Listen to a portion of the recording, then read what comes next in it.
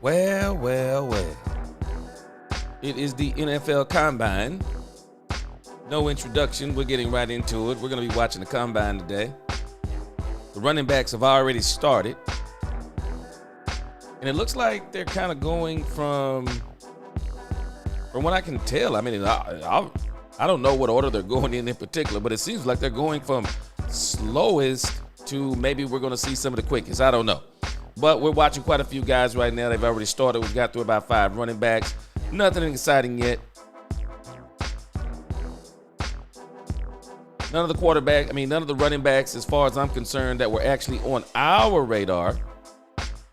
But nevertheless, we're going to watch this together and kind of react and see what we see. But so far, nothing really exciting, guys. Look like this guy just stumbled out the block a little bit. He might ought to run again. He stumbled. That was a 4.43.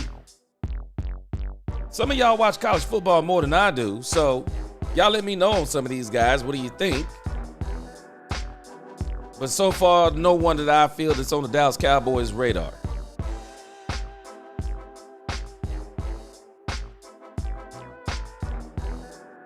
All right, guys, welcome. Cowboy fans and Cowboy haters alike, I'm the G, and I'm the host of Let's Talk Cowboys, where we talk facts. Again, we're going to be looking at this combine, man, seeing how this go.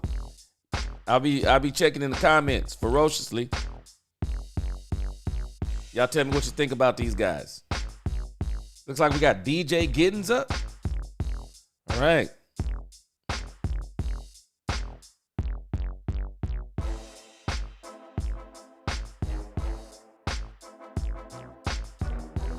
Like I said, so far, nothing exciting.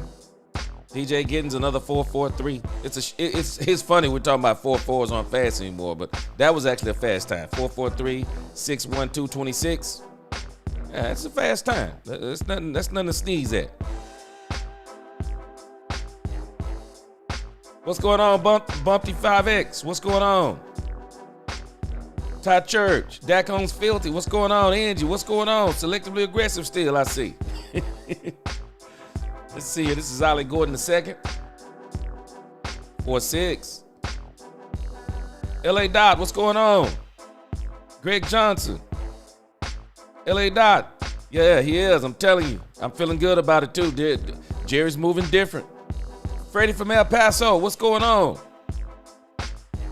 Louise in the crib, what's going on with you? All right, we'll greet other people as they come in. Top Gunner, what's going on? Oh, here we go. I'm in Amarian Hampton. Let's see what he does.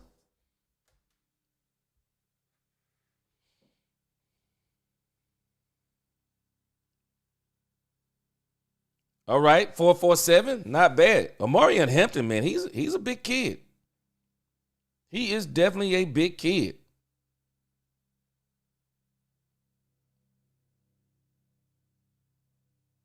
Not going to be surprised if we see Amarian Hampton in Dallas.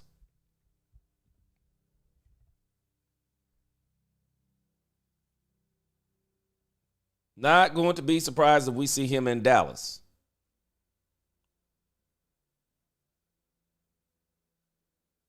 All right, we got R.J. Harvey, UCF. Okay. Man, he look like he's going to run a fast 40. 4.41. 4.41. I tell you what, y'all tell me what you think, but man, I tell you what, the size on Amarian Hampton and that 4.47, think that's what that was? Man, man. Now here's the guy right here. This is who I want the Cowboys to pick up, guys. I want the Cowboys to pick up this guy right here, Travion Henderson. This is who I want the Cowboys to get. Kind of reminds me of Emmett. Not Emmett. Reminds me of Zeke a little bit when I watch him on film, but a lot quicker.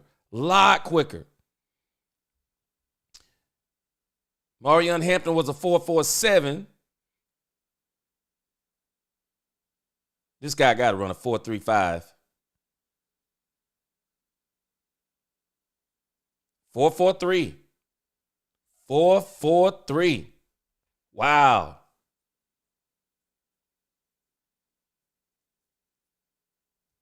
Let's see what his next. I think they get two of them, don't they?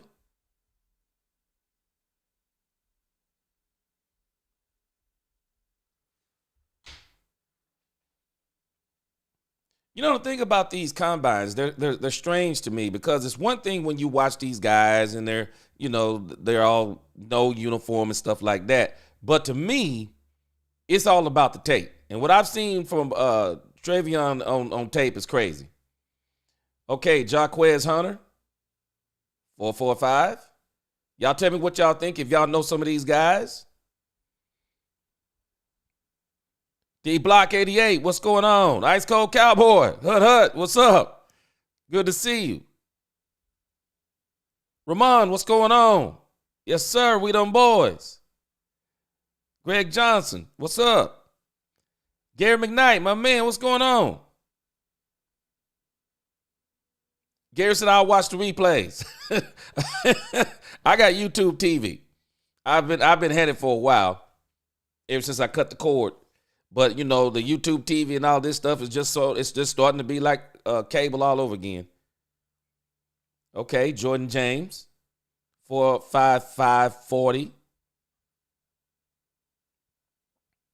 Hey, I'm telling you, Gary McKnight, man, I like this guy Henderson. I really do. That's who I want the Cowboys to pick up. Now I do like Hampton, man. He's a big back. He really is. So they got Caleb Johnson up next running. He runs a 4.58. Man, he's got a weird run style. He's kind of running top forward. He didn't look like he was moving, but he was. He was absolutely moving. I want to see what Henderson does on his next one. Okay, Montrell Johnson. Looks like this is the Florida Gators, 5'11", 3/8", 212.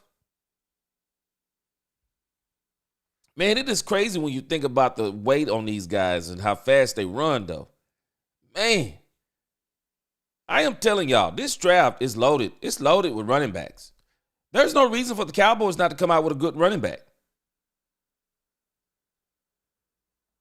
This guy just ran a 4.42. Nice. Looks like Jaden Blue has the fastest time so far. Montrell Johnson Jr., okay.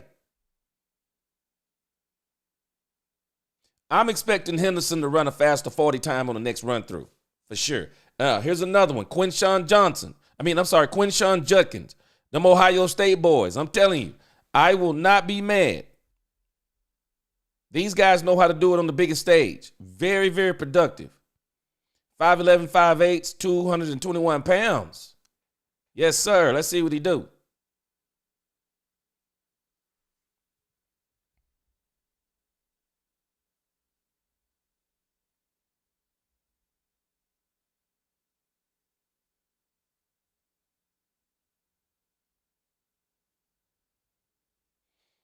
He moving.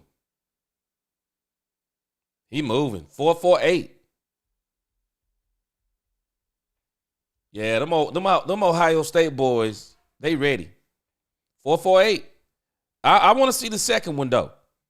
I want to see the second one. Ice Cold Cowboy, what's going on? D Block 88. Hey, them Buckeyes, man, they know how to get them running backs, man. They know how to get them running backs, for sure. For sure, they know how to get them running backs. B Bird, what's going on? They letting you check it out at the JLB? Or you just sneaking somewhere watching it? Niecy, what's going on in the house? B Bird, man, I'm telling you, this boy Trayvon Henderson, man, this is the guy I would pick up. You know what? But I will not be surprised if they pick up Hampton. Hampton's a big kid. I mean, if you want a power run game, he's a big kid. He ran a 4.47. I'm impressed with that. 4.47. Louise, some of these linebackers, man, some of these linebackers like batters running about the same. Yeah, I like Porter, Mad Max, and Ransaw at cornerback. Hey, you know what's funny, Louise? Think about this. I went to high school with a guy who went to the pros.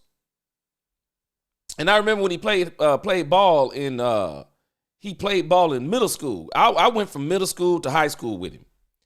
And in middle school, he was a running back. And I mean, he was a terror, man. I remember in practice playing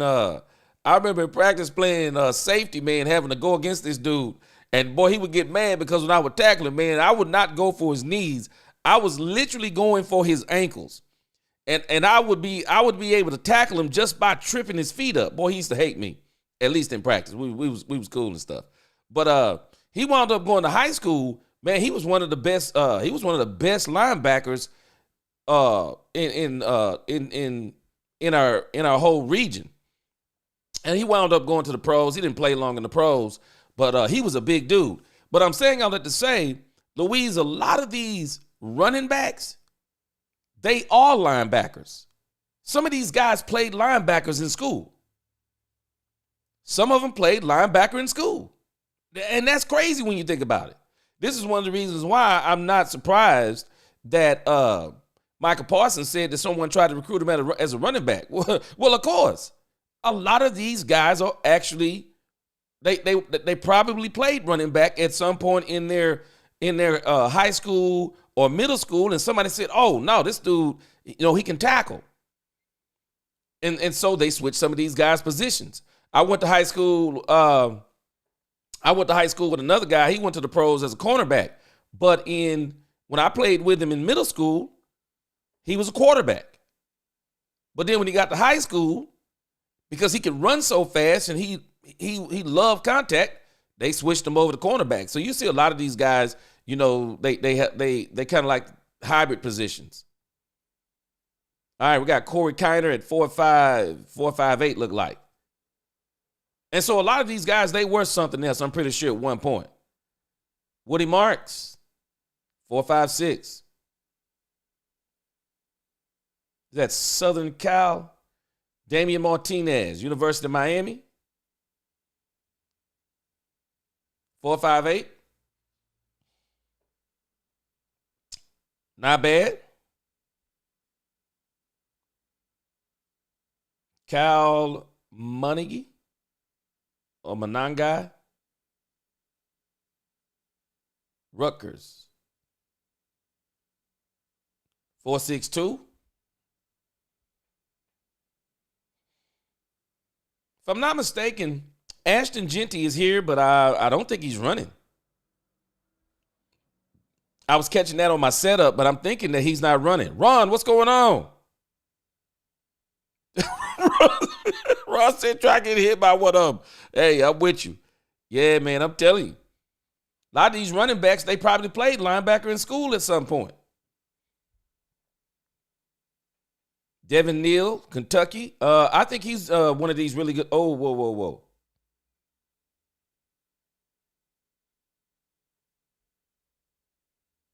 If I'm not mistaken, Devin Neal is one of the top 10, right? I think he's in the top 10 in the draft as far as running backs go.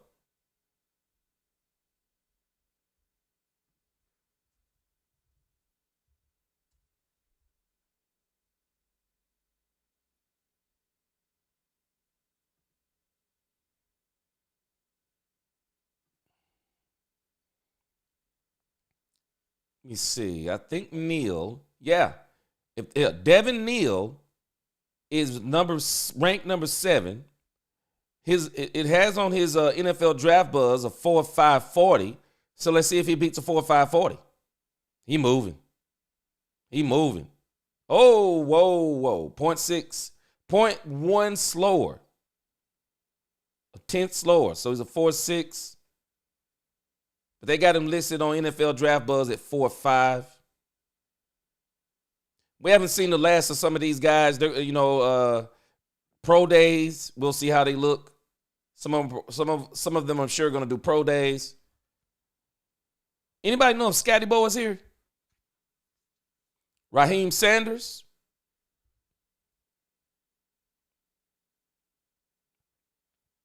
Wow. Okay, 4.47. Now, the cool thing about when you start looking at some of these guys, they may be back-end guys. Because I do believe the Cowboys need to get 2 running backs. And I hope they do. I hope they go on the back end and get somebody in the 5th or the 6th. Some of these guys may be back end running backs, and man, they're going to be absolute diamonds if they get picked up in the back end. 4-4-2. Okay. Okay, that's Brashard Smith. Now, Brashard Smith is another one of these running backs. Brashard Smith, if I'm not mistaken, top 10. Yeah, he is number 10. He's a top 10 ranked back. They got him on NFL Draft Buzz at a 4.41. Yeah, they got him at a 4.41. So let's see what he does when he warms up. I think these guys' second run through, once they get them legs warmed up, we should see faster times. We should see something closer to what they got on NFL Draft Buzz. D-Block 88, yeah, them Buckeyes, man. They know how to find backs, man. D-Block 88, they know how to find them backs. So I would love to have one of those guys from there. Mr. J, what's up? What's up with you? Good to see you. Dallas Sports 1977, Notre Dame lineman. Yeah, a lot of people seem to love them. The Cowboys seem to seem like they're starting to fall in love with these Michigan guys too. Bumpy, he said, I want John Day Barron and Quinn Ewers. Quinn Ewers. I'm not sold on Quinn Ewers. I've seen some people talking about him. Not sold on him. But I say not sold on him. That doesn't mean he's not good. But I think he's more of a quarterback. You're probably not. I mean, y'all tell me what you think. I'm not really sure if I'm getting him as a backup quarterback because the quarterback that the Cowboys get in this draft, they're not going in the top 3. They're not going to get a quarterback in the top 3 rounds. They're probably going to get that quarterback in the 5th round, which maybe the 6th round. They're going to get him way back there at the back end unless they trade back up into the 4th, and maybe they try to get a quarterback in the 4th round. But just prepare yourselves. That quarterback is going to be a developmental quarterback. And so that developmental quarterback is just going to be a backup quarterback. I don't think you'll see the Cowboys really pick their quarterback until 2027. I think that's when they're really going to pick the quarterback because whoever this quarterback is, I mean, by the time we even see him, if everything goes right, he'll be on the 4th year of the deal.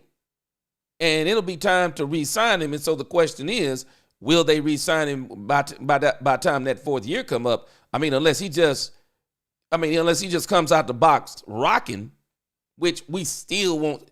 Don't worry. Dak Prescott is not hitting the bench for the Cowboys unless he's injured. There's no quarterback right now that's going to come to Dallas and beat Dak Prescott out. So unless Dak gets hurt, you're not going to see him.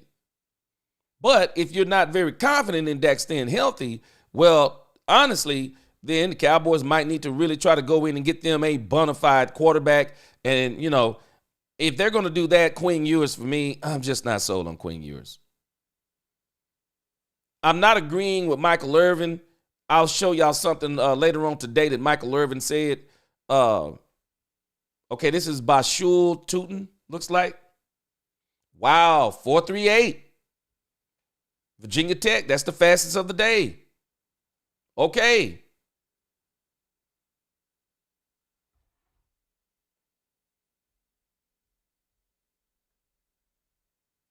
Uh-oh, there's our man, Marcus Yarns, 4.45. I want the Cowboys to get him in the back end. Marcus Yarns. Get him in the back. I guarantee you he's going to be available. Jaden Blue. Oh, he moving. 4.39. He moving. Jaden Blue, I'm thinking he's on the list, maybe. Let's see.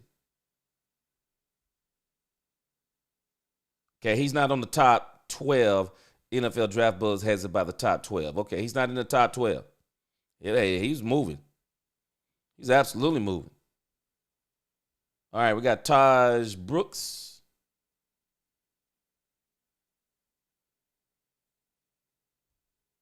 Man, that Tootin kid from Virginia Tech, okay. Let's see what the second run looks like. I think we should see some faster times from a couple of these guys for sure. Okay, so again, Ashton Genty is there, but he's not running. Okay, he runs a 4.55. Man, this guy didn't even look like he was moving, but he was moving. He was moving for sure. Greg English, what's going on with you? Dank, what's up, my man?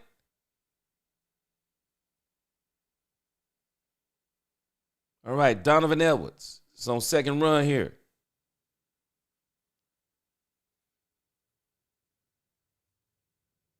Hassani Sessions, what's going on?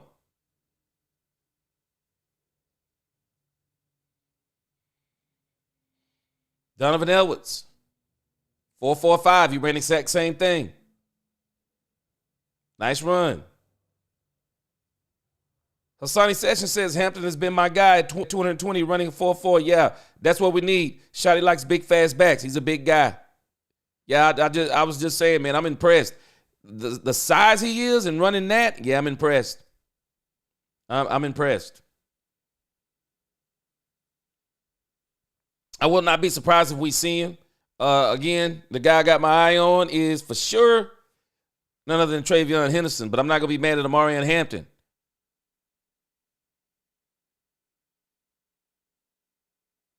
Ty Church, let me tell you something. I would not be mad. That Virginia Tech running back in the sixth, I wouldn't be mad at him either. I would not be mad at him. And that's why I say some of these guys are back-end guys for sure. And this is really, to me, when you get to the fourth, fifth, sixth, to me, these are the players to me that kind of fill your team out. These are the guys who you say, okay, they're going to be role player guys maybe starting out, but they have the potential to be starters on my team and impact players on my team. So I'm very interested in the back end guys because we already know the top 12, the guys who they got ranked in the top 12, they're probably going to teams, first, second, and third. But these other guys, that's what I get excited about. I'm telling y'all, man, I'm going to do some, I think I'm going to do a video and do some studying on Dallas's fifth round.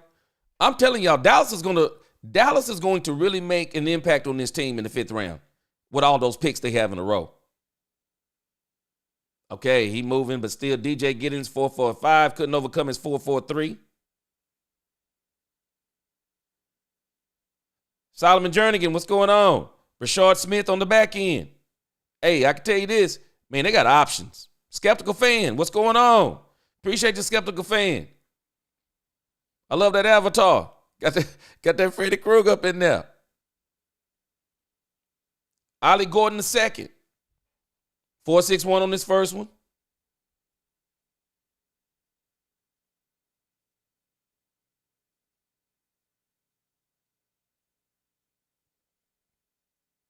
$4.62. Uh-oh. He coming up a little gimpy. Or maybe he just got a pimp lip.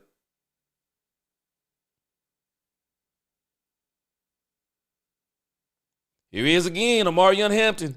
Hey, man, this dude Amarian Hampton, man, this is a big kid, man. This is a big kid for sure. Man, 4.47 that big? Okay, I see you. I see you. This is a big kid right here, man.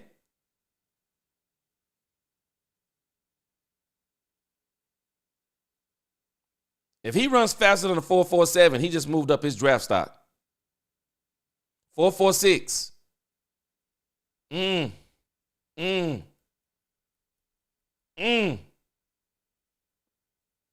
221, 4.46. Golly.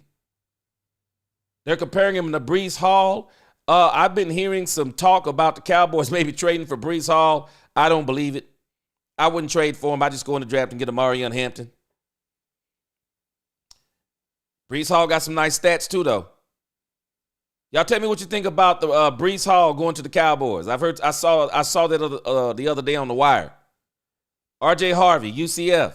Y'all tell me what y'all think, but I think this kid may be a back end guy, but he may be a steal for someone. 4.43. I think he's a day 3. I think that's what we would call it. I think he's a day 3 guy. But I'm telling you, somebody's gonna pick that guy up. My man Travion Henderson. Can he beat the 4-4-3 from the first time?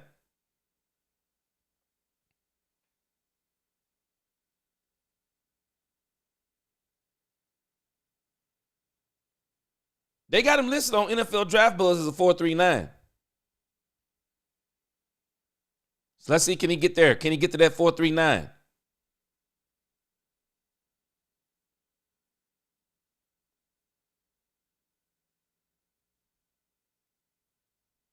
He trying to get it.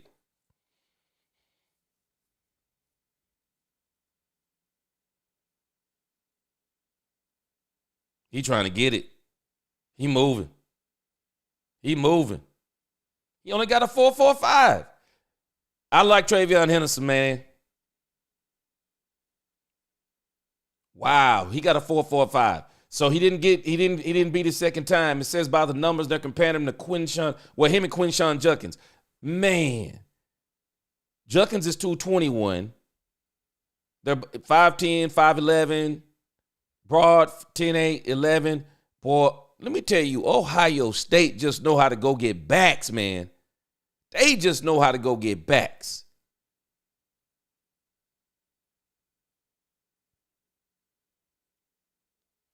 Jaquez Hunter. He runs a 4.46. He ran a 4.45 the first time. So we're seeing some kind of consistent times from these guys. We're not seeing anything that's just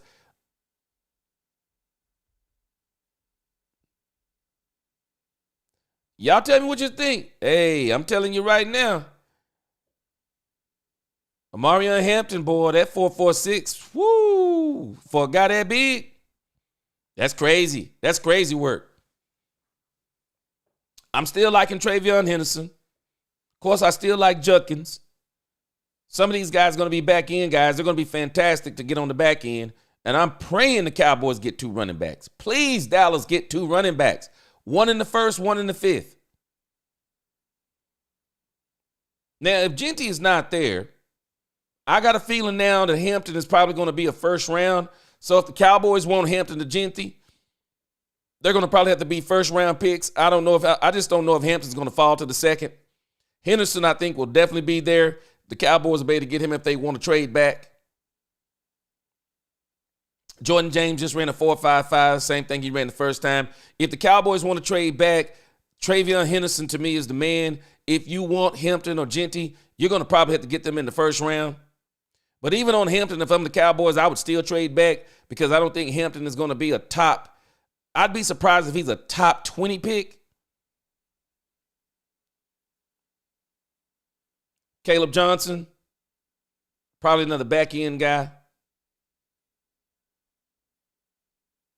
But the reason why I like Henderson is I think the Cowboys could actually trade back and get Emeka Egbuka if T. McMillan isn't there. I'm telling y'all, I think T. McMillan is going to be there for the Cowboys. I mean, they tripping on T. McMillan. I mean, when you look on the wire and what they're saying about T. McMillan, man, they tripping on T. McMillan. They tripping. T. McMillan, I am not going to be surprised. He's going to be sitting right there for the taking for the Cowboys. Quinshawn Judkins again. Them Ohio State boys know how to get running backs. I'm sorry. They know how to get running backs. 4.48 the first time. 4.51 the second time. Okay.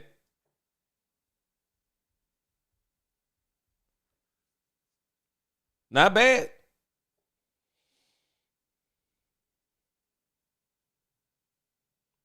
Can y'all tell me why they got David Spade in the booth?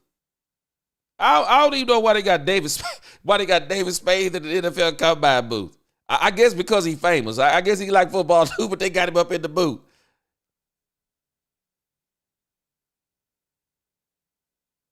Wow, they're showing Quinshawn Judkins and Travion Henderson like on some kind of 3D on top of each other. Man, I'm telling y'all, this dude, Travion Henderson, even though he running a 4.43, man, I'm telling y'all, this dude, Travion Henderson, the way he runs is so smooth.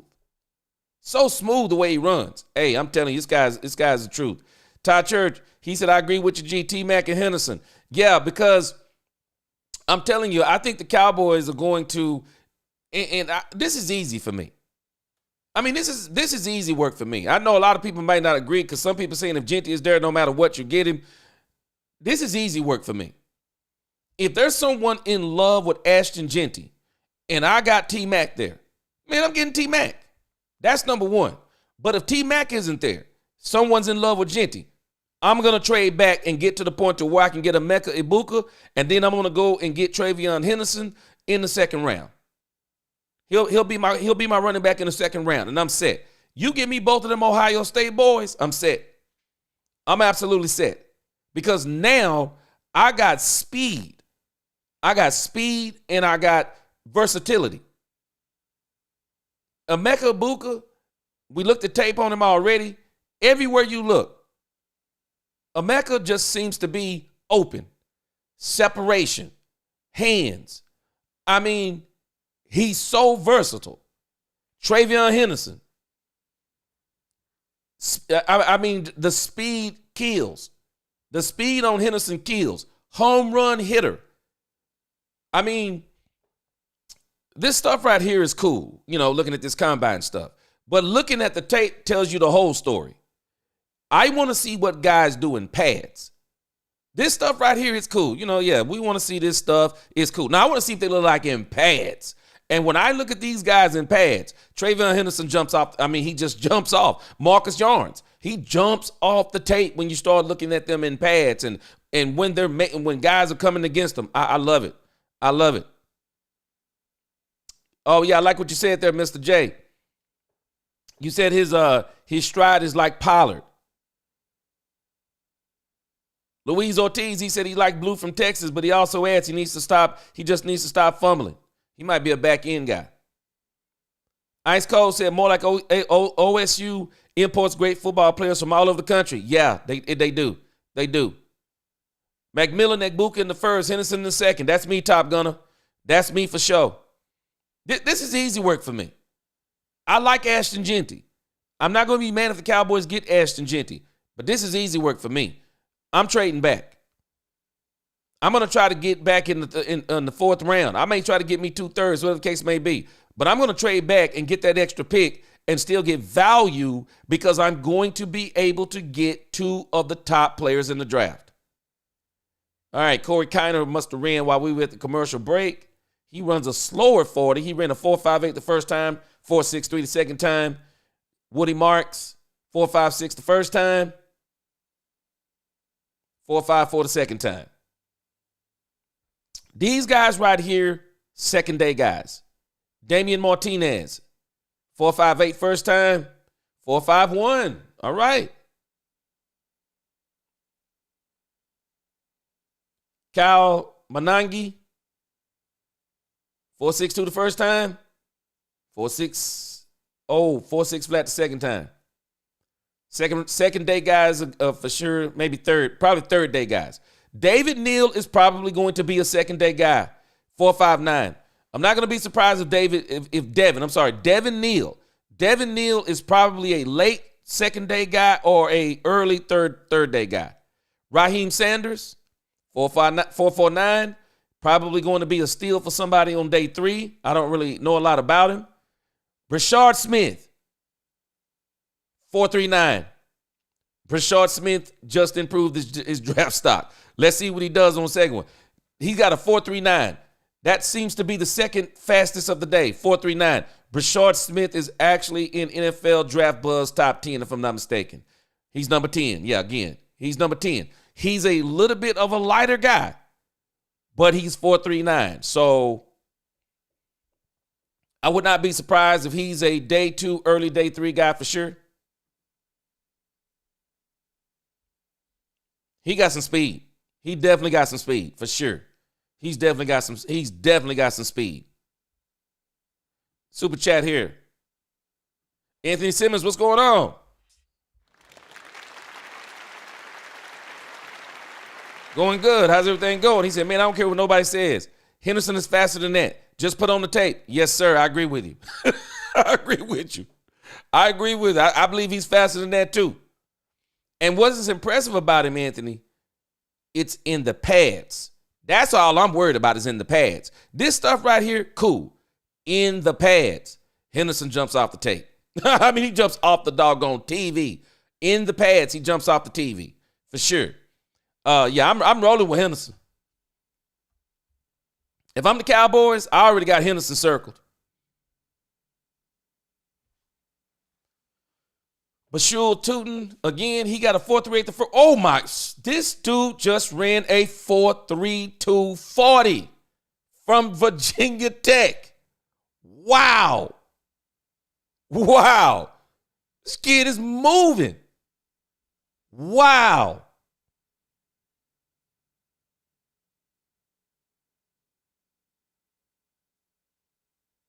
.432. Wow. Okay. Bashil, I think it's Bashul. I'm sorry, Bashul Tootin. He just moved up in the draft. 4.32 40. That's insane for a running back. That is insane for a running back. Let's pull this guy up. This is crazy.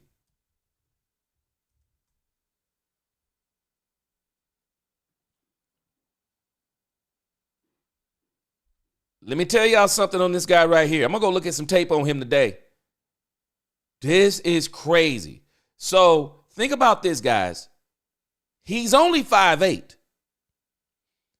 He weighs 211. He's 5'8", but he weighs 211. And if you look at him they already had him in the 4.39 on NFL Draft Buzz. He runs a 4.32? Wow. Absolute wow.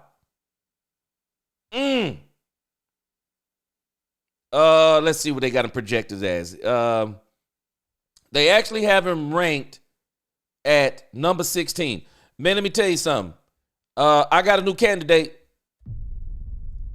in the 5th round. They got him projected as being drafted in the 5th round. What? Wow.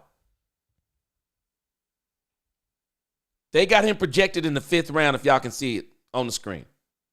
5th round. Wow. Man, if he going in the 5th round, somebody about to get a steal. Somebody is going to get a steal in the 5th round. They are. This guy is crazy. 4.39, 4.32. That's a home run hitter for me. That's a home run hitter, guys. Says here his rushing 75%. Defensive rating he's faced is 72. Break tackles 84. Hands 54. Okay, pass blocking, not surprised at that size, 38%. Run blocking 54%. Yeah, he's definitely, man, at 4.32, somebody might try to get him in the 3rd or the 4th. That's speed right there. That's serious speed. Y'all tell me what you think. This is my first time even hearing about Bashul. That's serious right there. Yeah, that's absolute serious right there, guys. That's some serious speed. Y'all tell me what you think. Dank, if Jerry picks line in the 1st round, I'm gonna get an old TV and throw it outside. Because I'm gonna be furious if this man gets the line. Yeah, she said, what happened in the booth? I have no clue. They couldn't find somebody else to be in the booth. Because the best NFL David Spade. Man, what this dude doing in the booth? Man, Andre Mosley, Hampton and Yarns. Can't go wrong with that. Can't go wrong. Man, I'm telling you, they're awesome. The only way the Cowboys fail at running back in this draft is if they want to. There's no other reason. It's the only way they fail. It's the only way they fail. Bill Walsh said Jerry Rice ran a 4.6 for play. Man, let me tell you, Gary, you look at Jerry Rice on tape. He looked way different in the 4.6. Just like Travion Henderson. Travion Henderson is not run. I mean, they got him at 4.43, 4.45. That's what he ran. That's not what he looks like on the field. He doesn't look like that on the field. I am definitely going to go back and look at this dude, Bashoon or Bashane, whatever his name is. Man, that dude looks serious. Louise said the problem with having a fast running back and a slow fullback lead blocker, in fact, he'll be running up his BK by the time he hits the line of scrimmage. I want to go BK to I formation, back to I formation. Man, I would love for the Cowboys to get a now we got Hunter Lipke. Maybe they'll use him as a fullback this year. Dank said Cowboys front office is like Chris Jones running the 40. Brandy, what's going on? Good to see you.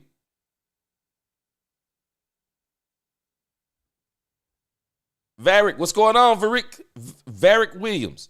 Cowboys never double down on one side of football, back-to-back rounds. Man, I tell you what, the fifth round is going to be fantastic for the Cowboys. Wow, they got Christian McCaffrey on the screen and Derrick Henry on the screen, and Hampton ran a 4.47, McCaffrey a 4.48, and Derrick Henry a 5.54. Man, Derrick Henry runs the craziest 5.54 I ever seen. With Derrick Henry on the field, it's a different story. Mr. J said, gee, we got to be aware of combine training, if you know what I mean. Yep. That's what I said before. That's why I got to see him in the pads. And what I see in the pads, I like everything I see about Travion Henderson. But the Bashan guy just upped his draft stock running a 4.32.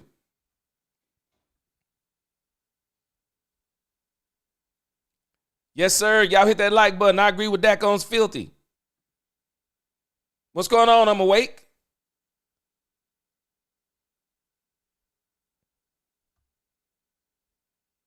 Sean M., what's going on? Sean M. said Rice had a different gear once those pads were on. Rice was smooth. Man, probably one of the smoothest runners I've ever seen. I always laugh, Sean M. They always had these GOAT conversations about Randy, T.O., and Jerry Rice. Man, I'm sorry. T.O. and Randy Moss were spectacular. They were not Jerry Rice. I watched all three of them play. They were not Jerry Rice. Jerry Rice was a different animal, man. Jerry Rice was an absolute different animal. Varick said they might pass on some offensive talent over valuing the defensive talents. I don't think the Cowboys go defense maybe third round. I think they know what they have to do. Not only that, Varick, I'm not going to be surprised if they attack defense in free agency more than in the draft. And if they do defense in the draft, I think it's going to be in those later rounds, starting in the fifth. But in the first three, I think two of those will be skill positions, running back and wide receiver. I think they will do both of those. Yeah, David Johnson, what's going on? We got to get two running backs in this draft. We have to. I keep saying it. We have to. We have to get two running backs. We got to get one in the first, one in the fifth. We have to. And if we get back in the fourth, I still wouldn't. I don't care if they get back in the fourth, because I got a feeling the Cowboys are going to try to get back in the fourth. If they want to do that defense also, but they got to get a second running back, and I think that'll probably be in the fifth round. Ron, I'm telling you, that's the strangest 5.54 I ever seen, man, because that dude, I can't believe they said he running a 5.54.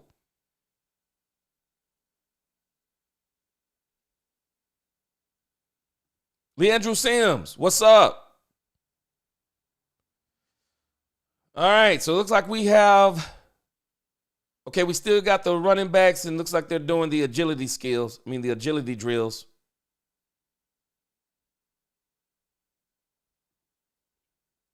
Sterling Sharp was on the level of Rice before his injury. Ice cold, I can't disagree with you.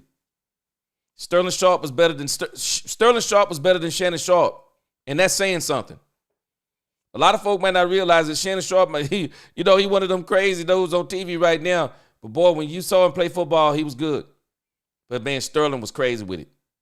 He was. Freddie said there's combine 40 speed, then there's stolen milk 40 stolen speed is when you catch a pass and break the old line, take off so no one can catch you from behind and steal your milk. Yeah, that's why I like Travion Henderson.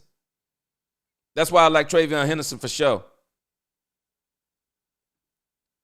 Ice Cold said, like I always say, 2 tacos are better than 1. Double dip. Yes, sir. Yeah, they got to get 2 running backs. I've been saying it from the beginning. They got to get 2 running backs.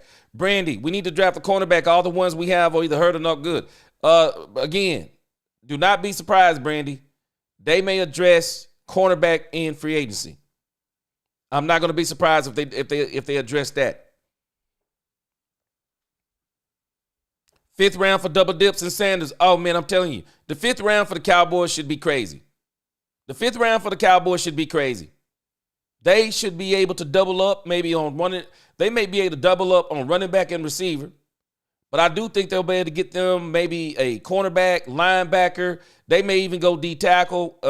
But I think the Cowboys are going to go D tackle in the 3rd round. But the Cowboys got so many options. So many. Chad Wilson, I'm with you. I need a wide receiver in the 1st round. The wide receiver isn't deep at all. Yeah, I got to get a Mecca Ibuka. Unless McMillan is there. But I'm telling y'all, McMillan may be sitting there because, man, these people are tripping on T-Mac. They are tripping on T-Mac. And the more you watch it, they're saying, oh, he's not all that. He's not all that. Hey, man, I hope they keep thinking like that, and he right there when we get there. David Johnson said, I watched tape on defensive tackle Ty Robinson from Nebraska after his strong combine, and I really like him. Check him out. I'm going to check him out. Yeah, they said some of the stuff with these defensive tackles was crazy the other day.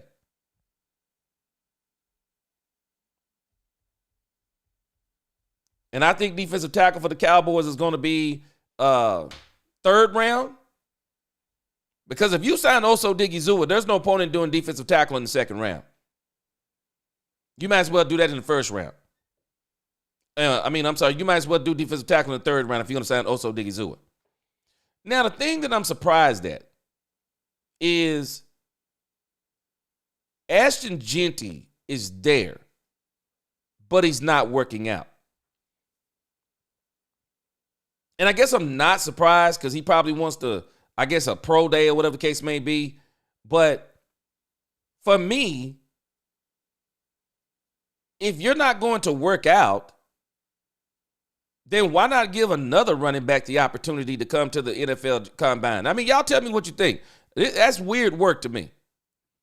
If I'm not going to work out at the Combine, why don't I tell them up front, hey, man, thanks, but no thanks. Let somebody else get that spot. I'm going to do whatever I do in my pro day. I don't understand that kind of thinking. That doesn't make sense to me. Yeah, Dak owns filthy. Yes, Shannon will tell you that too. Yeah, Sterling was off the chain. Dak owns filthy said, long as them tacos are not from Michigan. You said you didn't have enough after Schoolmaker, huh? Man, Azteca. The Eagles are going, from everything I'm hearing, Azteca, the Eagles are going all in on Myles Garrett. Man, I can't stand Philadelphia. And I mean that in a good way, but in a bad way too. Man, I can't. Philly, man, they trying to make up for lost time. They are doing everything they can do to win multiple Super Bowls. I can't be mad at them, but I'm mad at them. Because if they get Myles Garrett, boy, it's going to be hard out there. That's why if I'm the Dallas Cowboys, I'll be honest with you. I just think the Cowboys need to at least, they got to kick the tires on Myles Garrett. You cannot let the Philadelphia Eagles get Myles Garrett. Now, I'm not going to put too much stock into that either, though. And the reason why I'm not going to put too much stock into that yet is Cleveland has already doubled down on. They're not trading Myles Garrett. They've already doubled down on it. They're not trading it. And it's not like Myles Garrett can hold out. If he does, he's just going to hurt himself, and he's not going to hurt Cleveland. They're not going to win anyway. I mean, they're not going to win anyway. So he can't hold out and get the money. But if I'm the Cleveland Browns, I think they have to be smarter too. I think the Cleveland Browns have to be smart. If you know you're not going to win in the next 2 years. Why not get something for Myles Garrett now rather than letting him walk in 2 years where you can get absolutely nothing for him? So if I'm them, I'd go ahead and trade him. I would go ahead and trade him now if I'm the Cleveland Browns. But I'll tell you this, but I'm also going to get a king's ransom. I'm going to get a king's ransom for sure. Yeah, Dank, if the Eagles get Garrett, it's over. I ain't going to say it's over, but it's going to be pretty close. I'm not going to say it's over. But boy, it's going to be pretty close. That's hard work right there. Yeah, I'm with you for sure. We need a GM for sure. I'm awake. We need a full-time GM. We do. But the Cowboys, man, Myles Garrett, if I'm the Cowboys, I would try to get Myles Garrett because if the Cleveland Browns have any sense, they're not going to trade Myles Garrett to the Philadelphia Eagles. What are you trading him for? The 32nd pick? No way. I'm not trading Myles Garrett for the 32nd pick. Hold on a second. Right now, they're doing the agility drill, and it's pretty boring. Philadelphia has the 32nd pick in the draft. Why would the Cleveland Browns, in their right mind, trade for the 32nd pick in the draft? That makes no sense. That's why I'm not buying the Philadelphia stuff. I'm not buying the Philadelphia stuff. Surely there will be another team. Surely there will be another team, people. There will be another team that will be willing to give draft picks for Myles Garrett that is higher than number 32. Trust me. There are so many other teams. I'm not trading with Washington. Washington has nothing to offer me. I'm not taking the number 29th pick for Myles Garrett. Those are second-round picks. In reality, I mean, those are second-round picks. That's what they are. If you're picking at 29 and 30 and 30, man, those second-round picks. I'm not trading nobody for the number 29 and 32 pick. No. The team that has the most to offer has the most to offer the Cleveland Browns. It is those teams in the top 15. And really, I'm probably not going past Dallas if I'm Cleveland. I'm probably not going past Dallas. Unless it's maybe a team like a Miami. I mean, I'm not going beyond 15. So, all the Myles Garrett talk to the Philadelphia Eagles, I don't believe it's happening. I don't believe it's happening. I'm not concerned about it. I don't think it's happening. Cleveland would be absolutely somebody would have to have a photo, some photo they don't want to get out on the GM for them to make that trade. And if the GM was to make that trade, he fired. If he worked for me, he fired. Yeah, we don't have a fourth-round pick. We gave it up for Mingo. I think they're going to get back in the fourth round. The question is how they do it, because they did it last year, so I'm not going to be surprised if they do it. Louise said, I was hoping Tootin would not get recognized because he could have been a fifth-round steal. Yeah, somebody's going to probably try to get him in the fourth round at the latest now. I mean, that 40 time is crazy. Chad, he said, I want T-Mac over Genty if he's there. Me too. For sure, because I think it's going to be harder to get a wide receiver than it is to get a running back. Brandy, I want Myles Garrett. I would love to have him too with Michael Parsons. Freddie says, I hope the boys can get a fourth. There are. They're going to get a fourth round. They did it last year. They're going to do it again. They got 10 picks. They're going to get a fourth rounder again. If I'm awake, he says, Jerry never drafts players y'all want. Well, he did draft one or two. He drafted three I thought we wanted. We wanted Ezekiel Elliott, got Ezekiel Elliott. Wanted CeeDee Lamb, fell to us, we got CeeDee Lamb. Wanted Michael Parsons, fell to us, we got Michael Parsons. So, it wouldn't surprise me if we did it again. Intelligent, he says it makes sense. Oh, Azteca, yes, Chase Young. Dallas can get Chase Young on the cheap. Chase Young for sure. Kinlaw also. I would be, if I'm the Cowboys, I would literally have both of these guys on the list. Azteca, I'm 100% with you. Okay, so Joey Bosa is in his contract or being cut? I'll have to look at Joey Bosa. But yeah, I'm with you. I said Chase Young early in the season. Chase Young, I would love for him to be in the Dallas Cowboy rotation. And Kinlaw coming off that Achilles, I think the Cowboys, if I'm not mistaken, it was the Achilles. The Cowboys should be able to get him cheap. Should be able to get him real cheap.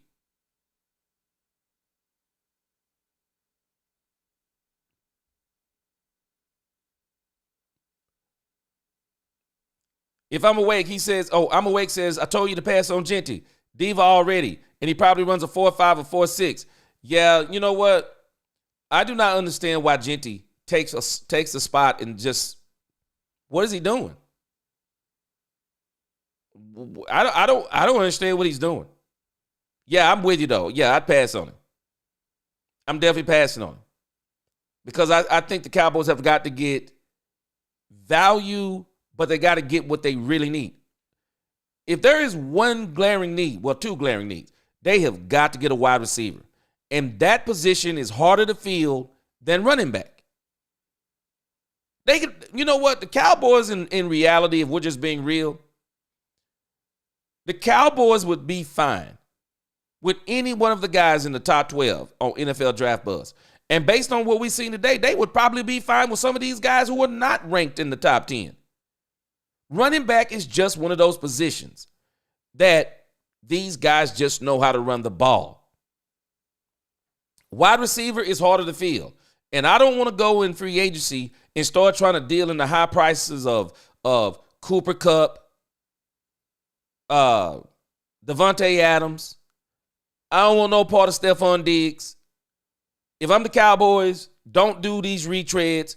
Go in this doggone draft, get T. McMillan or get Emeka Egbuka or one of these other kids, and you start developing your own. I don't want to bring any of these guys in. Osani, man, I'm telling you, these doggone Philadelphia Eagles got me hot talking about this Myles Garrett stuff. Boy, they got me hot. Gregory Davis, I think Genty will do the medical and interview. That's, for me, that's not good enough.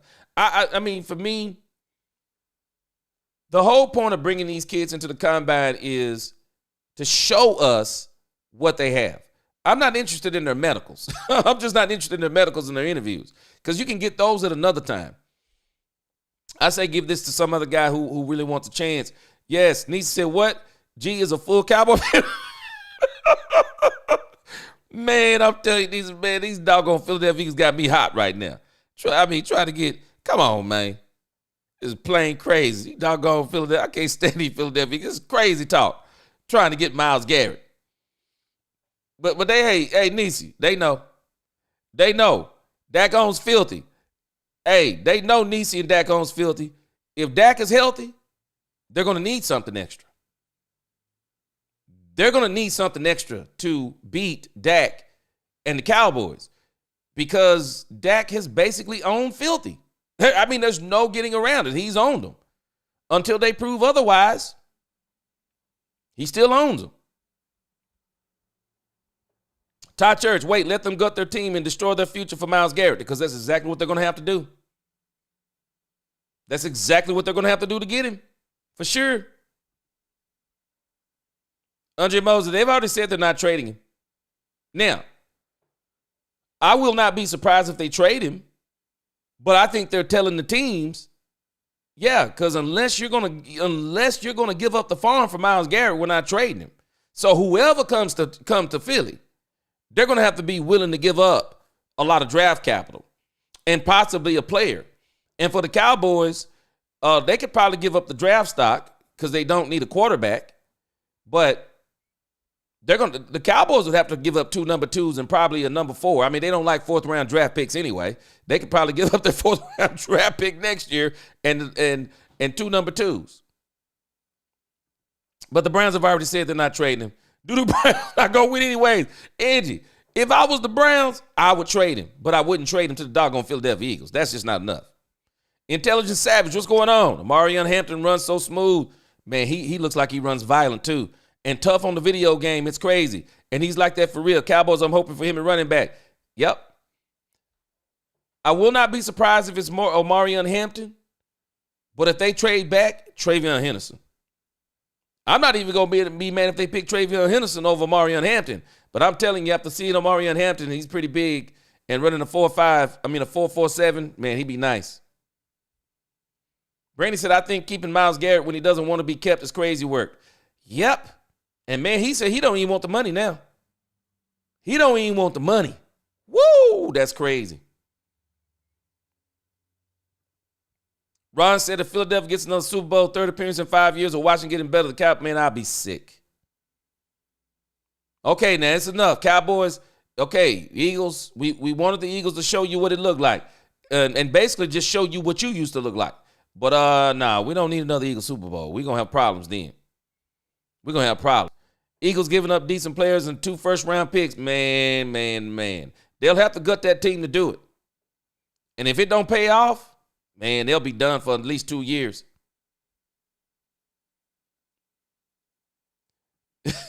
I'm wait, boy. I'm wait. You just trying to make Cowboy fans, man. He said Miles was spotted a few days ago looking at holes 15 minutes away from my city, Philadelphia. Stop it, man. You just trying to make Cowboy fans mad up in here. Yeah, we need a full-time GM. Yep, I agree with all you on that. Nobody has these names like Ice Cold Cowboy. He said the Sheagles suck. Yeah. Hey, we're going to give Jerry a break, though, because Jerry been doing some things different. Jerry going to surprise us, y'all. I think Jerry going to surprise us. All right, so they have the running backs running out for, looks like passes out of the backfield now. This is kind of like the boring stuff, but this is the watch the film stuff. I think you get a better understanding of what these guys are catching out of the backfield looking at tape. But I understand. I guess if they can't run out of the backfield on this stuff and catch an easy pass. So this is pretty much what they're showing on that. They're talking about some of the different running backs. They got the boy Kyle. Is that Kyle Shanahan up in the booth? I want to say that's Kyle Shanahan. He's talking about some of the backs. I'm pretty sure. Let me see if this Kyle Shanahan.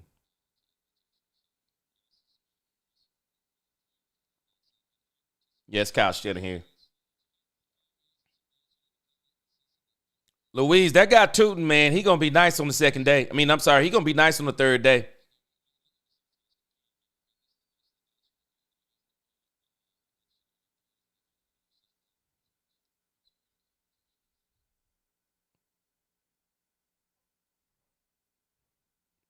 Yeah, he going to be nice, for sure. Yeah, he definitely going to be nice.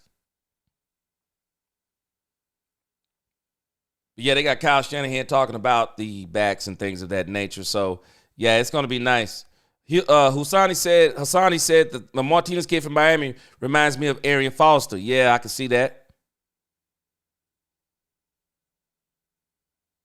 Yeah, everybody keeps saying Caleb Johnson. I'd be fine with Caleb Johnson, too. Ice cold. They can't lose. I don't see how they lose. I just don't see how they lose. There's no excuse for the Cowboys not getting a good running back in here. There's no excuse. The Cowboys can't package their compensatory picks. Okay. Man, Jerry had a conversation early in the season, and he did it on purpose. But Jerry was talking on the phone, and Jerry clearly said, that'll get 2 fourth-rounders. And I know Jerry wanted us to hear that. So we'll see what happens if they trade up. I'm awake. He said Genty is hiding something. I don't know. I can tell you this. I don't like the fact that he came to the thing and didn't run or do any of this stuff. Todd Church, why I think T-Mac, our first-round pick, Henderson in the second, and D tackles in the third. I'm thinking if it's not T-Mac, but if T-Mac is there, I'm in total agreement with you. I think it'll be T-Mac. I think the second round will either be Henderson, or Hampton. And I think the third will be defensive tackle, but I won't be shocked if the second is defensive tackle. In the third, cornerback, fourth and fifth, we're going to have fun. Third round, cornerback. Interesting. I think they get those two skill positions in the first and the second. Or the first and the third. They got to get wide receiver, running back in the first. Running back, I will not be mad if they don't go in the second, but I would rather them do wide receiver, running back, get them right off the board. But y'all know how the Cowboys are.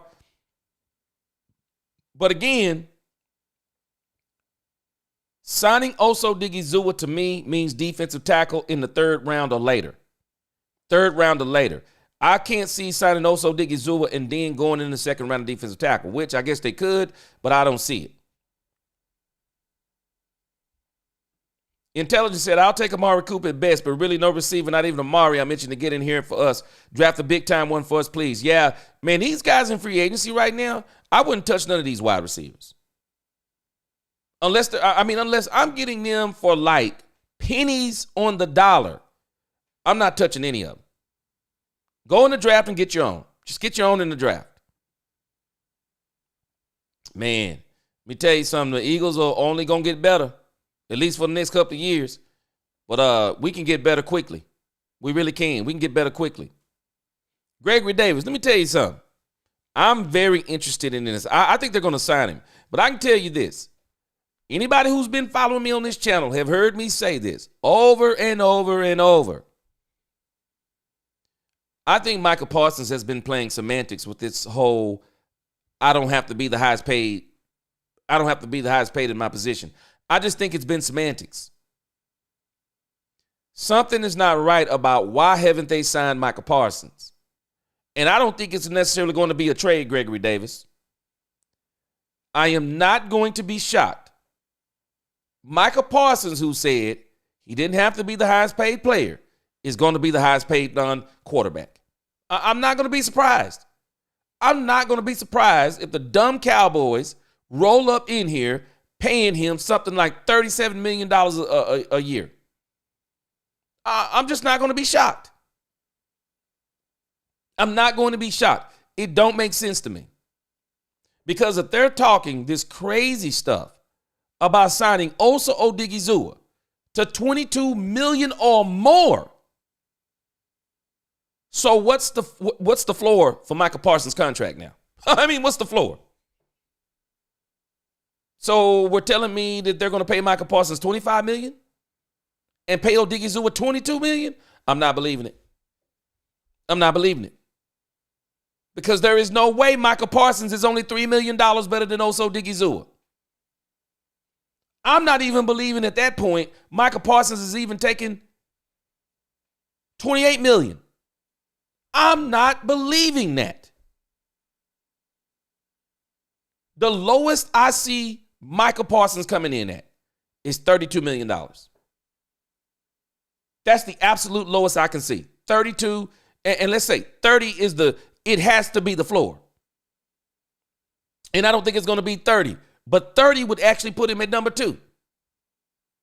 And with the state tax out in San Francisco, no state tax in Texas, that would put Michael Parsons and Nick Bosa around the same amount of money, I'm pretty sure. But there's no way you're paying Osa Odigi $22 million and paying Michael Parsons $25 million. I'm telling you guys, this has all been semantics to me. I never bought any of it. He's saying one thing. I'm wondering what his agent's saying.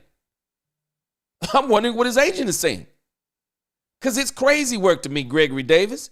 It's crazy work to me that they're signing Oso Digizua before Michael Parsons. Or are they? Maybe they get a number on Osa and then they sign Micah this coming week because the rubber going to have to meet the road this week. The rubber has to meet the road this week on Oso Digizua. And not necessarily on Michael Parsons. They already got him signed on a 5th-year option. But Oso Digizua, the rubber has to hit the road this week. But if the Cowboys want more money to play with in free agency, they got to do Michael Parsons too. You got to lessen that cap hit of $25 million. So you got to do Michael Parsons too. So you're basically going to do Michael and also Diggy. And I'm telling us with this Dak Prescott contract, y'all might not hear what I'm telling you. We need to be praying for the health of Dak Prescott. Because some people keep saying, and I do not believe this for a second, well, the Cowboys can get from up under Dak Prescott's contract in 2 years. No. That contract is not designed to do that. It's just not designed to do that. You're still going to take massive cap hits. They may not be the $90 million cap hits, but those are still massive cap hits.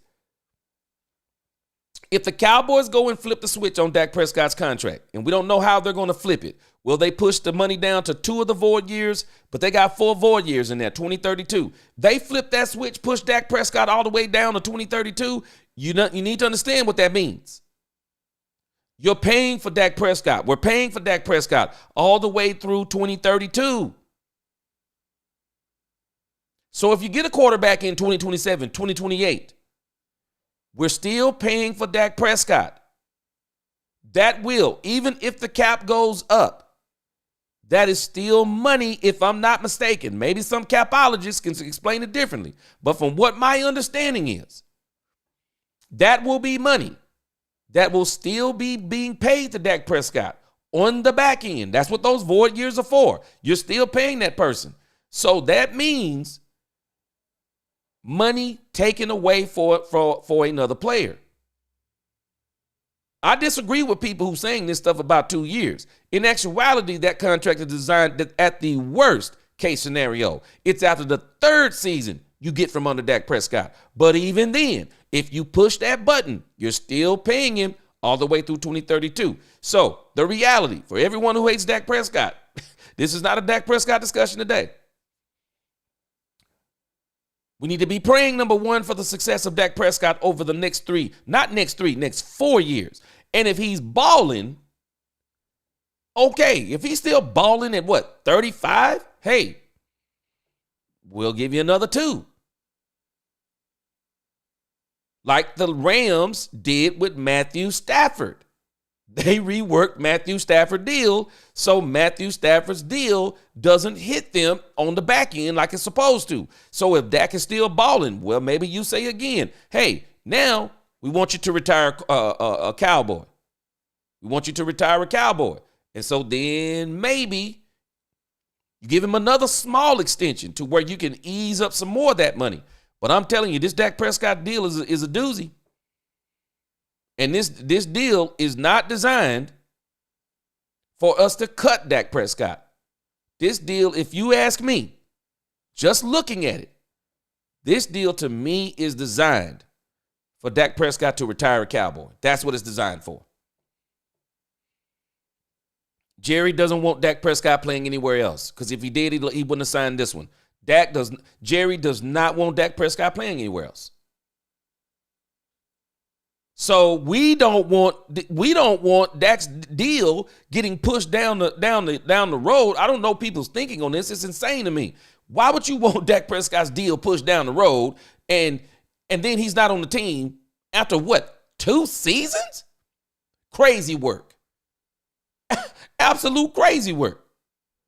But again, once you push that button, you've made a serious commitment, and people don't understand. Maybe some people don't understand what I'm saying.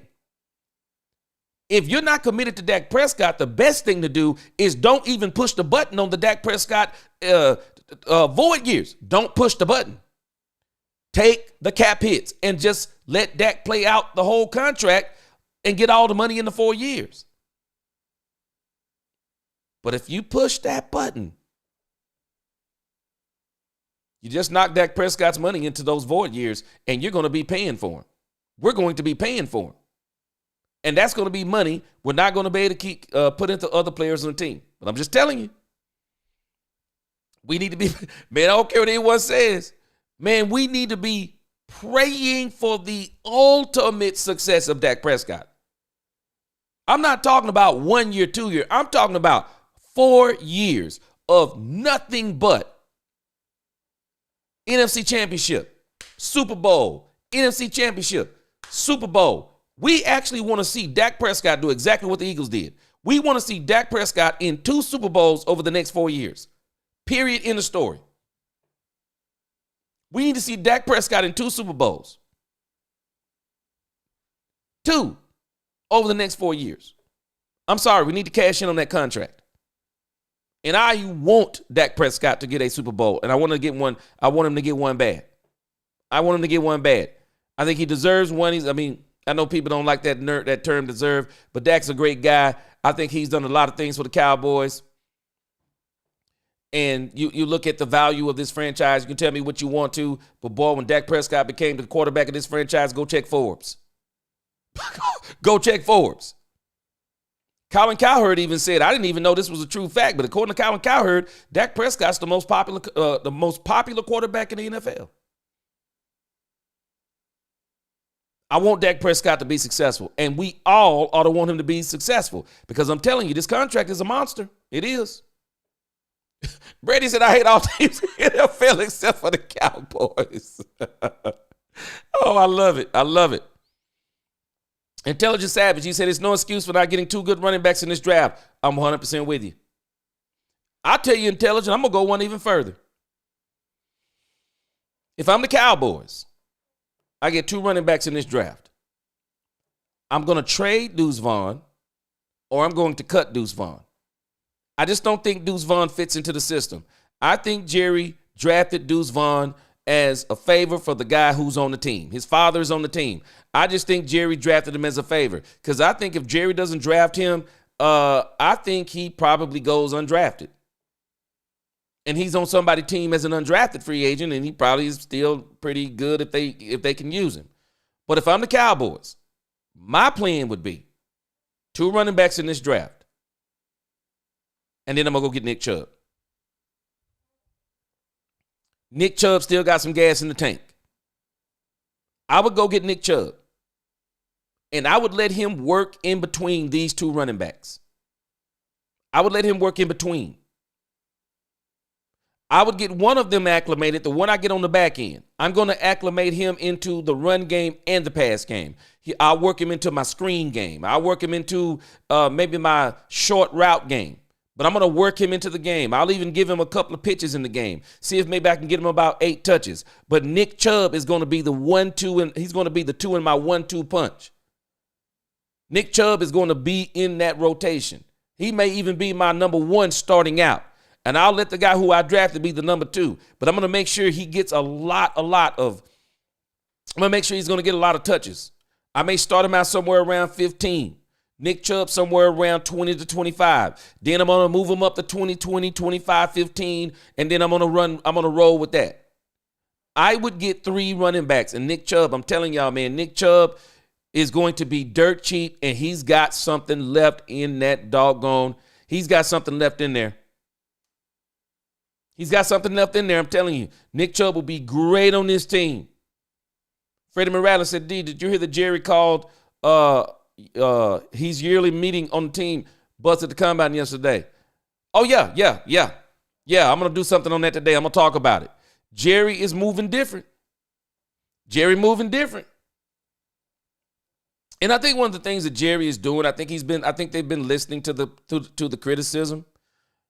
Stephen Jones, even though I think he's cheap, maybe he changes our minds over the next season or 2. Stephen Jones is not like Jerry. Jerry wants to be the face.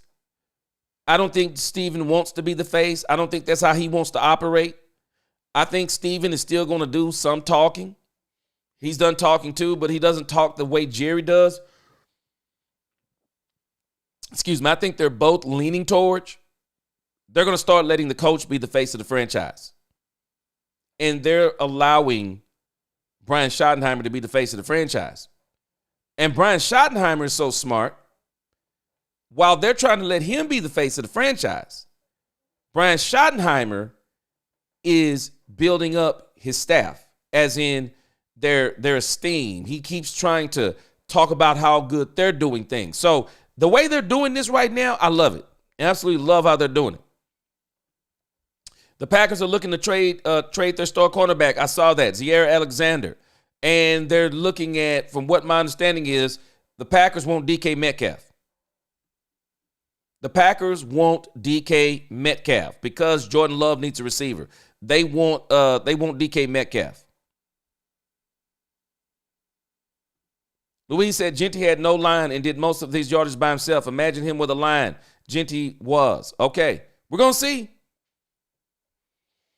Because Cowboys, I think they're trying to kind of run, I don't know if they're trying to kind of fool everybody, but I got a funny feeling.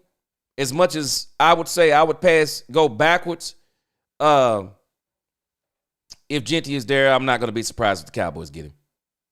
If Genty is there, I'm not going to be surprised if they get him. Freddie says, in my opinion, the only way Dallas trades Michael this year is if a team offers a top 10 pick this year and next and a player of players. That would be the only way, too. That would be the only way, too. Intelligent Savage. The Cowboys should have taken care of Osa and J. Lou last year. Been saying the same thing, brother. Yep. And Jordan Lewis has been begging them for deals. They keep giving Jordan Lewis these little 1-year deals, if I'm not mistaken, maybe 1 or 2 year deals, but they're not paying him. Man, they need to finally pay Jordan Lewis and just wrap him up for about 3 seasons. But they've already now put themselves in a situation to where these guys are going to get paydays. And also Digizua, I did a video on it already. Also Digizua is going to be overpaid. I'm not mad at him, but he's going to be overpaid. They waited a year too late to sign him. They got to stop doing this stuff. He says that they should have taken care of Osa and J. Lou last year with a little something and not be here now with this mess. And not for the numbers we are hearing now for Osa either. Man, they talking about 22 up. Crazy work. Crazy work. Robert Simmons, tell you the truth, Dak Prescott will retire with Cowboys. Robert Simmons, the deal is designed to do it. I know folk talk, the deal, they can get from up under it. They didn't write this deal for Dak to get up under it. I'm not listening to these people, they can get from under Dak's deal in 2 years and 3. No, they didn't write it like, you don't write a $231 million deal for the quarterback to get from up under with the cap hits that they put in that deal, $90 million and $80 or $70 million. You didn't write, no. That deal was wrote for Dak to retire a Cowboy. And Jerry said as much. Jerry said he wants Dak to be the quarterback for the rest of his tenure. That $231 million deal, Robert Simmons, is designed to do that. Brandy Money, Mahoney, she says the thing is you keep pushing money to the back, that money's going to eventually come due. The Joneses don't do right when they have money, so I wouldn't give them a discount either. This is why they need to start doing these deals earlier too, Brandy. Yeah, Brandy, I'm telling you. We need to be praying for the success of Dak Prescott. We got to cash in on this deal. We have to cash in on this deal. Because I'm telling us, this is why I know the Joneses, they got this deal for Dak to retire with the Cowboys. You don't sign this deal if you want to get from under Dak in 2 to 3 years. You just don't. You don't. Joneses set themselves up for cap hits they're not ready for. Because, Brandy, here's the other part that people are not understanding in this deal. They're not only pushing Dak Prescott's deal down the street. CeeDee Lamb's deal down the street. And I guarantee us, also Odighizua's deal, void years are going to be built into that contract too. And they're going to set that contract up to where they push those down into the void years. And I got a strange feeling they're all going to be around those same years, 2030, 31, 32. So you're telling me you're going to push Osa, Micah, CD, Dak, all down to 30, 31, 32. Well, you better win. You better win a couple of Super Bowls by 2028. Because 29, 30, 31, and 32, man, you're gonna be rolling on fumes. And yes, the salary cap will go up. I don't think it's gonna go up that much. Cowboys Nation 600, what's going on? So the Cowboys better figure out and really pick and choose on whose money they're going to say we're not touching those deals. Because as much as we've been talking about flipping these switches, you still got to pay that money. Oh, yeah, you still got to pay that money. And if you push that money on down the road, hey, the bill collector going to come knocking. Intelligent Savage says Zeke and Zach Martin cutting the line didn't work for me, and pushing Dak back has to hurt the money. Playing games like that is crazy front office work. And that's exactly what they're going to do. And that's the reason why. Now, if I'm not mistaken, we're going to be from up under Zach Martin in a couple of years. He said his deal up to retire. They said his deal up to retire. Zeke, I'm not sure when we're going to be through paying Zeke. D-Law, I think they're about to get for bump out of D-Law in a year or two. So we're going to get some people falling off. Problem is, when you go back and rework these deals, you're going to be putting some people back on. So we better understand what we're doing. Yeah, Brandy, I know. Chubb does be hurt. He was pretty good this year.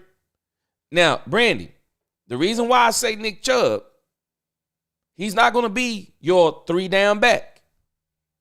He may start out getting some of the bulk of the carries in the beginning, but by somewhere around mid-season, maybe a little sooner, I get my guy who I drafted, I work him to the 20, I push Nick Chubb maybe to the 15.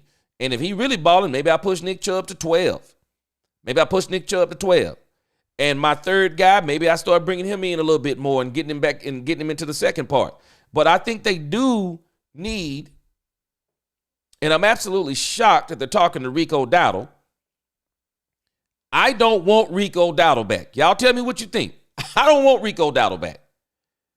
I want them to go get 2 fresh new running backs.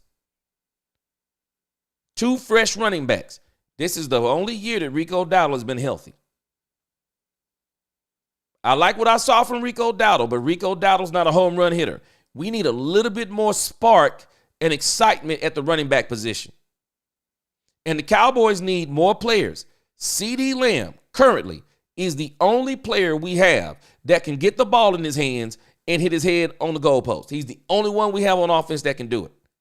We need multiple people that can do it. Oh, Kevontae Turpin, but he's our fourth wide receiver gadget guy. We need more skill with the second and the third guy. We need more skill. Because Kevontae Turpin, let's just be honest, Kevontae Turpin is not a true wide receiver. He's just a guy you want to get the ball in his hand. We saw some passes that he dropped. If you want him to do real wide receiver duties, you're mistaken. He's your gadget guy. You want to give him a short pass in space, let him take it to the crib. Maybe you get him on an in route, let him take it to the crib. Maybe you just running up the sideline, he can run up under it, but you don't want him in your regular wide receiver rotation. We need more skill at 2 and 3, and we need more skill all the way around at the running back position. Rico Dowdle, great. He was great for what he did. I saw what I needed to see. He's a good running back. No, we need great backs. We need great backs now. Cowboys Nation said, let Deuce go. No time for that. We need production. Yeah, I'm letting Deuce go. I think they did Deuce as a favor. Yeah, Chubb is around $3 million. That's why I want him. Because he's worth more than $3 million. But because of the injuries, it's devalued him. Bring him in. But just make sure you get 2 running backs, just in case. But if he's healthy, like he was this year, he'll be a monster for you. Kenton Pittman, they got Deuce's coach for a reason. We're going to see. But I'm telling you this, Ken, I'm not wasting time with Deuce Vaughn no more. I'm just telling y'all, the guys who get drafted after the draft, keep your eyes on them too. There are going to be some absolute diamonds in the rough and some studs in the part, because I love to hear the moment the draft is over. I'm always listening for who they signed, because some of those guys, they're going to wind up on the practice squad and can possibly be some guys we see down the road. But I'll tell you this. There are 3 players for the Dallas Cowboys this year. There are 3 players for the Dallas Cowboys I'm having no patience with. 3 in particular. Y'all could probably name more. Deuce Vaughn. I'm playing Deuce Vaughn this preseason. I promise you I'm playing him. Deuce Vaughn going to have to show me not something, a lot. A whole lot. Jalen Tolbert. He had the most touchdowns out of wide receivers on the team this year. But he's a third wide receiver. Bro, you're going to have to show me that you are a 3 on the verge of being a 2. Because if you a 3 and Ryan Flanoy is challenging you for the third position, I'm cutting you too. Jonathan Mingo, we gave up a 4th-round draft pick. Bro, I better see fireworks in training camp and preseason. No patience. No patience. I'm replacing them in this draft. And they're going to battle it out. I want them to battle it out for their job.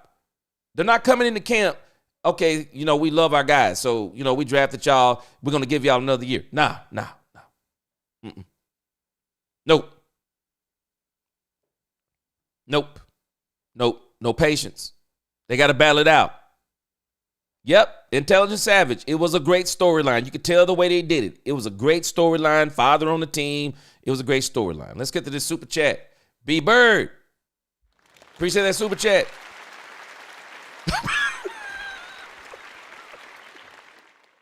B Bird said ain't nobody worried about the cap hit in 2030. B Bird.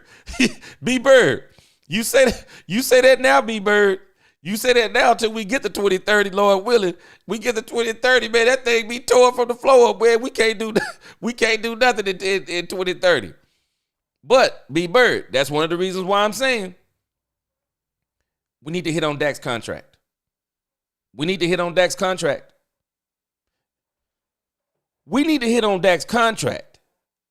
Because if we can get a couple of Super Bowls and then we go into a couple of down years, well, nobody's tripping as hard. Because we'll be still high on them Super Bowls. But we gotta get a couple of these with Dak. We have to get a couple of these with Dak for sure.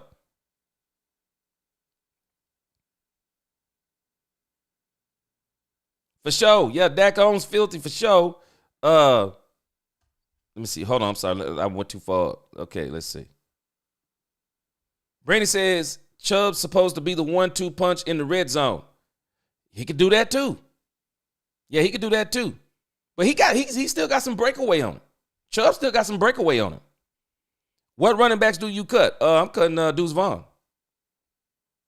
And I'm not bringing back Rico Dowdle. I hope they don't bring back Rico Dowdle. I do. Gregory Davis. The number 1 pick thing. If the Cowboys do get the Titans' number 1 pick, it will be used as a chess piece to get more picks. Imagine the Cowboys have 2 first rounds in 2 seconds. I've heard the same thing. That the Cowboys would trade to get the first and then trade back. Wait a minute, that's not Kyle Shanahan. Who is that dude? Is that Kyle? If I'm the Cowboys, okay, Sean Steichen. Okay, I thought that was Kyle Shanahan. Okay, Shane Steichen. Got him. Okay. Yeah, everybody's been saying that the Cowboys are going to get more picks by getting the number 1 pick. Yep, Angie, I'm telling you, Deuce Vaughn gone for me. Top Gunner, we good on running backs in the draft. It's time for Rico to bounce. Good luck to him and his next team. Man, Top Gunner, I'm telling you, when I heard them talking about they talking to Rico's agent, I'm like, for what? For what? What in the world are you bringing Rico Dowdle back for? Definitely don't want to see that. I want Turpin for special teams. Yeah, Turpin is going to be our 4th. He's going to be our 4th wide receiver and definitely for special teams. Man, let me tell y'all something. I am wanting Cavante Turpin so bad to get a payday. And I'm not saying I want Cowboys to pay him out of his mind. But Cavante Turpin has been very good for the Cowboys. But Cavante Turpin, people may not realize it. Man, Cavante Turpin is getting up there in age. This is Cavante Turpin's probably last deal. He got to cash in.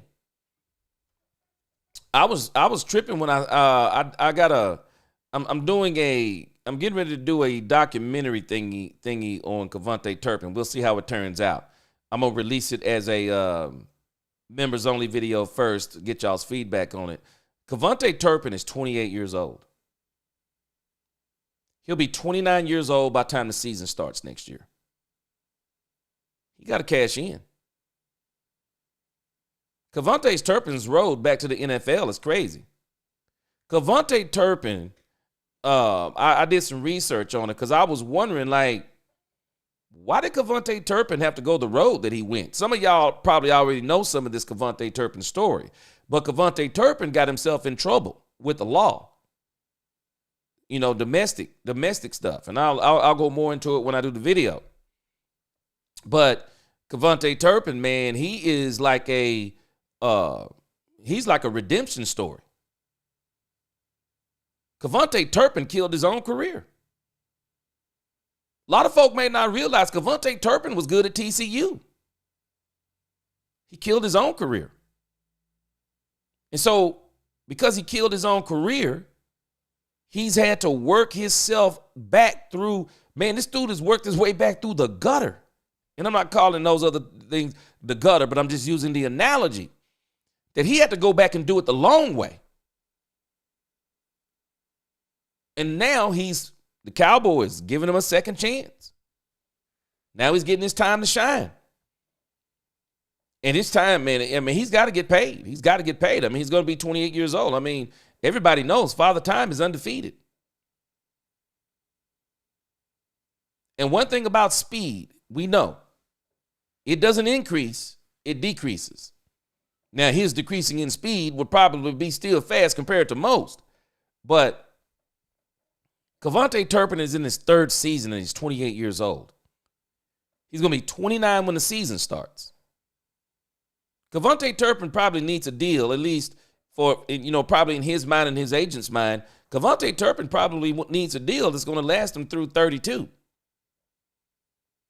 If I'm the Cowboys, I really do right by Cavonte Turpin. I think he's been great for the Cowboys. He's a great fourth wide receiver, gadget guy. And on special teams, he's been absolutely special. He's been absolutely special. So it's time for Cavonte Turpin to get paid, for sure. But as far as Deuce Vaughn goes, I'm sorry, Deuce Vaughn got to go if it's me. Deuce Vaughn got to go if it's me. He got to go. Let me see here. Nisi, she says, take a chance on Chubb, and hopefully there will be no magic flu around the squad. Hey, for sure. For sure. Yeah, you know what? And I think when you think about Brian Schottenheimer, the type of back Brian Schottenheimer says he wants, I think Nick Chubb fits it. I think Nick Chubb is the type of back he's talking about. I do. I think he's the type of back he's talking about.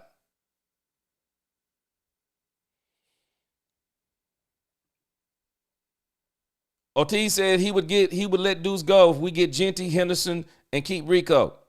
I don't think Rico can get on the field. I just don't think Rico can get on the field with any other runner. I mean, I just can't do Rico Dowdle, man. I like Rico Dowdle, but I just need to go in the draft and get something. They need home run hitters. Rico is more of a grinded out back. He didn't seem to be very good at short yardage, goal line. No, I need more. He's good, but I need more. Intelligence says I'm always looking for who's getting phone calls as undrafted free agents as soon as the last pick is turned in. Man, me too. I mean, that's one of the most exciting parts of the draft. Looking at some of these potential undrafted free agents, man, I love it. Gary, yeah, I'm with you. He said, I really do hope they sign Turpin. People tend to judge the success of a punt, kickoff return on TD score, but Turpin's returns and Aubrey meant virtually guaranteed points on the board. Yes. Man, they, to me, defined this year special teams. They were special. They were. Absolutely special, both of them. I got to give it to them. They were special. Robert said, we do great at rehabbing other players. Roll with Nick Chubb 1 year with Rico and running back draft. Like I said, I ain't going to be mad if they bring Rico back, but I got to play both sides of the fence on this. If I'm Rico Dowdle, I got to test free agency. I have to test free. If I'm Rico Dowdle, I have to test free agency. I have to test it, y'all. Because Rico Dowdle, this may be the only payday he gets. That's it. Running backs, we already know how this goes for running backs. This may be his only payday. He has to go out and test the market. He has to go out and test it. I'm playing both sides on this. He has to go test the market. Because I can tell you now, y'all better believe the Cowboys lowballing Rico. the Cowboys lowballing Rico Dowdle. They're lowballing him. Y'all think about this. Are you paying Rico Dowdle what you pay Ashton Jeanty? Because I'm not. I got the number 12th pick in the draft. I'm not paying Rico what I would pay Jeanty. I'm not paying Rico what I would pay Hampton. I'm not paying Rico what I would pay Henderson. I'm not paying Rico Dowdle big time money. I'm not paying him what you would pay Derrick Henry. I mean, and definitely Saquon Barkley. You got to think, where could Cavante? I mean, where could Rico Dowdle be for the Cowboys? They couldn't have him more than $3 million a year. $4 million a year. Go get a rookie. $4 million a year. Go get a rookie. Too much. Too much for Rico Dowdle. Now, Rico Dowdle, I'm telling you on the other side, go get your money. You better test free agency, bro. Test free agency. Unless you don't have any confidence that nobody else wants you. Because if you don't have that confidence, then take what the Cowboys give you. But I'm pretty sure the Cowboys are trying to do their homework too to see what Rico is worth.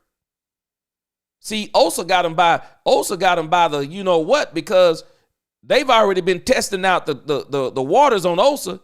We're hearing San Francisco wants Osa. We're hearing Carolina wants Osa.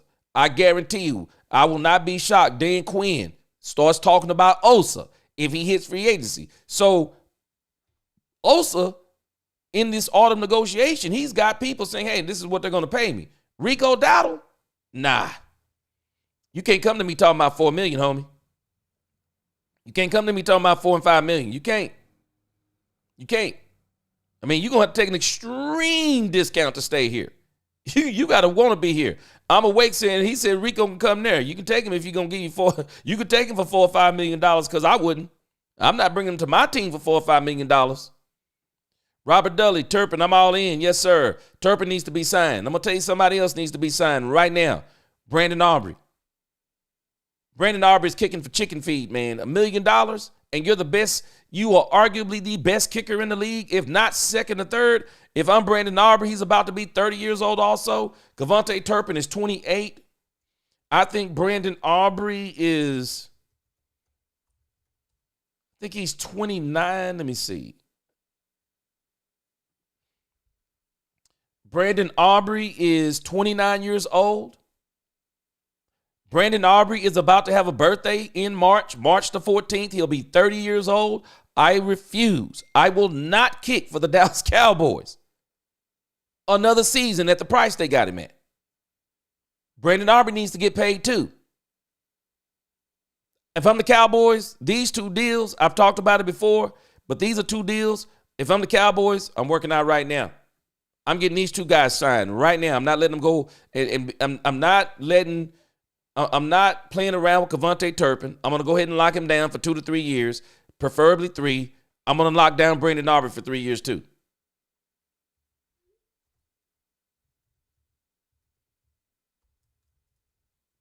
Y'all tell me what you think. Okay, so we finally gonna get Zeke off the books this year. Solomon Jernigan, he said double dip and running back in the draft. Yeah, R.J. Harvey, Montrell Johnson, Brashard Smith, Solomon. They got options, bro. They got serious options. Serious options. Yeah, I'm with you on that too, Intelligent. Yeah, it probably would be kind of rude. It probably would be kind of rude to be talking to D-Law and not talking at least a little bit about Rico. He says, I believe they're talking to Rico agent because he's D-Law, J. Lou, and someone else's agent on the team. Yeah, straight favor at this point, but no.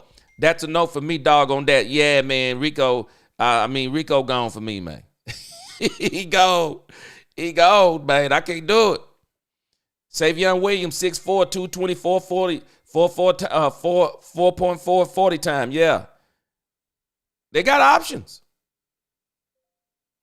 Yeah, Turp is dangerous, man. He got even more dangerous this year. Lewis, he said, I like Rico. He said it's a crapshoot. Well, remember, this is Rico Dowdle's first year healthy. You turn around and you think about what they did to him early in the season. He was only running what? 12, 13, 15, 18 times a game. You turn around, you start talking about 25 times a game. Start hitting 25 times or more, because we already know Shotty gonna run. Nah, Rico gone for me. Yeah, he 28 years old. Yeah, Rico gone for me, man. I am not paying Rico Dowdle. I didn't even know he was 28. I'm not paying Rico Dowdle. If he coming back for $2 million, okay, we can talk. But if he talking about 3, 4, nah. I'm gonna go in the draft. I'll go in the draft and bring in Nick Chubb. Nick Chubb right now better than Rico Dowdle. Yeah, I'm with you, Solomon Jernigan, on that. I'm hoping that they also get. I hope they get Turpin more involved, and I think Shotty will.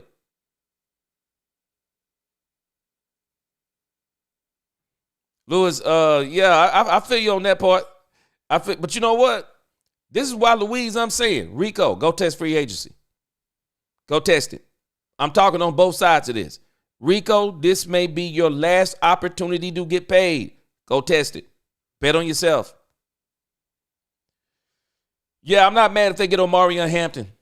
Big, fast. I'm not mad. I think he'll be good down there in goal line, too. Oh, Mr. J, we're not cutting him. He's a free agent. You're not cutting Rico Dowdle. You're just not bringing him back. Yeah, you're not cutting him. You're just not bringing him back. Yeah, he's a free agent. Todd Church said he'll be mad if Rico back. You know what? I'll be kind of like, too. I'm like, man, they need to. Man, they got to, man. I'll tell you this. If they bring Rico back for pennies on the dollar, that's one thing. But they start talking about $3-4 million, nah, I got to let him go. Solomon Jernigan, yep, wasn't buying Mike McCarthy coaching. I never was. Rico has to test free agency. Yep, I'm with you. He has to test free agency. This is it for Rico. This is it for Rico Dowdle. I promise y'all it's it. After this contract, Rico Dowdle will be playing for pennies on the dollar. Y'all see what Zeke is doing? Y'all see what Zeke is doing? You have to be the elite of elite backs to be getting paid in this league after 29, 30 years old. You're probably not getting paid. And, you think about, this is tell you that Nick Chubb, for example. Injuries are what hurt Nick Chubb. Nick Chubb is 29 years old. Nick Chubb still got stuff in the tank. He got stuff in the tank. He's got some injuries, but he's got some stuff in the tank. But you're going to be able to get Nick Chubb. He's 29 years old. They will be able to get Nick Chubb dirt cheap. I mean dirt cheap. I bet you Nick Chubb won't even command $2 million this year. Barely $2 million. Top Gunner, re-sign Turpin and get him more involved in the offense. Yep. Use his speed to our advantage, for sure. I thought they didn't do enough of that this year. Tyrell Hines, what's going on? He said we need to rebuild our whole running back room. I'm with you. Hey, I'm awake. I'm just telling you, man. I'm really on both sides of this. I'm awake. Rico has to test free agency.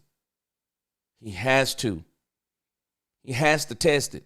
Because you already know if the Cowboys are talking to you at running back, knowing what's in the draft, bro, they want you for doggone, man, they want to get you for some Ritz crackers, bro.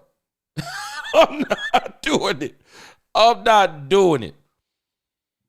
You're not bringing me back for Ritz crackers. I'm not letting you bring me back for Ritz crackers, bro. I got to go test free agency first. I have to go see what I'm worth. And then if I'm not worth what I thought I was worth, I'll circle the block on the Cowboys. They'll bring him back. Unfortunately, he'll have to understand if he go and test, he gonna come back. He gonna come back even cheaper. Intelligent Savage says 12th pick in the draft and this loaded drafted running back. Yes. Rico, it's not going to happen or it should happen.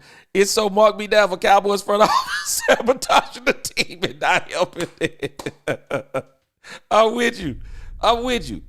I know you want to sign your own, but on this one right here, I can't do it. Not at running back. I said BA was our MVP in the beginning of the season last year. No joke. Yeah.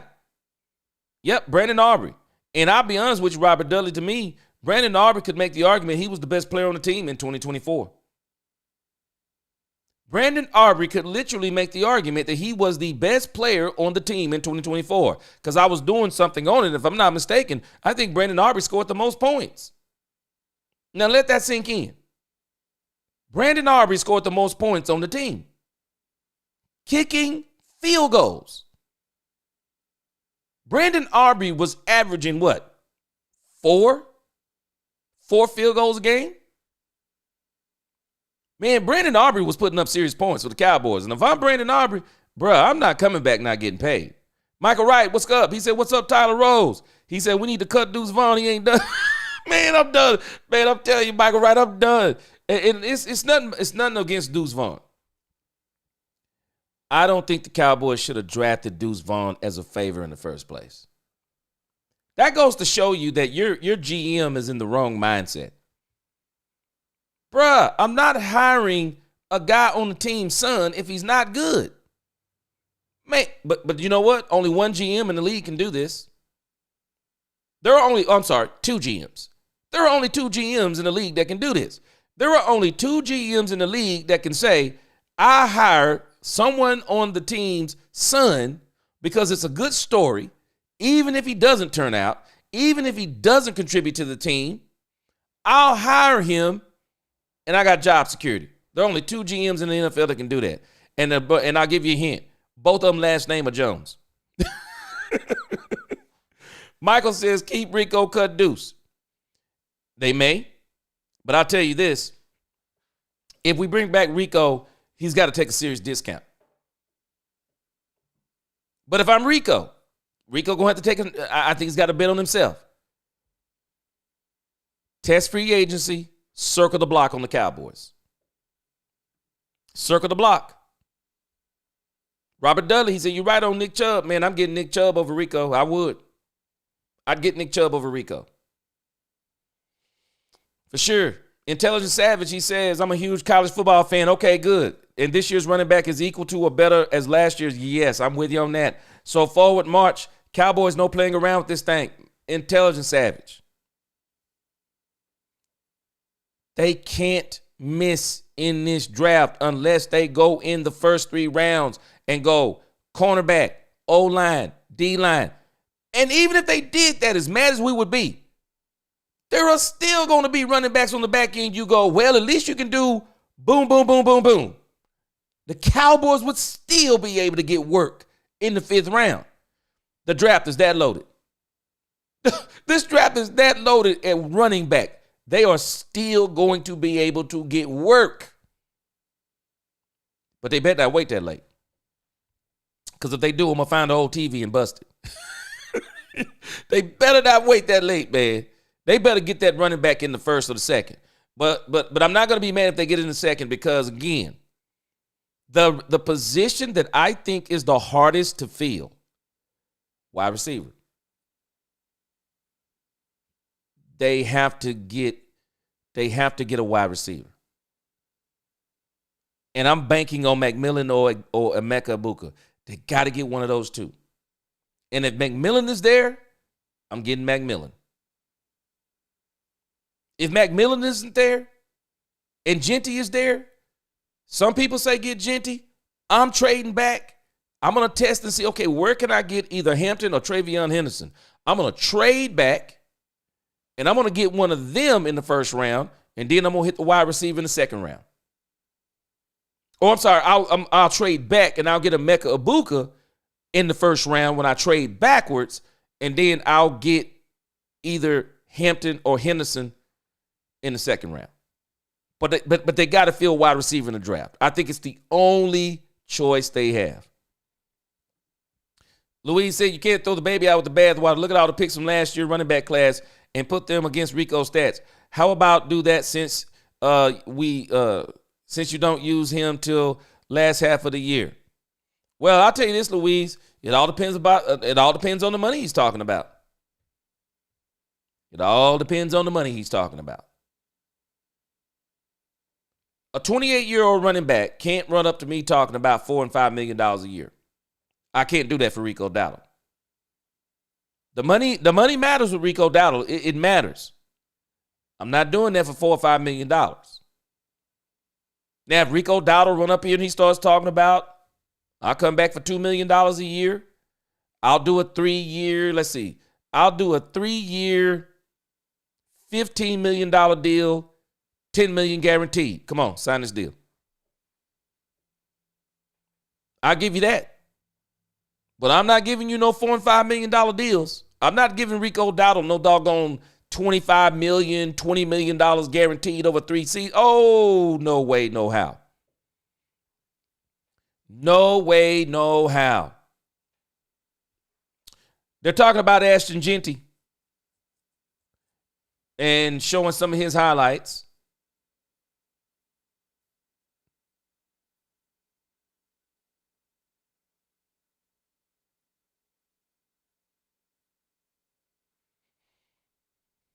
Ashton Jeanty, he's a short back, but he carries a load on him.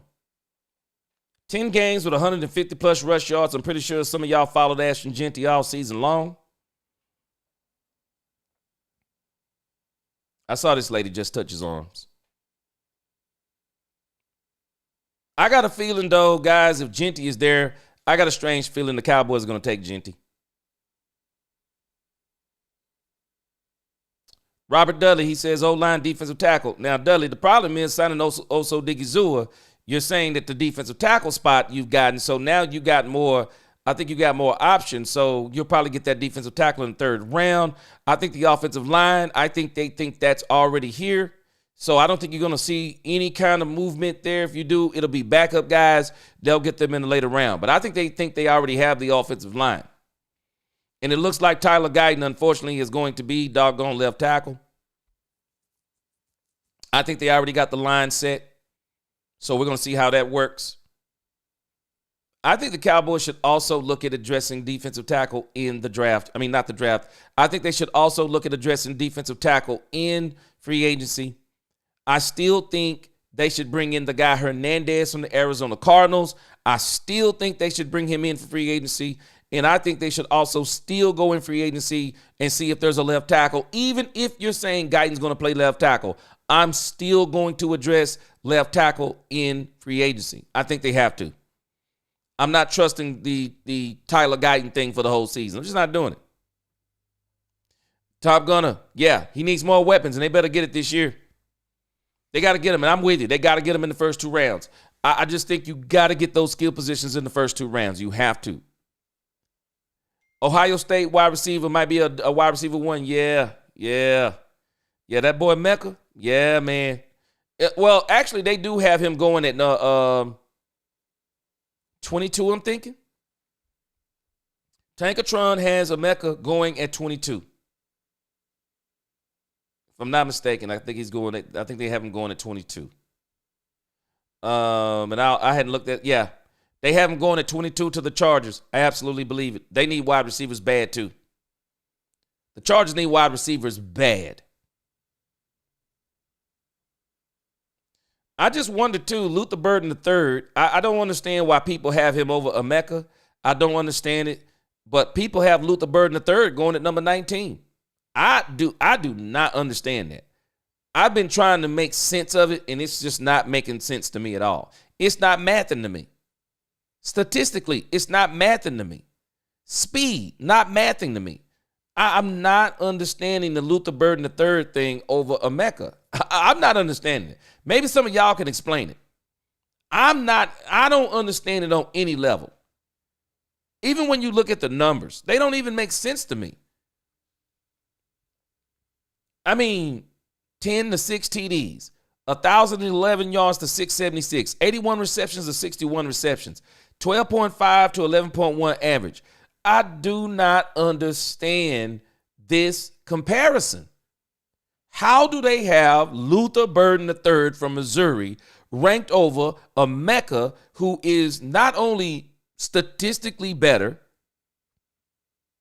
who plays on the biggest stages in college football? I'm missing that. I am totally missing that. Maybe some of y'all can explain it.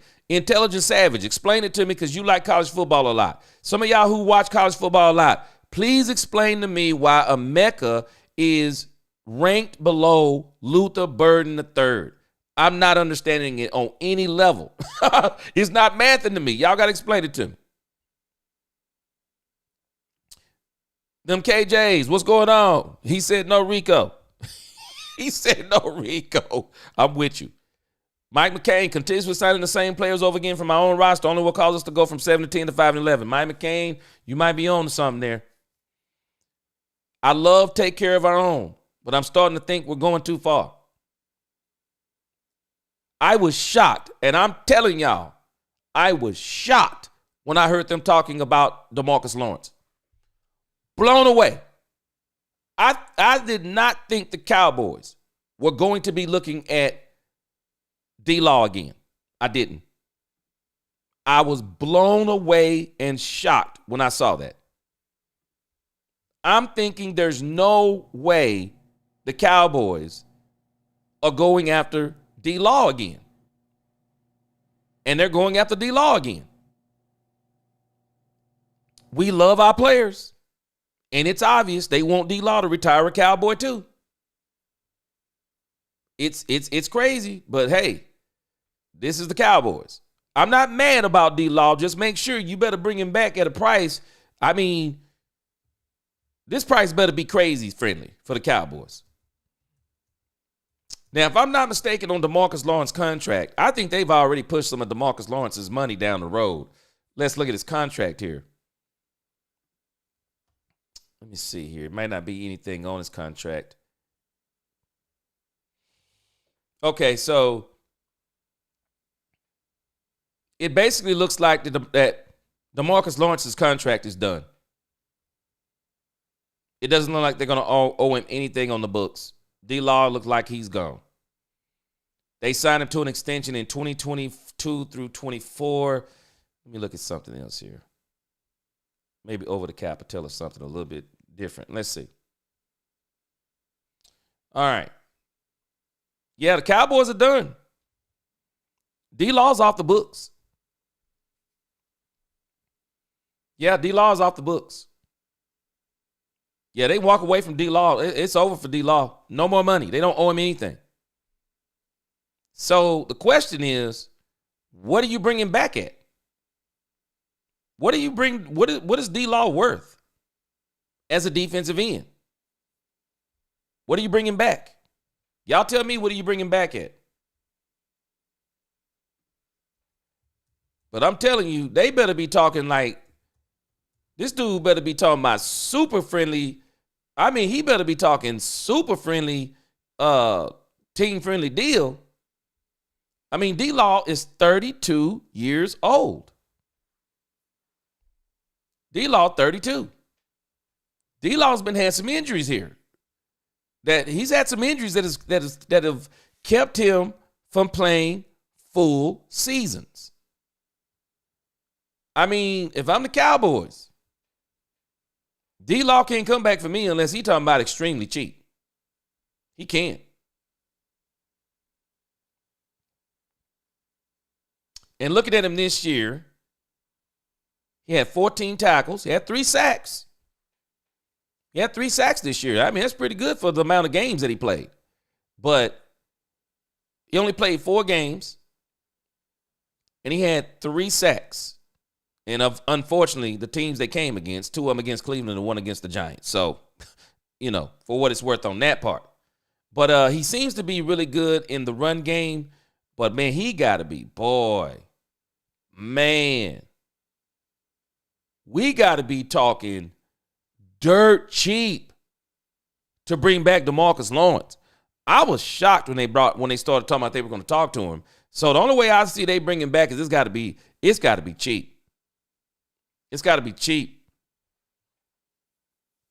Intelligent Savage, he said facts. Deion Sampson, Quinshawn Junkins, and countless more out there. Oh, it's running back aplenty. Oh, man.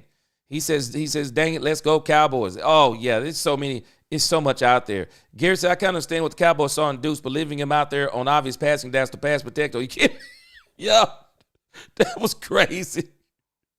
Boy, that was crazy. Robert Dudley, Rico, $2 to $2.5 million a year. Yeah, that's got to be the ballpark. That has to be the ballpark. I mean, for me, 3 years. 3 years. This is why I say Robert Dudley, 100%. He got to test free agency.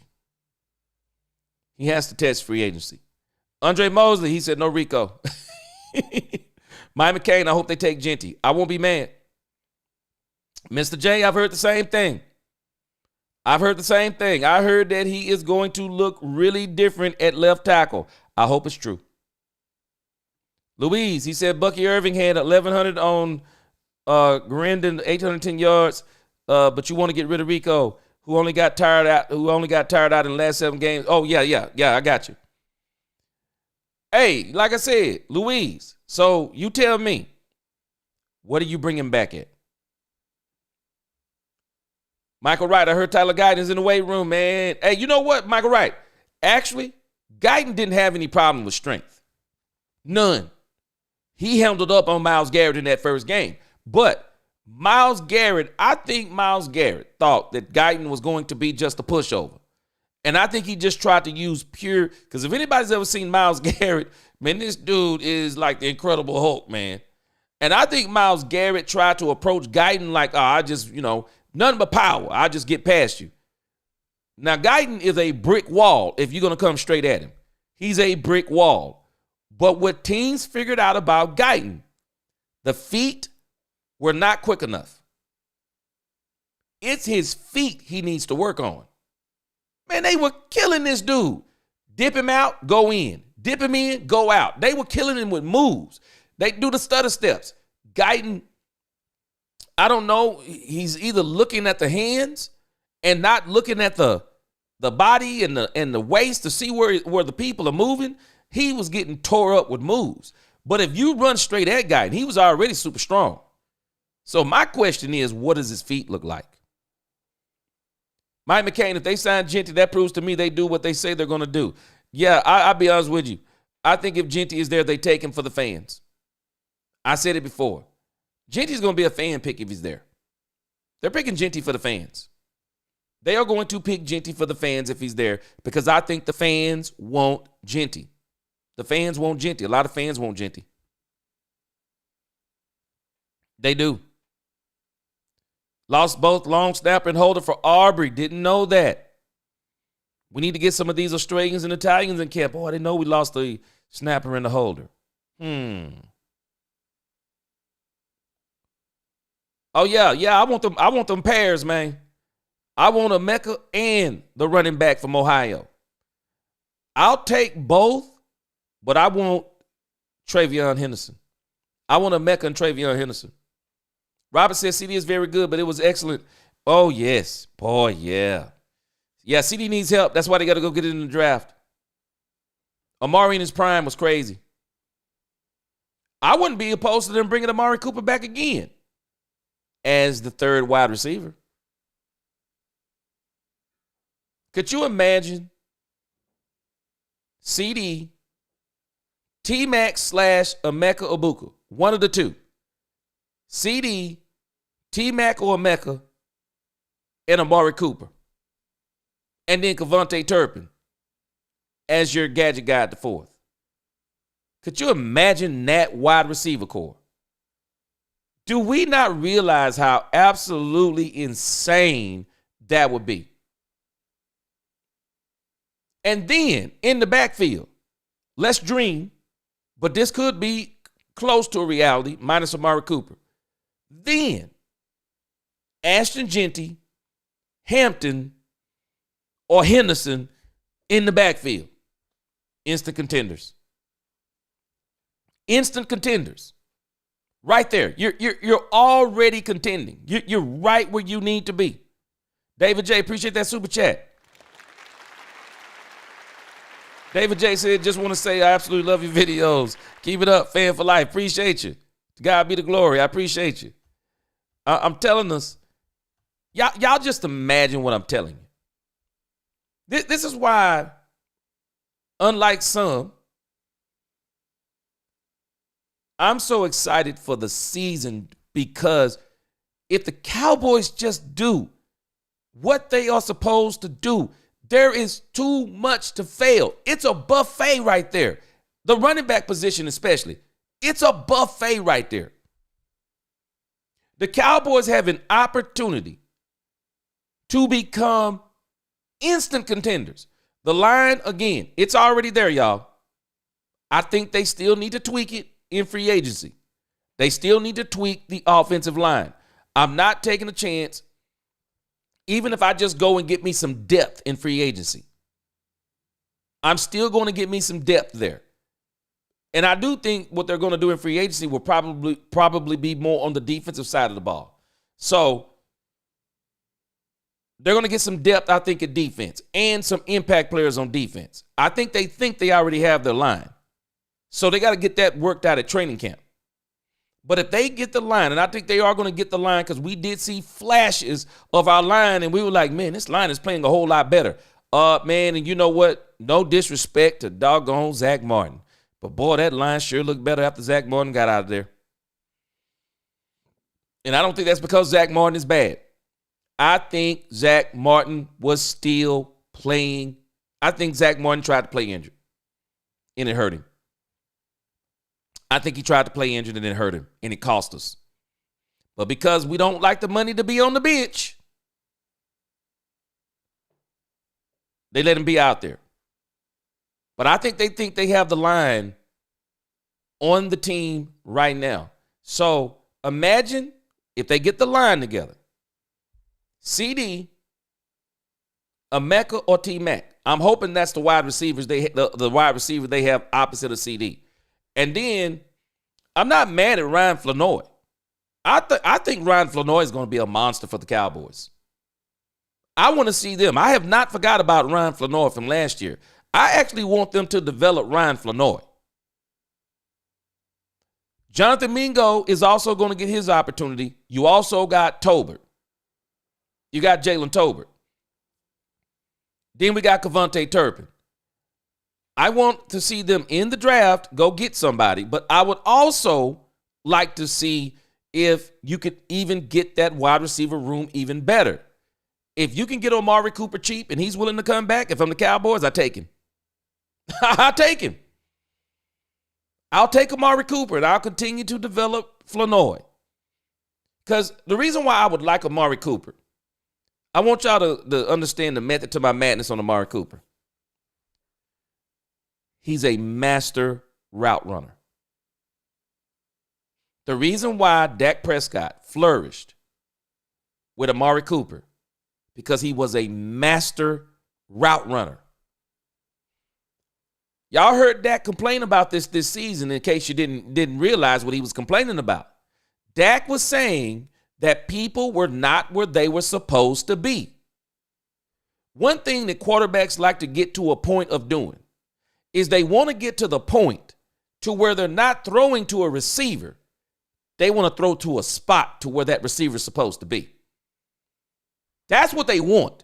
That's why you want a wide receiver with speed. That's why you want a wide receiver that can get separation. You want a wide receiver that can run crispy routes. Why? Because I know where he's supposed to be. So if the pressure is on, I'm throwing to a spot. I want to throw to a spot because if I can throw to a spot, then that wide receiver is going to beat that DB because the DB don't know where the ball is going. But if the DB, if my routes, if I can't get separation and the DB is all the time, all up on my wide receiver, now I got tight window throws. It requires even more accuracy now because now if I don't get that ball in exactly the right spot, knockdown, tip, interception. No, I want guys that can run crispy routes because when you get guys that can run routes, they're going to get open. They're going to get open. They're getting open. There's a reason why. We talked about last night. Freddie and some others was having a good discussion on Everson Walls, Deion Sanders, and I brought up Darrelle Revis. Let me tell you something about route runners. Jerry Rice, he could get it in on Deion. Deion could get him too. But Jerry Rice could get it in on Deion. Michael Irvin, he could get it in on Deion because Michael Irvin was a great route runner. And I thought it was powerful. Darrelle Revis. Boy, Darrelle Revis. They asked Darrelle Revis about wide receivers he faced in the league. And they mentioned 3 wide receivers. And I could see exactly what he was talking about. They said, Randy Moss, he said sloppy. Terrell Owens, he said sloppy. Now, let me tell you why he said it. Anybody who watched those 2 wide receivers play, Randy Moss was not technique, physically gifted. Randy Moss was physically gifted. You throw the ball up in the air, Randy Moss was going up to get it. He could outrun everybody. All you had to do was throw it far enough, Randy Moss would run up under it. Physically gifted. Terrell Owens. I'm going to tell you something about Terrell Owens, and a lot of people, there may be some that disagree. Terrell Owens had good hands, not great hands. Good hands, not great hands. Route running, good, not great. Terrell Owens, ability, speed, run after the catch. That's Terrell Owens too. That's why Terrell Owens amassed so many yards. Speed, not the greatest route runner. Speed, run after the catch, strength, no arm tackles on him. Terrell Owens, if you don't hit Terrell Owens and wrap him up, it's over. Terrell Owens was a big, fast, strong wide receiver. But the one that he said was a monster, Chad Ochocinco. Chad Ochocinco was a whole lot of flamboyancy, but if you look at him on tape, crispy route runner. That little joker was quick and was a route runner. Revis said he was a monster. I know what he's talking about because when a guy can run routes, even the best cornerbacks, he's going to get them. He's going to get them because they don't know where he's going. And if he's good at running them routes, he's good enough with the head moves, he's good enough with the stutter steps, he's good enough with the stick moves, they're going to bite. And he's going to create that separation even on the best ones. And if the ball is thrown right to a spot, he's going to get it. And the reason why I'm saying bring back Amari Cooper, because he can help a young wide receiver be a crispy route runner. Oh, yeah, you'd want Amari Cooper in. Ty Church, appreciate that super chat.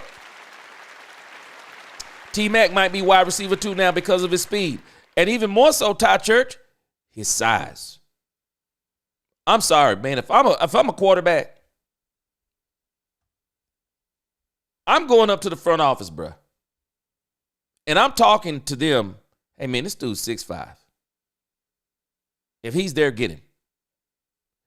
All right, guys, we got the quarterbacks up now running the 40, so we already know this isn't going to be impressive. Even though this kid, Brady Cook from Missouri, he just ran a 4.6 40. Okay, now, you college football people, as I drop these names, y'all tell me where these guys are as far as quarterbacks that the Cowboys could get on day 3. Because I think that would be day 3, right? They showing our boys up there in the stands. Shout out to our boys, Steven, Jerry. Jerry up there on the iPad. I see Brian Schottenheimer, Will McClay, they up there.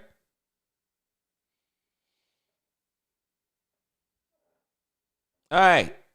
Seth Hennigan just ran a 4.78. Y'all tell me where you are on these quarterbacks.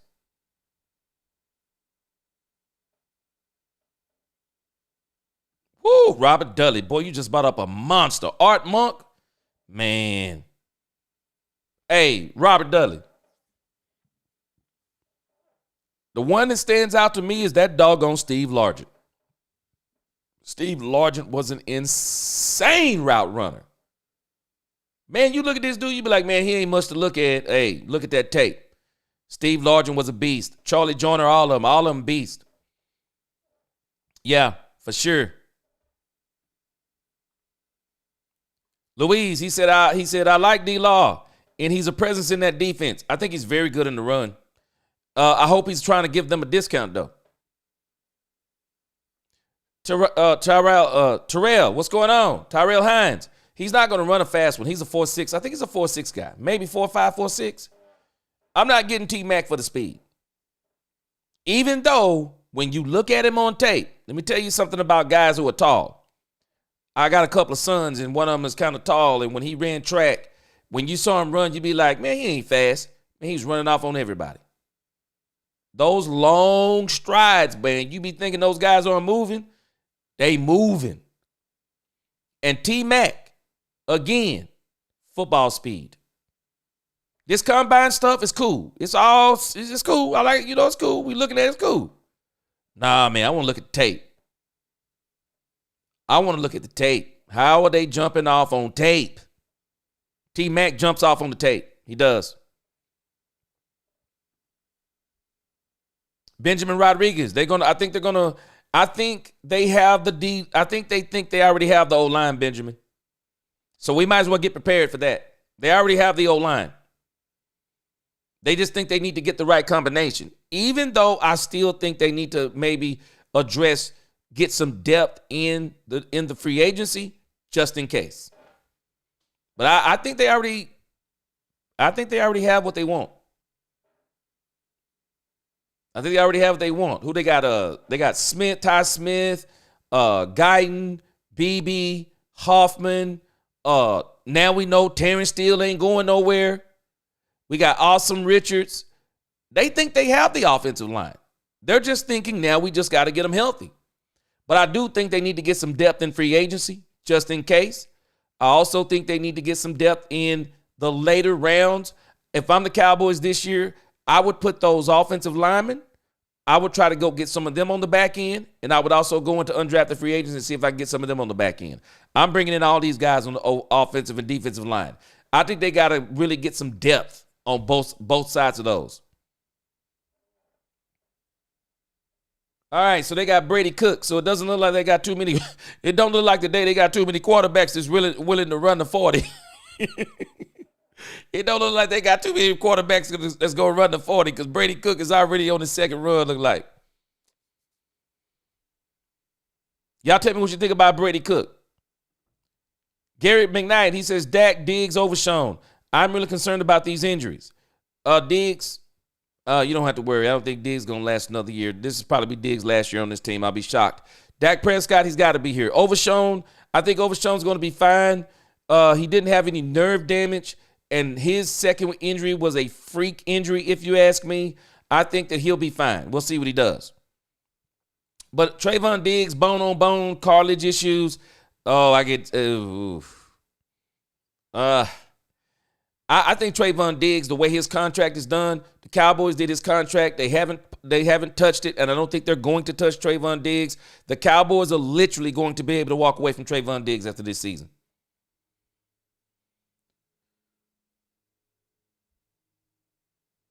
Okay, they got Seth Hennigan coming up for his second 40. He ran a 4.78 on the first one. Not anything to write home about.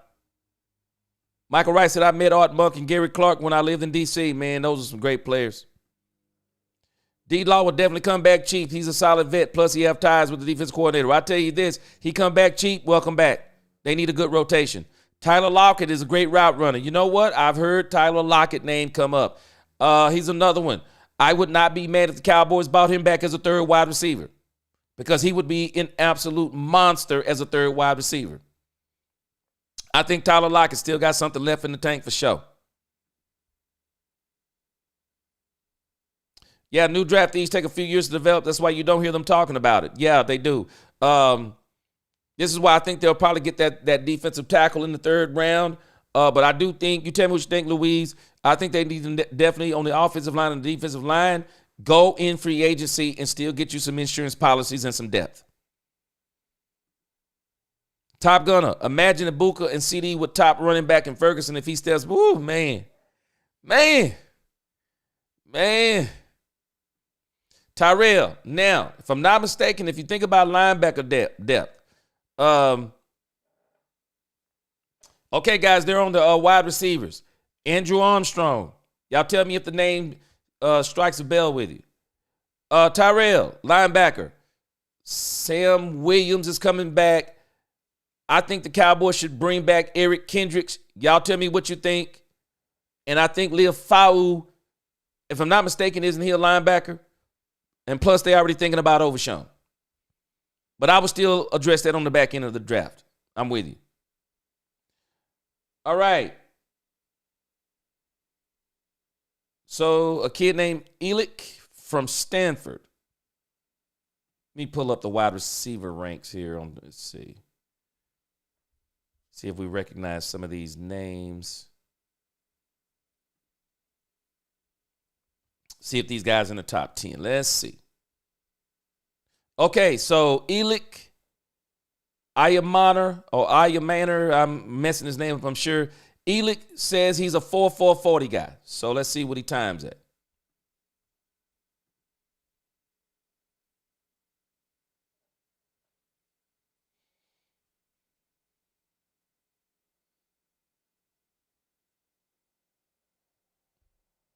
Says on NFL Draft Buzz he's a 4.4 40 guy. So let's see what he runs.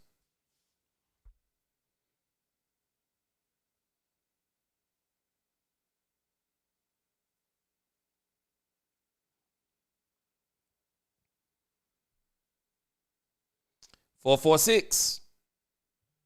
So he's pretty much on target.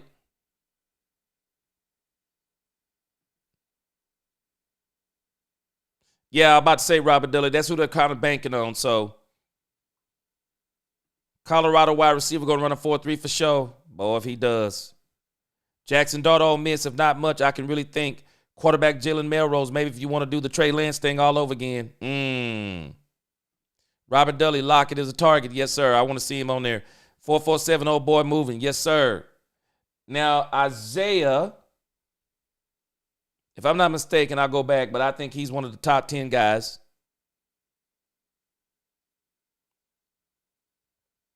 Wow, 4.41. Yes, sir.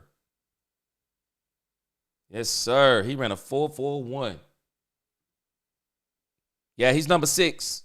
They have him ranked as a number 6 wide receiver. And the crazy thing about Isaiah Bond, they have him on NFL Draft Buzz. They have him at a 4.28 40. I'll be interested to see what his second one is. Sam Brown Jr., let's see. Let's see. Don't have Sam Brown Jr. in the top 10. Let's see what he runs.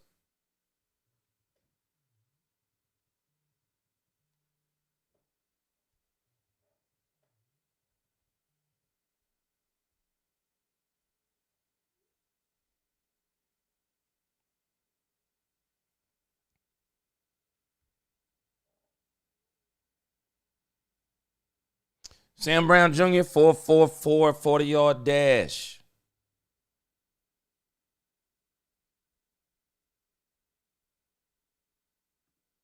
Robert Dudley, Eric Kendricks, part-time snaps, and vetting the locker room presence. I would bring him back. I thought he was good. Alien, what's going on? Offensive lineman. I think they already have the offensive line, Alien. We might as well get prepared. They think they already have it. The only thing you're going to see in this free agency is maybe some depth, and in the draft is some depth. But I think they already have the offensive line. Free agency is going to tell us a few things, but they think they already have the line. They do.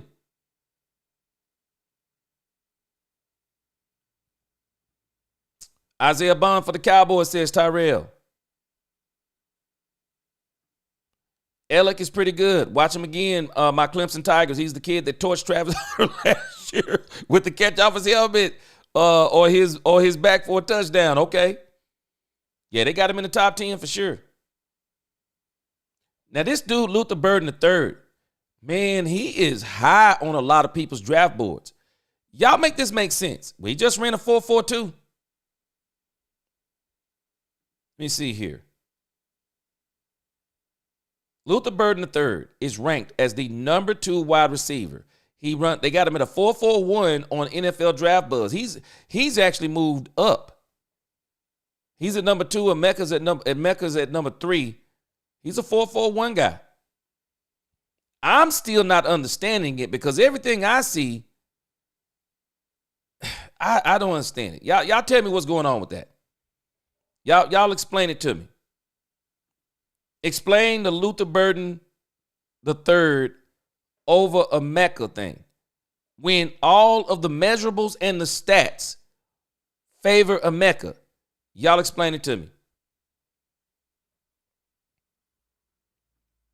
But they really like Luther Burden the third. They do.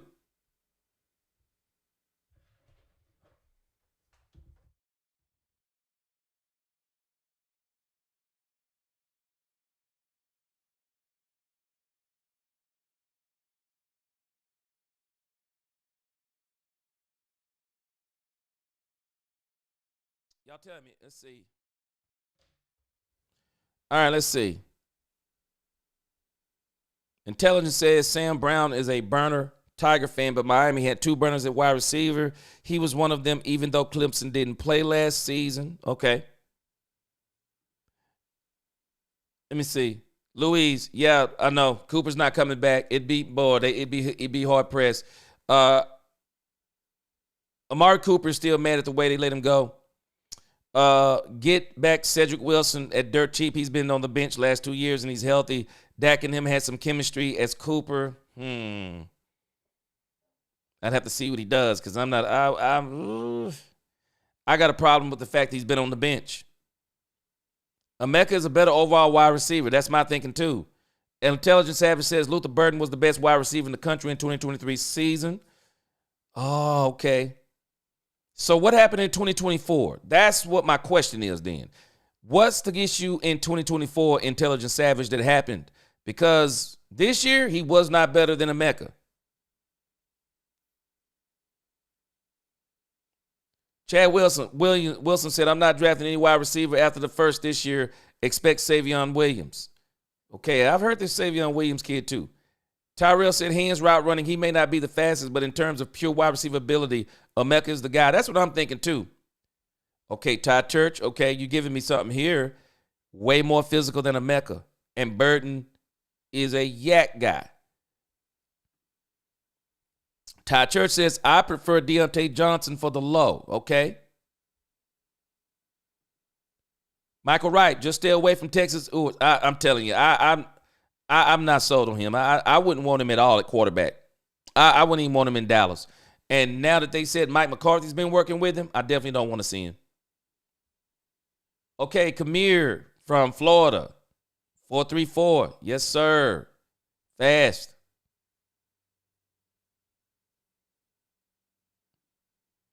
Chad said, I think the quarterback was bad. Okay, I got you. Tyrell said he still might go first round. He's fast. Burden has a high ceiling to me. I think a lot of people are agreeing with you. Ty Felton just ran a 4.38. Man, these guys are burning.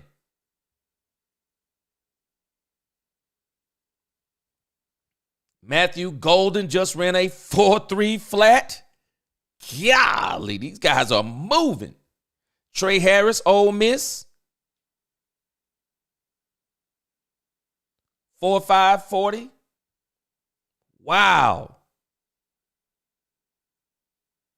Alien said, with all due respect, we need to move forward from these. Intelligence says, okay, let's see. Jaden Higgins, let's see what he does.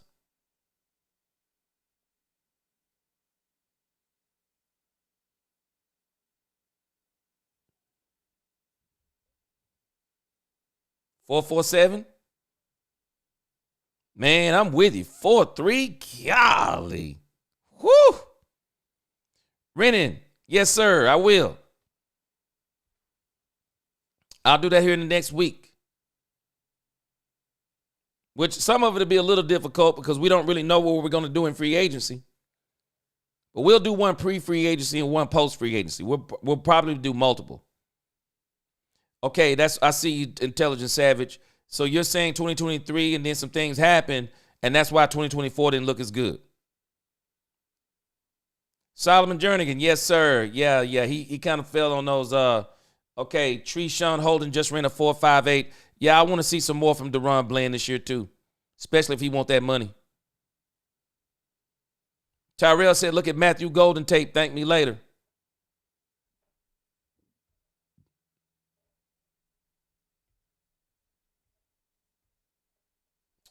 Jimmy Horn Jr. Man, let me tell you something. These wide receivers from this doggone Colorado State, these guys were monsters.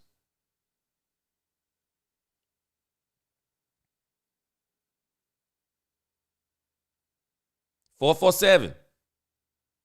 Not bad. I think he can run faster, looks like. Jimmy Horn's going to be good, I think, in the league. Higgins ran a 4.3. Okay. Top Gunner, I'm with you. He said, keep it simple. Draft both Ohio State boys, Ibuka and Henderson. I'm good. Me too. I'm good. I'm with you. Matthew Turner, Dak Prescott's a top 10 quarterback, no doubt. In 2023, he should have won MVP over Lamar Jackson. Yeah, they cheated him. Hold on a second. Torrey Horton is up.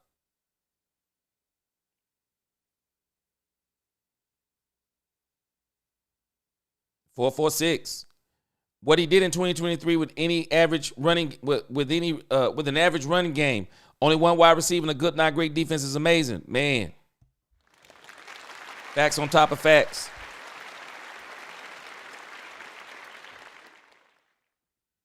Louise, Dak doesn't do good with speedy wide receivers. That is not his forte. I think he can. I think it requires some work, though. I think he'll have to have some work with him. So if they're going to get him, Louise, they better bring him in early. But this is one of the reasons why, though, I think T. McMillan is a perfect Dak wide receiver.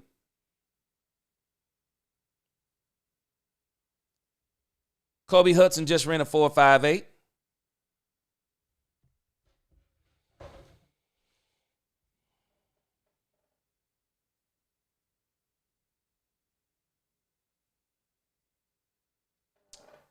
Next, we got up Tez Johnson.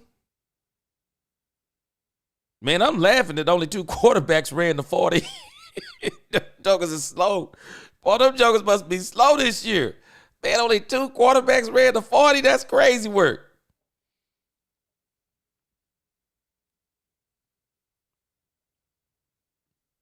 Solomon, imagine Dak playing with a solid run game, play action all day. I'm imagining it too, man. I'm imagining it. For sure. Tez Johnson, 4.540.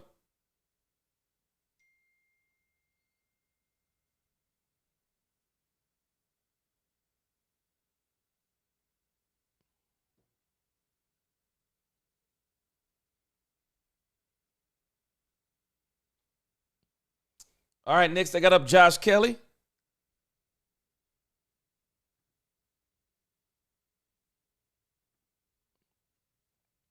Not seeing a lot of the top 10 guys yet. We'll see.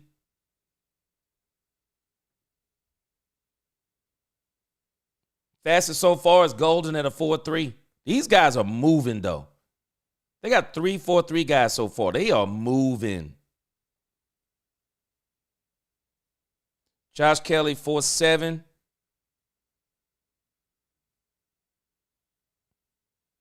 Man, you know it's funny, as you watch this. A lot of people don't understand that there is so much talent that goes undrafted. There are so many of these guys trying to make the pros. It's crazy. So many. And so many go undrafted. And I guarantee you, man, there are some guys that don't get drafted at all. And I bet you had they been given a chance, probably would have either been productive or superstar players. Andrew Armstrong, 4.52. That's his second attempt, 4.53. All right, so it's obvious that some of these wide receivers in the top 10, they're going to be waiting until pro day. Yeah, they're going to be waiting until their pro days.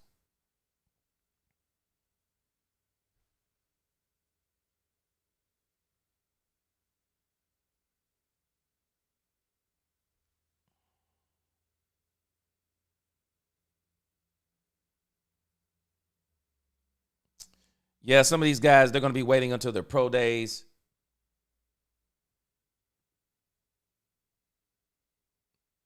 Ellick from Stanford. This is his second run. He ran a 4.47 the first time. Whoa, he moved it up a little bit. He got a 4.44 the second time. Yes, sir. He is ranked, though, number 7. So he's a big dude, 6'2", 4'4". He's going to probably be a third round, somewhere around the third or the fourth round. You guys, what do you guys think? Let me see what they have him ranked. I would think he's going to be a third or fourth round guy. Let's see. Overall rank 50. Well, they say he's a late second round draft pick. Okay. I could see him sliding to the third. I wouldn't be shocked if he slid to the third. Elijah just ran a 4.43 from Florida.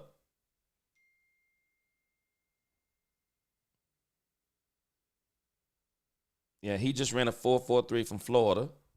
Got Isaiah Bond back up. He ran a 4.41. If I'm not mistaken, isn't this the kid on the commercials that said he was going to run a 4.3, maybe a 4.2? If I'm not mistaken, I'm thinking this is him.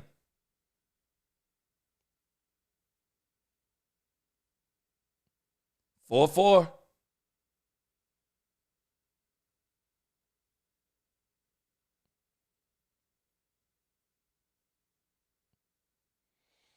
Let's see here real quick.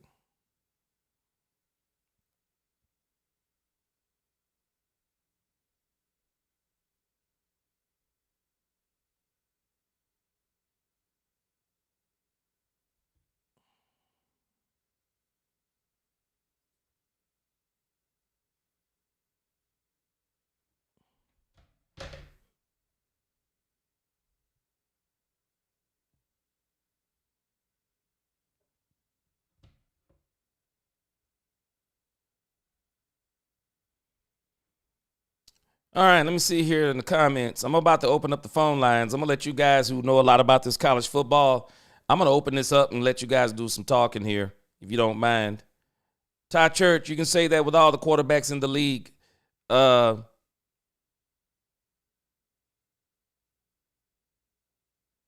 Yeah, no. Yeah, Jerry Rice. Did you know that Jerry Rice wasn't all that either?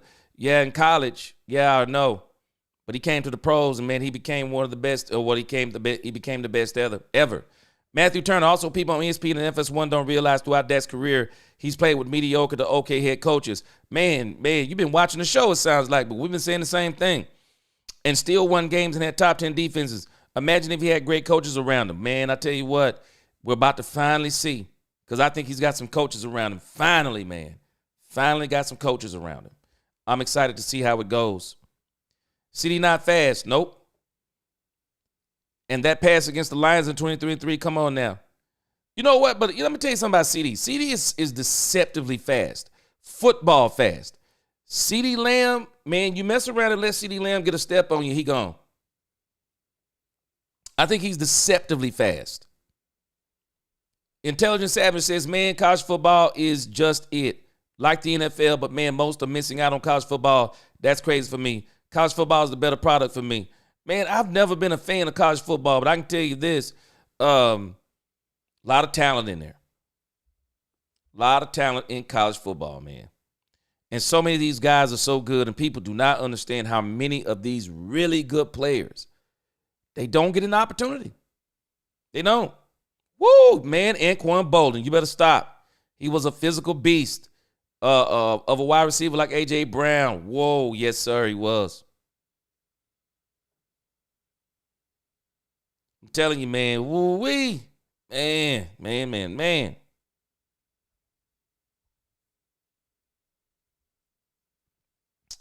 All right, guys, I'm going to put the call-in number up for a little while. If you guys want to call in and get some comments on the combine and some of your thoughts on some of these players and how they could help the Cowboys, you can go ahead and call if you want. Yeah, I just said the same thing, Gary McKnight. He's deceptively fast. He is. And this year, I think we also saw something else with him. You're right. Deceptively fast, but is also deceptively tough and strong. Yeah. Angie gave him the moniker of a supermodel. She gave him that moniker of a supermodel. But I'll tell you this, he was real tough this year. Yeah, he was real tough this year, man. I give it to him. He was real tough this year. So, yeah, CeeDee Lamb, man, he did his thing this year. All right, guys, the number's up on the screen if anybody wants to call in. If not, I'll continue to give my commentary on everything that's going on. But, man, so many of these guys, they just go undrafted. And I'm telling you, man, if they got an opportunity, man, this is why this combine for some of these guys, man, it's everything. Man, this guy T. Felton ran a 4.38 the first time. Let's see if he can get beyond a 4.3 the second time, 4.38.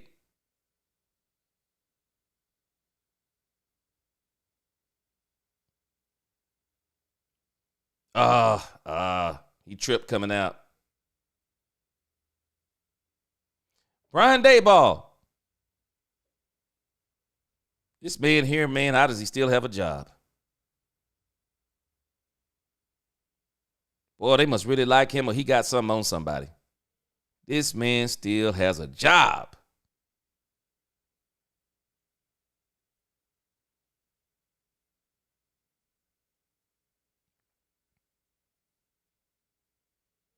All right, looks like he slipped coming out of the block on the first go-around.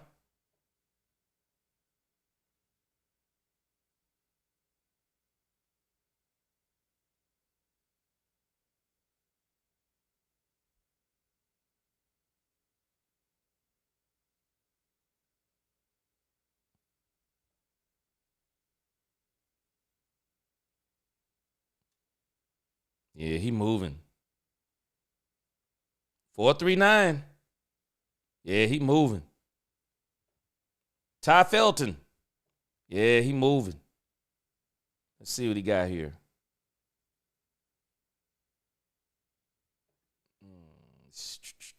Yeah, he moving.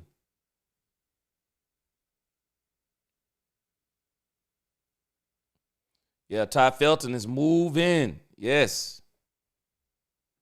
See, I was trying to see where he's ranked at on here. Okay, he's the number 15th ranked wide receiver. And they had him down as a 4.33. Let's see what they have his draft position. They're saying that he is going to be, his draft projection is third in the draft. Yeah, he moving, Mr. J. And obviously he can run faster than that. He moving. They got him at a 4. They got him at a 4.3.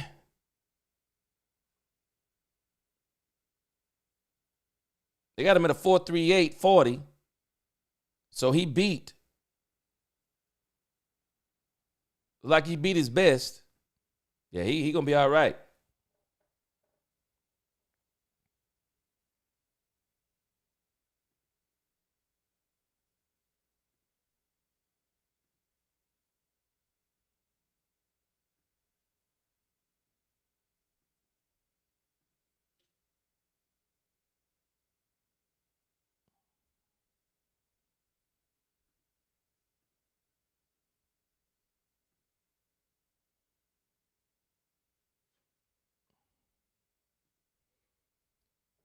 Jaden Higgins, 4.47, 6'4", big kid. Good catch radius. Yes, sir, good catch radius.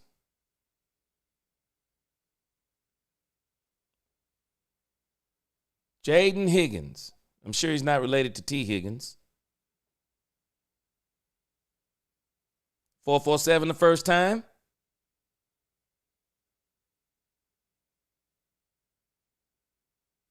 4.54 the second time. And again, a lot of this stuff is cute, that we're watching, but I think the tale is the tape. How did these guys look in games? That's the big deal. John Snyder, Seahawks president of football operations and general manager on the screen. I'm hearing that they may be in the ballpark. May be in the game of trading one DK Metcalf again. 447 to 454. Yeah, he kind of went down, didn't he, Mr. J? All right, then they got Trayshawn Golden or Trayshawn Holden. Let's see if he can make some improvement. He moving. Oh, 457. 10th of a second faster.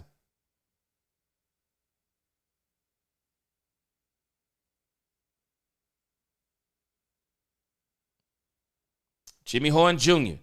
Let's see if Jimmy Horn Jr. can beat that first run. I think Jimmy going to be nasty in the NFL. I really do. I think Jimmy going to be nasty. Probably be like a slot guy. Jimmy going to be nasty. Jimmy was nasty at Colorado. He moving. 446.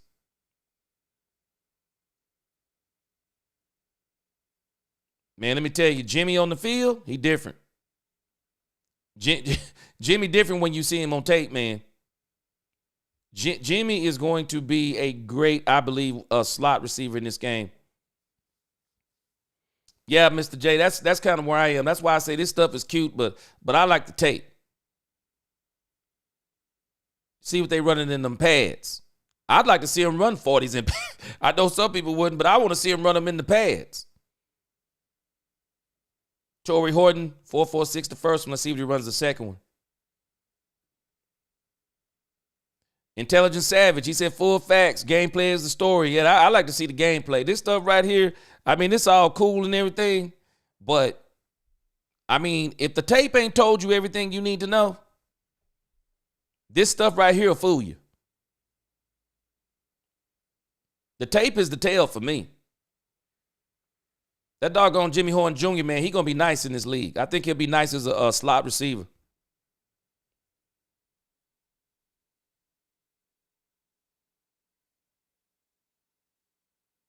Yeah, I can tell you this. It's no point in complaining about Dak Prescott no more. Dak the quarterback.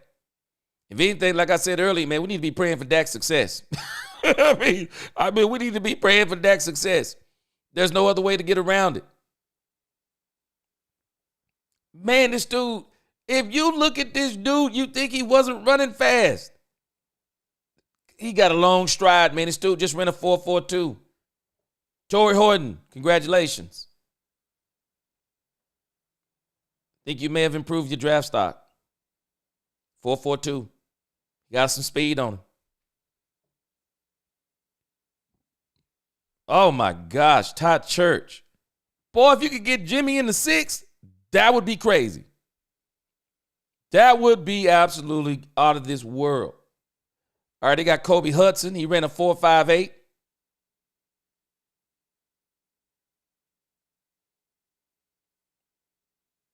$4.57. All right.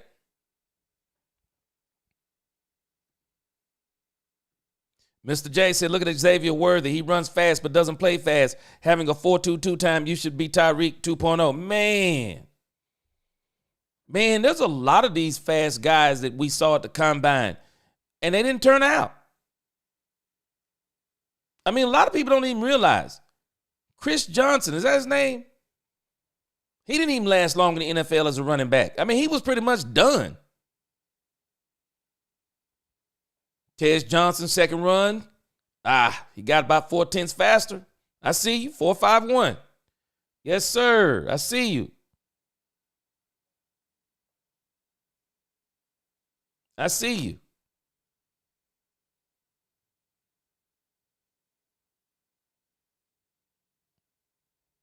All right, Josh Kelly, you got to improve that time.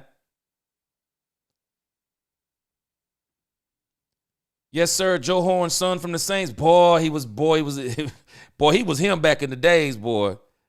He was him.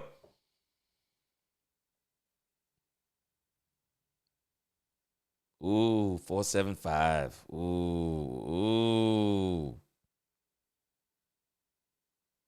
Ooh. Hey, Intelligent Savage. You remember when Joe Horn, you remember when the touchdown celebration stuff was out of control? And Terrell Owens had the Sharpie in his sock. That boy Joe Horn came back the following week and topped Terrell Owens. and had a cell phone, had a cell phone up under the cushion on the goalpost. Man, these dudes back in the day, boy. That boy Joe Horn was nasty, though. Joe Horn was nasty. Robert Dudley, Tom Brady Combine story. Yes, sir. Yes, sir. Ty Search said we're already out 60 this year. What about next? Might as well get ready. We need to be praying for Dak Prescott's success. We ain't getting rid of Dak no time soon. John Ross, prime example. Yeah. Frederick Johnson said 3-cone short shuttle is more indicative of football playing skills. Let's see. All right, I'm looking forward to that. A lot of these wide receivers are tight end speed. Yeah. Turn on Ted's tape. He's an animal out there. Yeah, some of these guys don't do themselves any service coming to these things.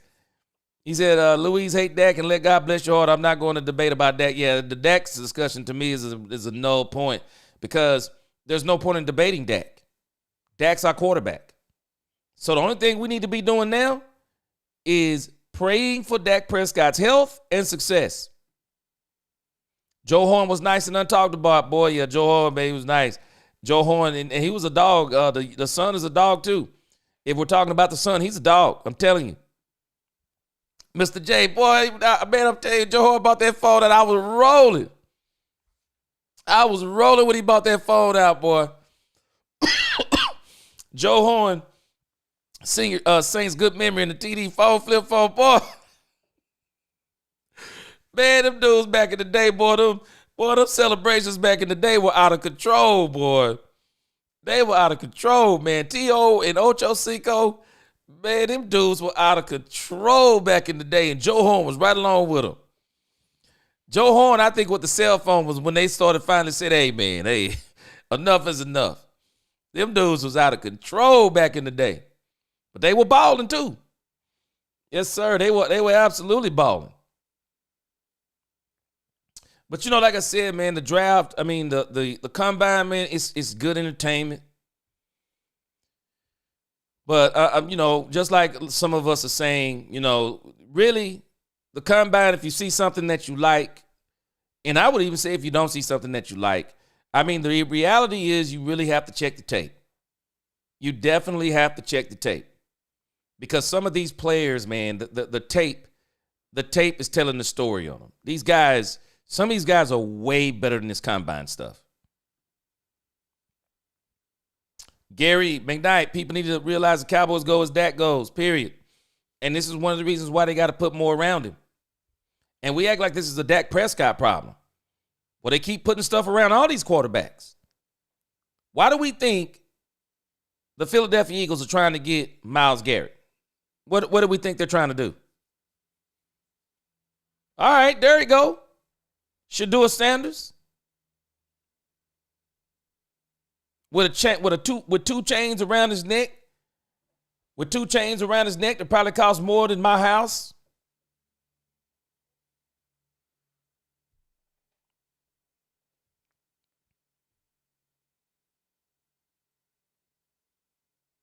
Matthew Golden, okay, he didn't participate. Let's see, I don't think he participated. But contested catch, one hand, boom, like it. I think one of the reasons why some of these guys don't really work out is that they probably feel like there's nothing that they can do to up their draft stock. If anything, they would probably hurt their draft stock. So some of these guys are kind of like, you know, there's no point in coming in here. There's no point in coming in here to this. And then you mess around and you score lower. They got Jimmy Horn Jr. on the screen, and they got him clocked at 23.17 miles per hour. I mean, I'm telling you, man, Joe Horn is going to be nice. And anytime you get one of these guys whose father was a great football player, man, you better understand. We better understand what they do for these people. Make sure their kids get all the best training. They're already got them doing all the best training, teaching them how to watch film, in the backyard, teaching them moves. And, I mean, these guys are getting extra special training. Extra special.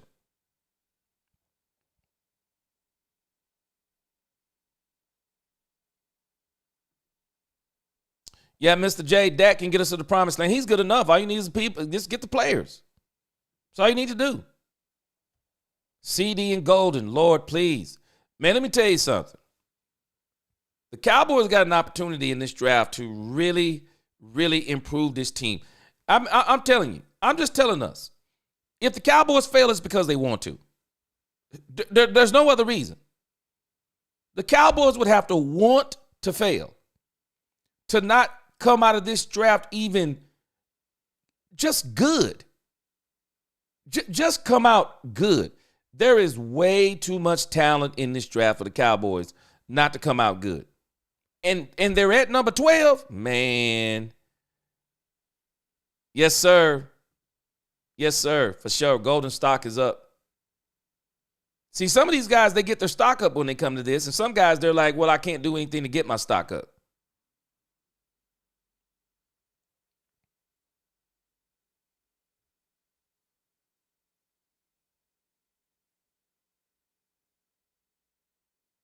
This should be easy work for all these wide receivers. I guess they're trying to see if they can catch over the shoulders. This is easy work.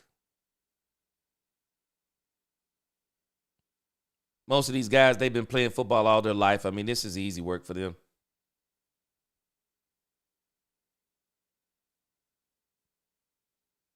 Okay, so I guess what the issue is some of them have decided not to run the 40, but they're going to do some of the other stuff. Okay.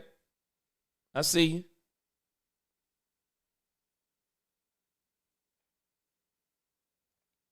Come on, Pat Bryant. This is easy work.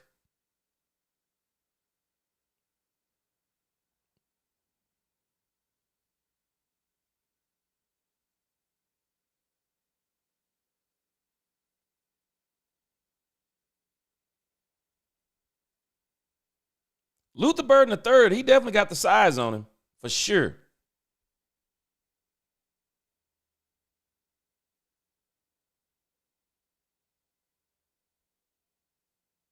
They got Luther Burden again projected in the first.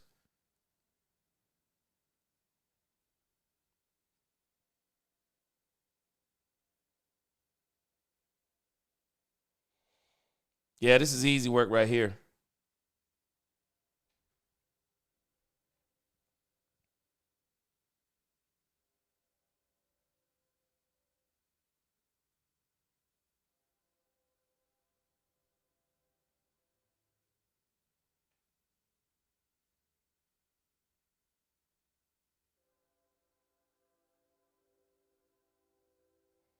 Easy work, easy work, easy work.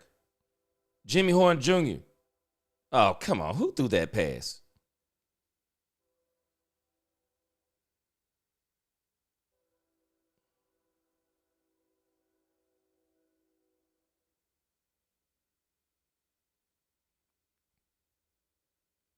Man, who threw that pass to Jimmy Horn Jr.? Man, they need to be whooped.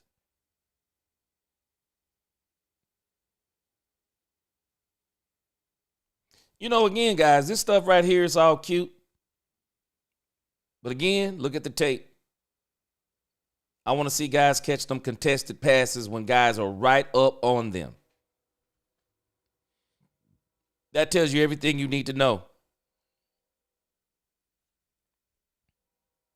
Intelligence said he said, that's it, full facts. Their agents don't mess up the money. Yes, sir. Turpin need this. Man, boy, I'm with you. Man, boy, I am absolutely with you on that, boy. Turpin need this drill bad, man.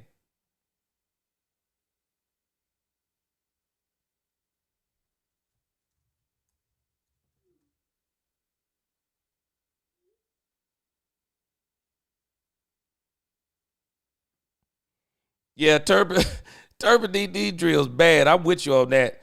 But again, you know, Turpin, you know, we're not getting him for wide receiver. That's extra. Wide receiver is extra for us on Turpin. We want him as a kick returner. That's why we got Turpin. Want him as a kick returner and a punt returner. He's been setting us up really good. Ty Church, he says, I'm enjoying this with your commentary, G. Appreciate it. Gary said if it wasn't for Dak, the Cowboys would have been in a lot of worse situations over the past few seasons. I agree with you. He said, Cowboy fans, please don't buy into the media narrative about Dak. I've been saying it for years. The media is nasty, especially when it comes to Dak and the Cowboys. Intelligent Savage, that's why I say if we don't do well, the front office is deliberately sabotaging the team. I'm with you, Intelligent. You can't miss. Intelligent Savage, how can you miss? We can't miss. I'm sorry, we can't miss. I will not. This is one draft and even a free agency year. If the Cowboys fail, I'm blaming it all on the front office. I mean, it's even when you look in free agency and the draft this year for the Cowboys, when you look at everything they need, this is the perfect storm for them to get this team ready to gel this season. And then in 2026, you get to make one of the most ferocious runs you've ever made since we've had Jerry Jones. We literally get to see. So for me, this is how I'm looking at this year. If anybody remembers kind of what happened with Jimmy, they all come in, I'm thinking it's 89. They start getting the players.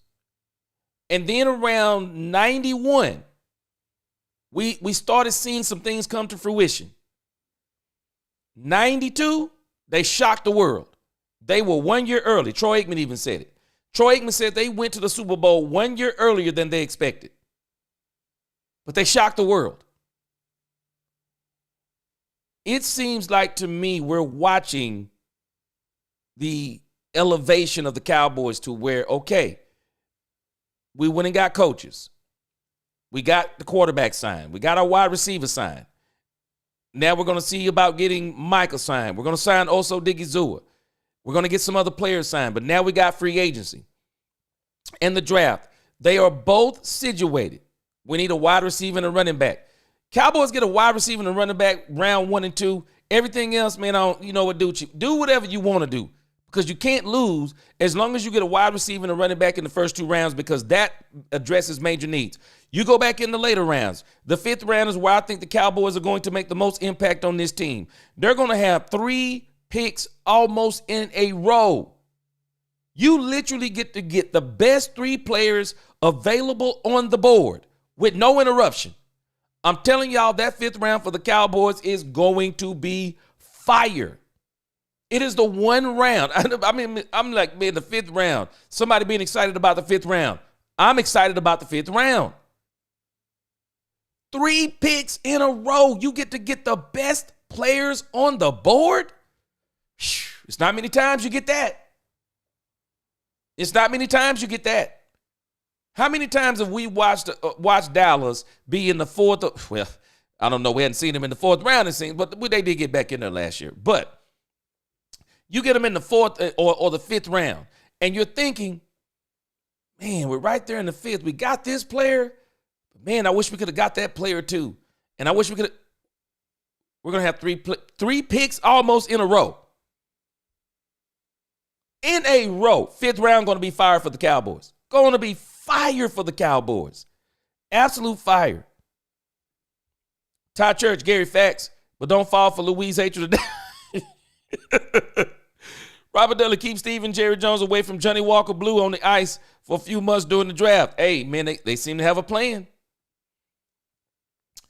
Todd Church, Luther's nice, G. You gotta watch film on him. What I'm gonna have to do is go back to 2023. Okay, I'm up on game now. All right, we got a caller. We're gonna let them get some talking in. Let's see what we got.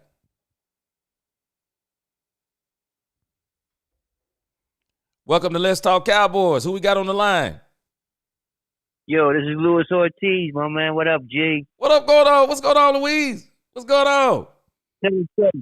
Drop some bombs on us. Man. Drop some knowledge on us. I don't ever call in, man, to any of these stations, but I need to know why you so down on Rico when knowing that the only best 3 backs that came out of the draft in the last 2 years was Bucky Irvin, Bijan, and Gibbs.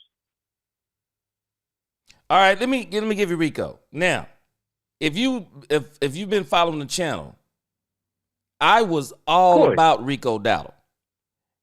And I like Rico, but I saw what I needed to see. I'm not down on Rico. I'm on both sides of the fence. Hear what I'm saying? No, I hear that, but still, to me, that's like wishy-washy to me, bro. Hold on. For real, either you're on my side or you're not. Let me give you both sides. The thing that I noticed about Rico Dowdle, we didn't see the home run hit. He can get you the 10, the 12, the 15. Well, what happens when he gets beyond the line? Because we saw he got some 12-yard runs. He got some 15-yard runs. But when he gets in that open field, is he the type of running back that you know he's outrunning the whole secondary? Nah, I can't say that. But you know what? Does it really matter if he gets you a first down and keeps the fucking ball moving? Okay, so let's answer that part. I'm willing to keep Rico Dowdle, but the question you got to answer next, at what price? I'm saying what I said earlier, I put it in type, but I don't know if you read it or not. Me personally, if it was my damn team, I'm taking Chubb and Rico at the same price. And I'm putting Lupke as a lead fullback. That way you got one strength power back behind Lupke. He can chip. Let's just say Eagles do get Myles Garrett. Please don't say that. Let's just say that. Don't say it. Let's just say that. Let's just say that. Let's say Eagles do get Myles Garrett. Who are you going to have to chip Myles Garrett? You understand? So I put Lupke as a fullback. Yeah. Have him chip Myles Garrett. Then you still have a power back running behind them. Still Lupke, chipping Myles Garrett. Then you still have Rico or even a young buck that's fast. Yeah. Now if we get Genty, Henderson, Hampton, any one of them three behind a fullback and go back to old 90s damn football like we used to do, we are dangerous. Now let me answer Hunter Lipke. Now I mentioned Hunter Lipke early in the season, and I said the same thing. I would like to see the Cowboys go back to a split backfield sometimes in I formation. Yes. Because when you look at Emmitt Smith with Darryl Johnston, people do not understand how dangerous they were. They were dangerous. Thank you. They were dangerous. That's exactly what I'm trying to say. What do you think the Eagles did last year? They did exactly our formula from the 90s. Yeah. They had two good receivers, a power running back, but they didn't have the fullback. They didn't need the fullback with Saquon, to be honest. Not to mention the offensive line. I mean, not as good as I was in the 90s, but it was the Dallas Cowboy formula. But I'm telling, that's what we need to get back to. That's the reason for my phone call. Because I'm like, Dowdle, he only played half the damn season. He didn't even play a full season and got over 1,000. Well, keep this in mind too. He also got over 1,000, and they didn't even in the first half of the season. They were barely giving him the ball 15 times. That's what I'm trying to tell you. And Bucky Irvin played the whole season. Now and he only got 1,100. So why are you throwing out Rico? I'm not throwing Rico out. Now the question still becomes with Rico, 28 years old. Now if he can come back for $2.5 million, somewhere in that range, I say you bring him back as the 1-2 punch. He's probably not the one. He starts out as the one. You bring in a rookie who's a home run hitter. Because if you're going to bring back Rico Dowdle, now you have to get a home run hitter. You got to get a guy that the moment he breaks past the line, he can make one guy miss and go to the crib. You got to get another guy. Again, you got to look at all the rookies that we played over the last 3 to 4 years and how many of them actually hit. 1 last year, 2 in 2023. I can't even say how many in 2022. Yeah. But actually, Rico was undrafted. Yeah. He wasn't even drafted. Yeah. Rico was a good find for him. Yards. But he's still getting 1,000 yards. Yeah. Now, I'm on the You other feel side me? of this too. You got people that are drafted. Look at what the hell was his name? Brooks. Brooks got 9 carries for like what, 27 yards or some shit. No, wait. Let me ask you this. And he was one of the number 1 backs last year. So let me ask you this though. Now let's go to the other side of this. If you're Rico Dowdle, not the Cowboys, if you're Rico Dowdle, do you just take the deal that the Cowboys are going to offer you, or do you test free agency? That I don't know. That depends on how bad I still want to be a Cowboy and where that money is going to come from and what team I'm going to go to. Yeah. Because Cleveland can offer me fucking $20 million. Do you think I'm going there? No. I would never go to Cleveland. Exactly. Never go to Cleveland. So it doesn't matter what they offer you. It matters where you're going to go. It matters what your success is going to be. Yeah. Now, You feel me? I'm awake said that Philly, he want Philly to take Rico Dowdle. They say he want Philly to take I him. know that. And that's why, and that's part of the reason for this fucking damn phone call too, bro. I like I'm awake. But no, he's not coming to you, brother. Yeah. He's not coming to you, brother. You put Rico behind fucking Saquon, forget it, bro. Yeah. You know what? I'll tell you this. I will not be mad if they bring Rico back. I've already said that because I was a Rico advocate because I couldn't understand why they were doing the whole split the running back by committee. Rico Dowdle was, and this is nothing against Zeke. Zeke is just not what he used to be, and the Cowboys used him wrong. But Rico Dowdle was head and shoulders the best running back on the team. He should have been starting from the beginning. I think we win some of those games if he's starting. Listen, we owed Zeke $8 million on a kick the can deal. That's why we brought him back. Yeah. And that's why basically Jerry wanted to get his money out of him. Yeah. And I think Zeke liked it. That's what happened that first half of the year. He was like, all right, I got to pay you $8 million no matter what, whether you come here or not. And plus the little change that we're going to give you for this year. Yeah. But yeah, you're going to work for it. You're not going to sit on the bench. I think That's Jerry the liked reason him why too. Zeke was it. Yeah, I think Jerry liked Zeke too. He liked Zeke.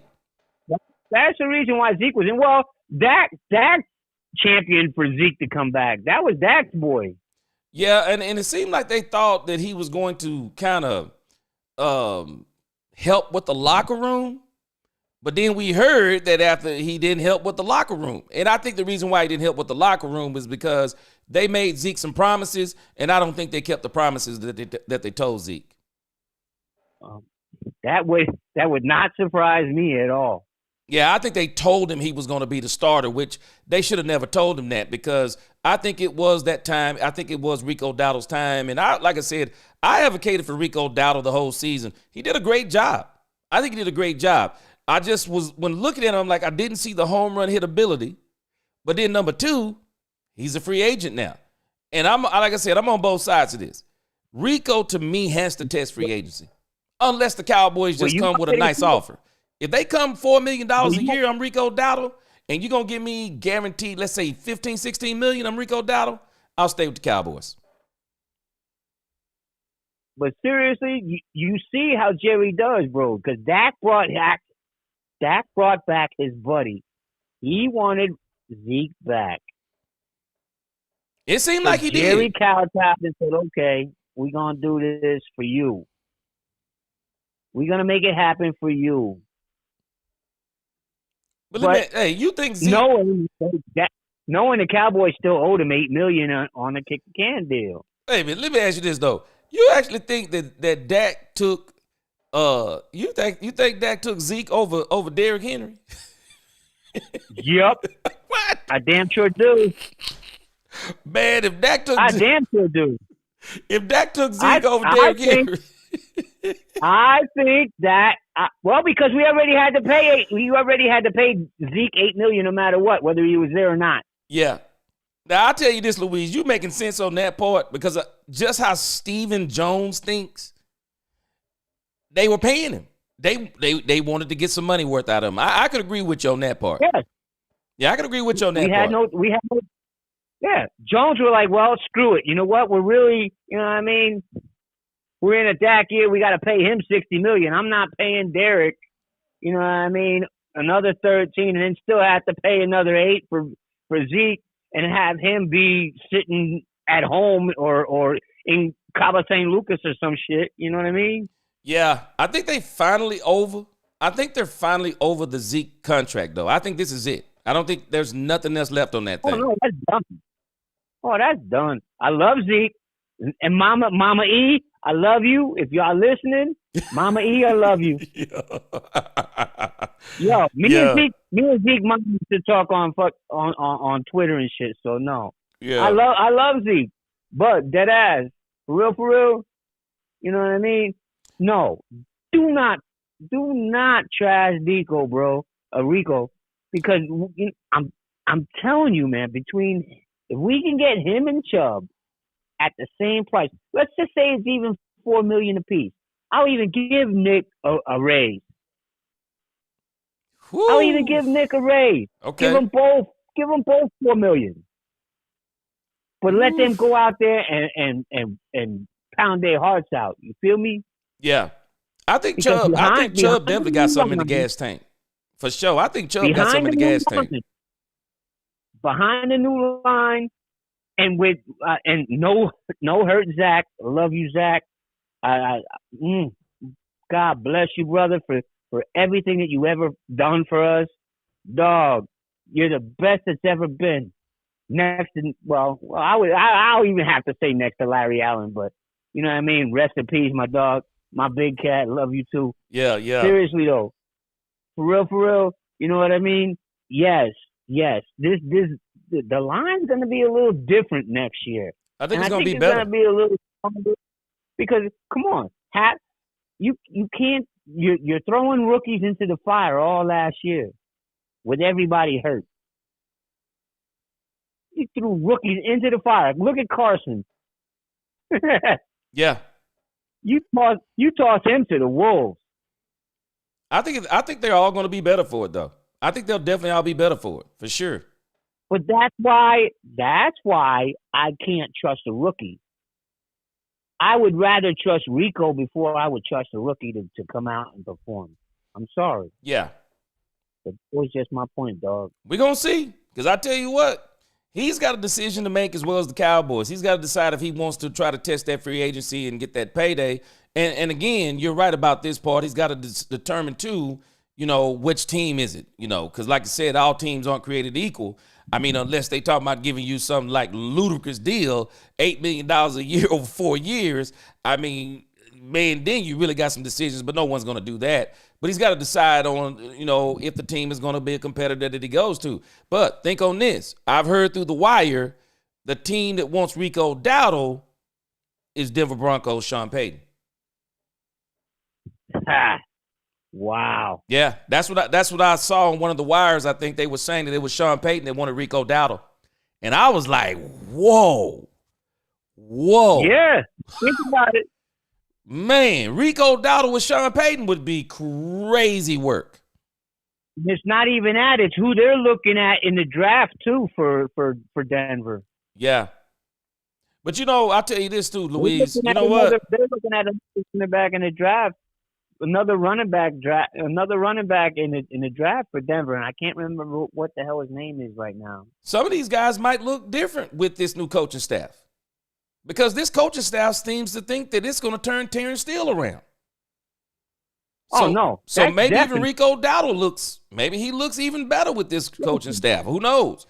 This coaching staff seems to think they can turn these players around. That shit with Steele was definite because Steele has a definite run game. That's automatic. That's not what he's lacking at. He's lacking at his pass rush. Yeah, he's getting folks killed out there. That's what's trying. Yeah, that's what's a little bit trying. But they're gonna work on that. So guess what? It's okay. Just like Tyler Guyton, his holding. They're gonna work on that. And I think I think Guyton's problem was his feet. That's the only thing I think with Guyton. Guyton's got the power. I just think it was his feet. I think it was the fact that he couldn't adjust to the speed that was coming in and couldn't block the hands.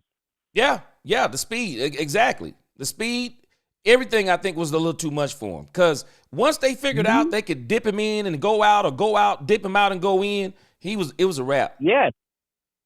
Yeah, it was a wrap. Well, I don't know if I should say this live though, because I gave some shot. I tried to send Shotty some stuff on X to try to help.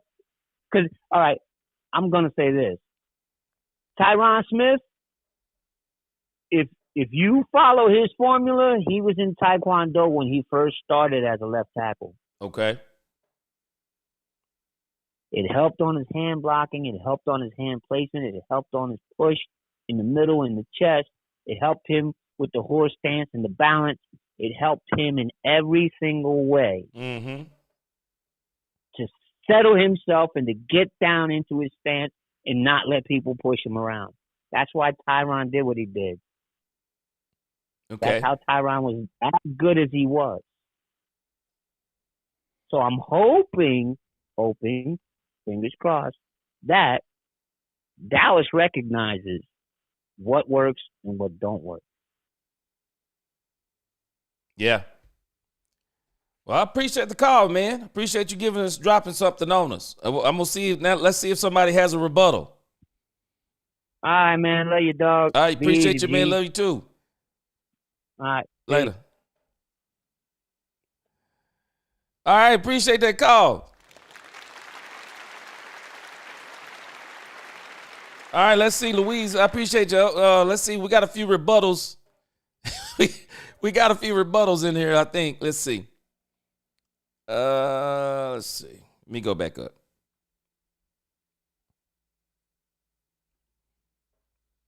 Ty Church. He says, tell Rico to prove he can stay healthy, and he's 28 years old. You know what? I guarantee you there are going to be some people that's going to look at that. They're going to look at that for sure, Ty Church.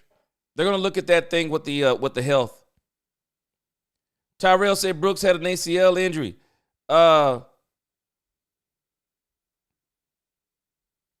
Robert Dudley said, can he hit a 40 or 35-yard runs? See, that was the issue for me with Rico Dowdle. Now, anybody who watched the channel know I was an advocate for Rico Dowdle. But again, the thing that I missed with Rico Dowdle, and the thing the Cowboys have got to get, the running back they get, they can't just get running backs who grind it out. That's good. But you also need the running back who's a threat to hit a home run. He changes the way teams scheme when he can hit a home run. And that's why, for me, this guy, Travion Henderson, would be a great back for the Cowboys because of the speed, the moves, all of those things in space. I think he would be great for the Cowboys.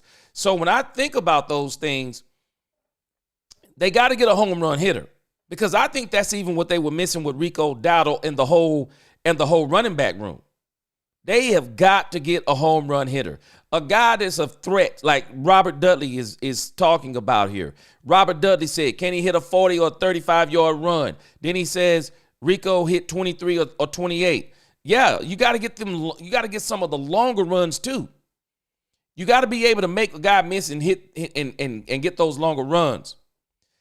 Intelligent Savage, he says wear and tear at this point may be setting in on Rico, and Rico do have the home run speed to get going when it's there. Okay, I've seen enough of Rico to know what he is.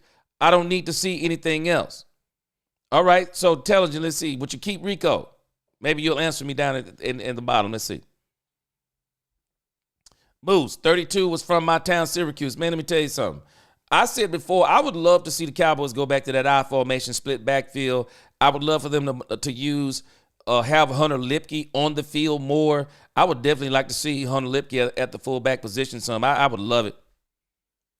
Intelligent, he said, I'm kicking all except Hunter at running back out and straight going shopping for running back with at least 2 in the NFL 2025 draft. I got to get 2. That's where I am. I'm going to get me 2 running backs in this draft. Why? Because I'm building up for a 4-year run with Dak Prescott. So I'm going to get me 2 young running backs, and I'm going to lock down that room. I'm locking down my running back room. So I'm going to get those 2, and then someone else can be interchangeable in there. on a 1 year or a 2 year deal. But I want to lock down my locker room right now for the next 4 years with the running backs that I'm rolling with. This is why I'm getting to. Nick Chubb for me, I think Nick Chubb is going to be a bargain pick for somebody. And if the Cowboys can get him, I would absolutely love it. He'll be great for the Cowboys. Now, again, with Rico Dowdle, I mean, I'm not going to tear up and throw an old TV out the window if Rico gets brought back. But I for me, Rico Dowdle, I just think you can replace that. Louise, sorry, but I think you can replace that in the draft, especially if you get a better run game. I think they need a home run hitter. But again, I'm not going to be mad if they bring back Rico Dowdle, but I think the Cowboys need to be careful because all of this signing their own stuff, I mean, let's be careful with signing our own. I mean, we might be signing a little too much of our own. Chubb has had ACL injuries. Yeah, but he was pretty productive this year. If Rico want more than $6 million per year, I'm passing on him. Man, if he want more than $4 million per year, Freddie, I'm passing on him. I'm not giving him 4. Man, this joker high drunk, but Cowboys running back ever was Tony Dorsett. Woo, boy. Man, Tony Dorsett. Tony Dorsett was an absolute monster. Absolute monster, man. I saw a documentary on him the other day, Freddie, and they was talking about Tony Dorsett's top speed. They went back and checked tape on this man's top speed, and they're saying that Tony Dorsett would have been one of the top speed running backs in the league right now. Yet Tony was different, bro. Yeah, Genty would definitely instantly. I think there are about 3 running backs that would instantly start over Rico. I think Genty, Hampton, Henderson immediately start, and maybe even Judkins too. They would immediately start over Rico. Intelligence said, man, someone who wants to down Rico Hill and running back is wild for me. I can't. Yeah. Yeah, I tell you, man, I'm letting Rico roll. I'm letting Rico go. But I'll tell you this. But Rico got to, other side of this, Rico got to make his own mind up too. Man, Rico got to go and get his money. Rico is 28, man. He got to go get his money. Go get your money. You got to go see if there's somebody that's willing to give you money. And then if not, then you come back to the Cowboys. Yeah, he can't even be close to $6 million. He can't even be $4 million, Todd Church. That's way too much. Man, we wouldn't even barely, Nah, we can't do that. We cannot do that. Yeah, $2 or $3 million. That's about it right there. I think you have to do him for about $2 to $3 million, for sure. Genty is the number 2 college running back of all time in a single season, and many of you are talking like he's Joe Average. Oh, no. Genty not average. That's for sure. Now, we ain't going to even say that about Ashton Genty. He is not average, for sure. But I'll tell you this, Ron, he is not average. But if I got T-Mac right there, I got to get T-Mac. T-Mac, because the wide receiver spot to me is harder to fill. The running back, we got plenty of them in this draft. George Riley, what's going on? He said, I've been saying for years that the linemen should take martial arts for hand coordination. Yeah, that's a good idea by Louise right there. That was a good idea by Lewis. Wrestlers make great old linemen. Yeah, that'd be good too. Dylan Gabriel is good at quarterback, but his size will run most off, but he's a good quarterback. I'm really interested to see if the Cowboys actually do get a quarterback, because the reason being, my question is this. According to Stephen Jones, the reason why they need a quarterback, let's think on this. The reason why they need a quarterback is they don't know the market for Cooper Rush. And our boy turned us down. His name is slipping me right now. But our boy turned us down, who we gave up the 4th round draft pick for. Y'all forgive me if I didn't have to say it, I would have known his name because I've always said his name. But he turned us down. So the problem is, since he turned us down, but what if he doesn't? What if he doesn't get picked up? What if he does not get picked up? Trey Lance. What if Trey Lance doesn't get picked up? What if Cooper Rush doesn't get picked up? What if neither one of them gets picked up in free agency? If neither one of them gets picked up in free agency, I got a strange feeling the Cowboys are going to bring one of them back. It won't be both, but they'll bring one of them back. And I think if the Cowboys had their choice, I think they're in love with the skill set of one Trey Lance. If Trey Lance doesn't get picked up in free agency, I'm going to have a hard time believing the Cowboys are going to draft a quarterback. I think they'll bring Trey Lance back. No doubt about it for me. Y'all tell me what you think. But if Trey Lance don't get picked up, I think they'll bring him back. Cooper Rush, I actually think they want Trey Lance over Cooper Rush.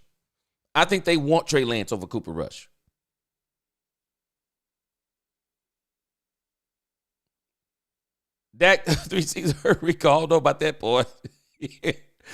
Rico gonna be a ragdoll doll for Birds defense. We need size in every department. Sorry. See. He said you take out Dylan Sampson and Phil G. He nice. Yeah, let me make sure I write these down so I can go back and look at some of these.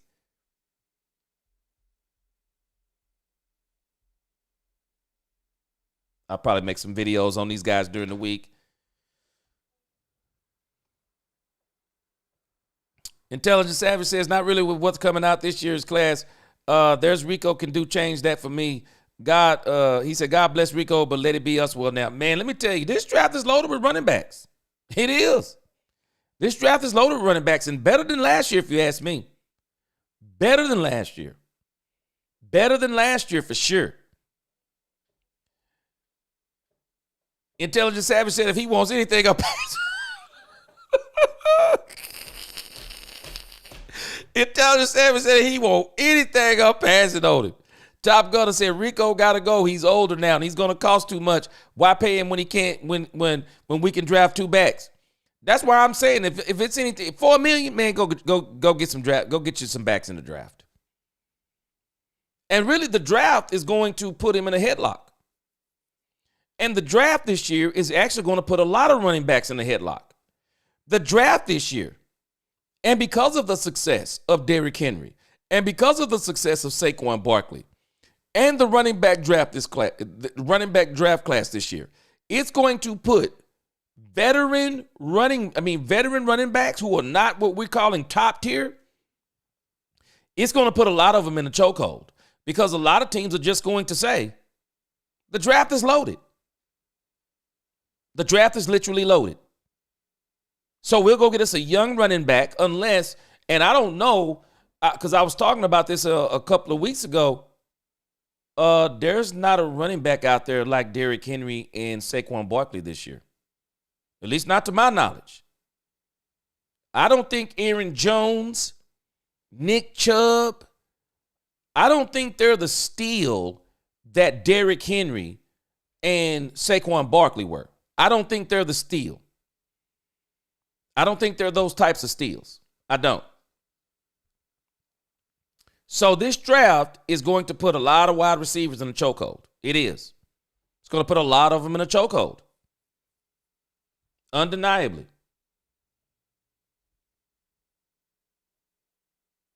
All right, guys, we got these quarterbacks up. What do y'all think about Will Howard for Ohio State?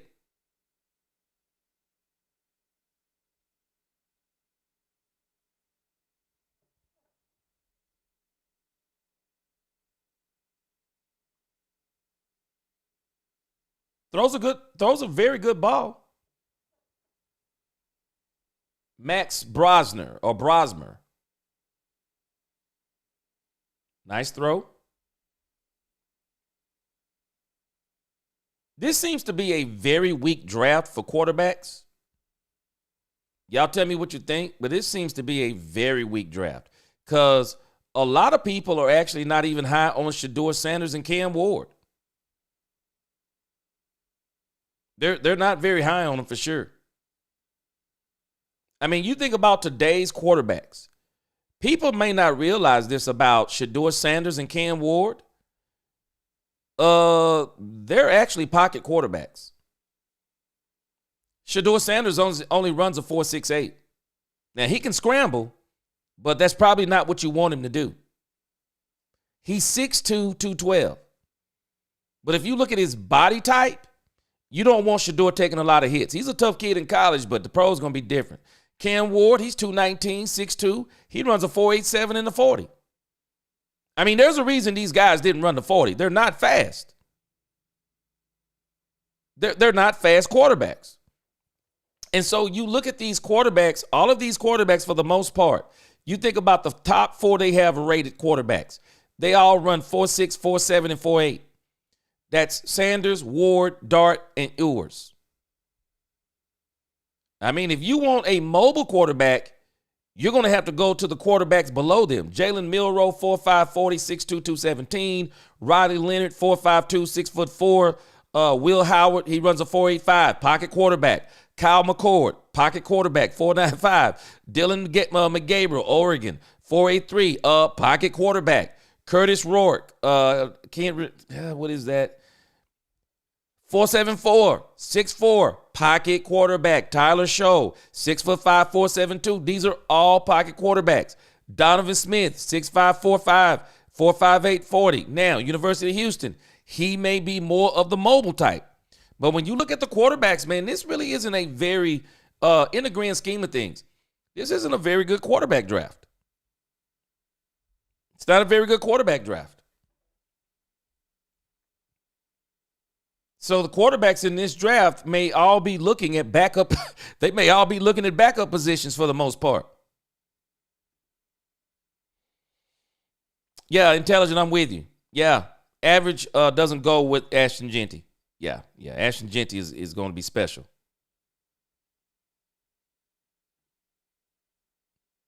Yeah, these guys are probably going to be backups for the most part. And they better put weapons around one Shedeur Sanders. They better put weapons around Shedeur Sanders. And any of these quarterbacks coming in, they all need weapons.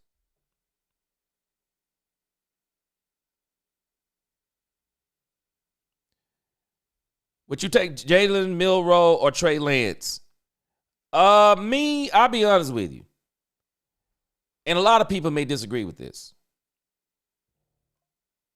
Because this quarterback draft to me just isn't that good, I'm taking Trey Lance over these guys. I'm taking Trey Lance over these guys. I'm just taking Trey Lance over these guys. I mean, at the quarterback position, I mean, Shedeur, Cam Ward, Jackson Dart, he's number 3. I'm not taking Ewers over Trey Lance. Jalen Milroe, might consider it. Got some of the same types of qualities that Trey Lance has. And Jalen Milroe may actually be a steal in this draft. I'm telling you, Jalen Milroe. A lot of people were down on this kid in college. I think he's still got a very high ceiling. But, you know, these other guys, I'm not really familiar with Riley Leonard, but some of these other guys, short of those top 4 or 5 guys, really the top 4, I'm just not taking Ewers over. I'm not taking him over Trey Lance. Past Jalen Milroe, man, I might be willing to bring in Trey Lance and kick the tires. I'm serious. Because these guys, right, I mean, you look at everybody beyond them, but you look at everybody beyond Milroe. They're backups. They're literally backups.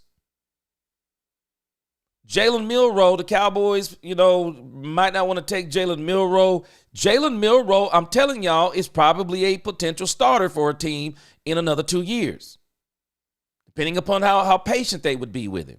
But for me, beyond Jalen Milroe, man, I'm taking Trey Lance all day long. I'm taking Trey Lance all day long. I am. Taking Trey Lance. He's already been a pro. He's worked with Dak Prescott. Trey Lance is going to continue. I'm telling you, he's going to continue to work. I just think he needs reps. It all depends on the team. I'm taking Trey Lance.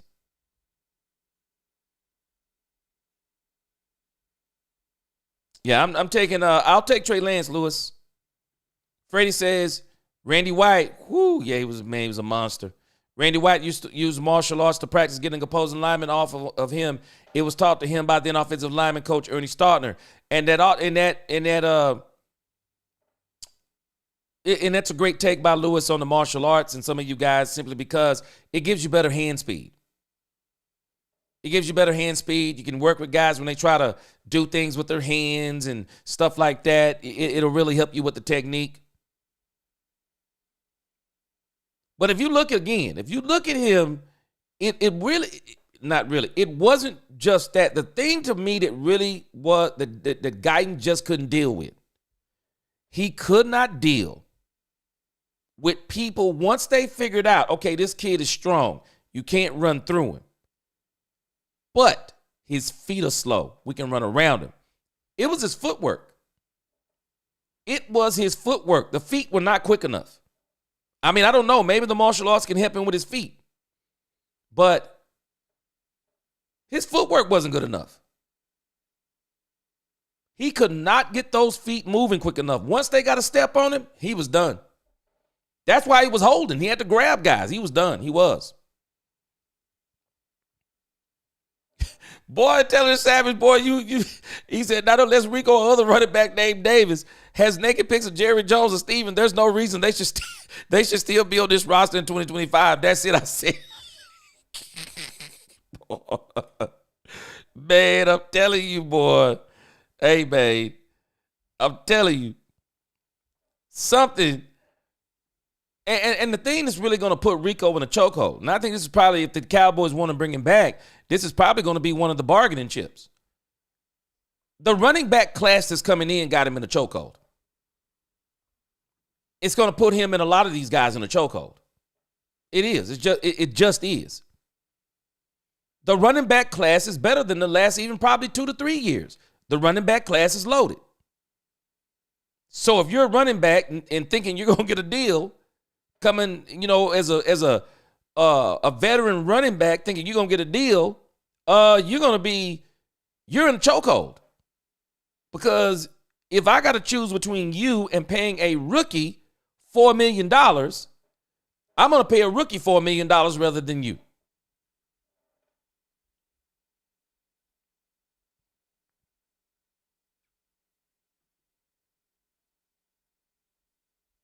Top Gunner, yep.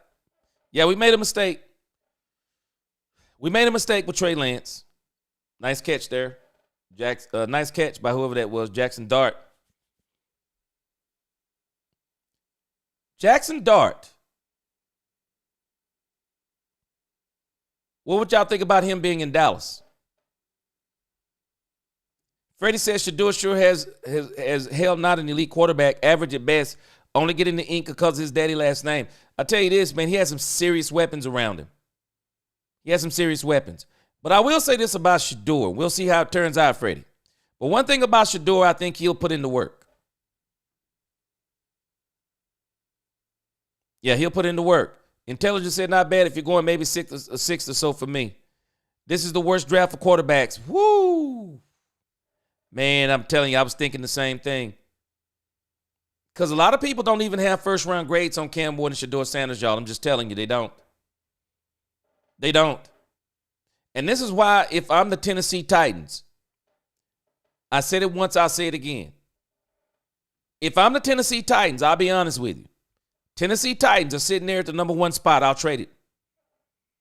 I'll trade it in a heartbeat. Who wants it? Anybody wants it, I'll trade it. I'll trade it. I'm being honest with New York Giants. They're probably going to do it, but I wouldn't. I wouldn't take Shador Sanders. I wouldn't take Shador Sanders at 3. They're going to do it, but I wouldn't. I wouldn't take Shador Sanders at 3. I'm going to get Travis Hunter. He's a generational talent. If I'm them, I'd get me Travis Hunter. Better yet, if I'm the New York Giants, I'll trade back. I'm not wishing this on our Cowboys, but if I'm the New York Giants, I trade back with the Raiders. The Raiders want Shador Sanders. I think Tom Brady wants to bring Deion Sanders into the Las Vegas Raiders. He wants Shador Sanders. If I'm the Tennessee Titans, I'll trade the number 1. If I'm the New York Giants, I'll trade the number 1. If I'm the Cleveland Browns, I'm probably going to stay where I am and still get Abdul Carter. But if I'm the Tennessee Titans or the New York Giants, I'm taking Travis Hunter over both of these quarterbacks. I am. Because I would rather go get Sam Darnold for 1 year. I mean, this quarterback draft is not good. I'll go get Sam Darnold for 1 year.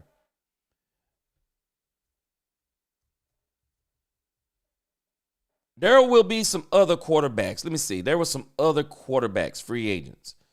There are just other quarterbacks that if I'm in this draft and if I really want to make my team better, well, quarterback is not where I'm going in this draft. I'm just being honest. And that's nothing against Shador and Cam Ward. I'm just not doing quarterback in this draft. I'm not. I'm not doing quarterback. I would rather, in this draft, Sam Darnold is out there. Let me tell you another quarterback that people aren't talking about, but I would literally kick the tires on him too. I would kick the tires on Zach Wilson. They threw Zach Wilson into the fire way too fast. Way too fast. I don't even understand the Zach Wilson. Hadn't even played enough. Threw Zach Wilson into the fire. He's one of these quarterbacks I would take a look at. I'll tell you another one I would look at. Marcus Mariota. Marcus Mariota, to me, is better than people give him credit for. He's still got major wheels on him.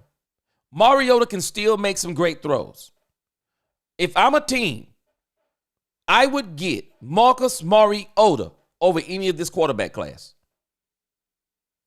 Even if I got to bring him in for 2 years. Hey, Marcus, come on, we'll bring you in for 2 years. Bring you in for 2 years. Let's see what you do. Jameis Winston. I'd bring in Jameis Winston. I tell you this, though, about Jameis Winston. Jameis Winston is going to have a career in broadcasting. Jameis Winston is too funny, man. I'm sorry.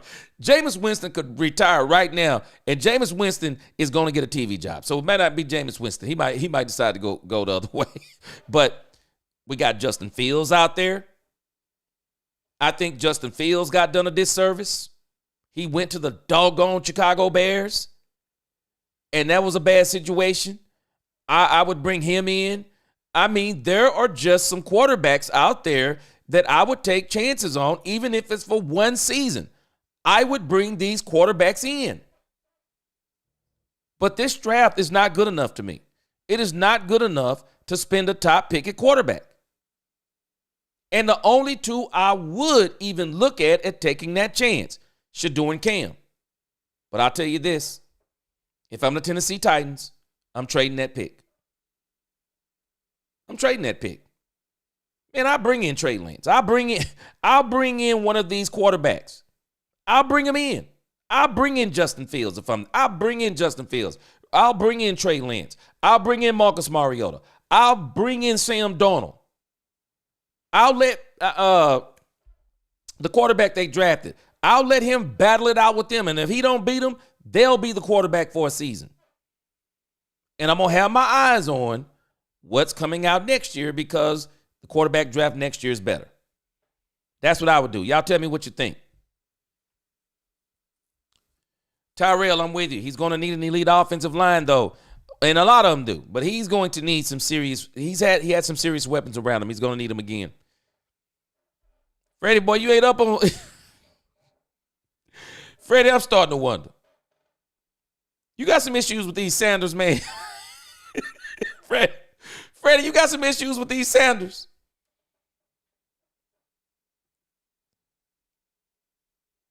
Shador is going to be good, but I got to see what he's doing. I got to see what he's doing with some weapons around him. Shador will fail in the pros. I don't think he's going to fail. Intelligent Savage says, I hate to say it, I agree. He said, Trey Lance before what's out there.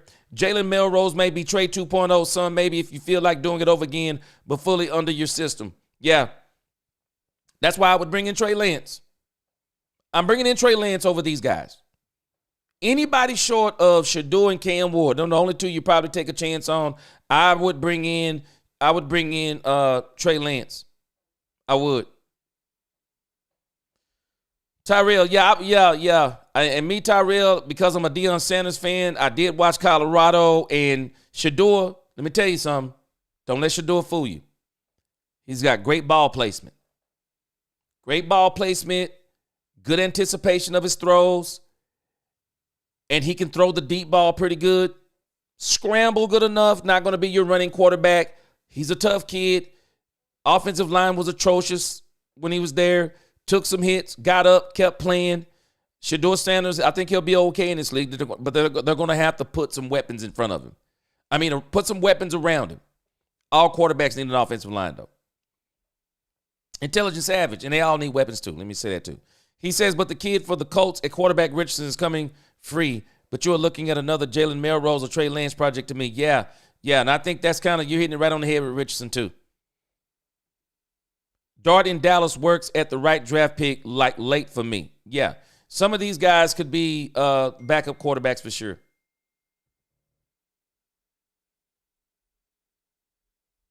Yeah, for sure.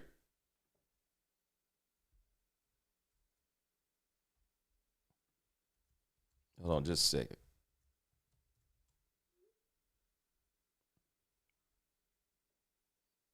Gregory Riley, he says, not sure how true this is. I keep seeing rumors. Cowboys talking to Tennessee about moving up to number 1 pick. I mean, I'm telling you, man, Tennessee wants to give it away, and I don't blame them. I wouldn't want to do Cam Ward. I'm just being honest with you. I mean, again, when I look at this list, I'd bring in Sam Darnold first. I would bring in Sam Darnold. Somebody's probably going to kick the tires on Zach Wilson to see what he is. I would bring in Trey Lance.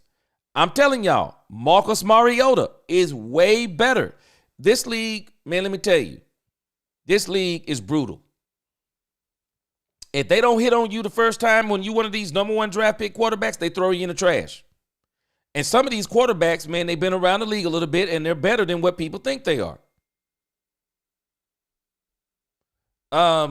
Russell Wilson's going to be out there, even though I think he may wind up with the I think Russell Wilson may wind up with the Oakland Raiders. I mean, the Las Vegas Raiders, which would be strange to me.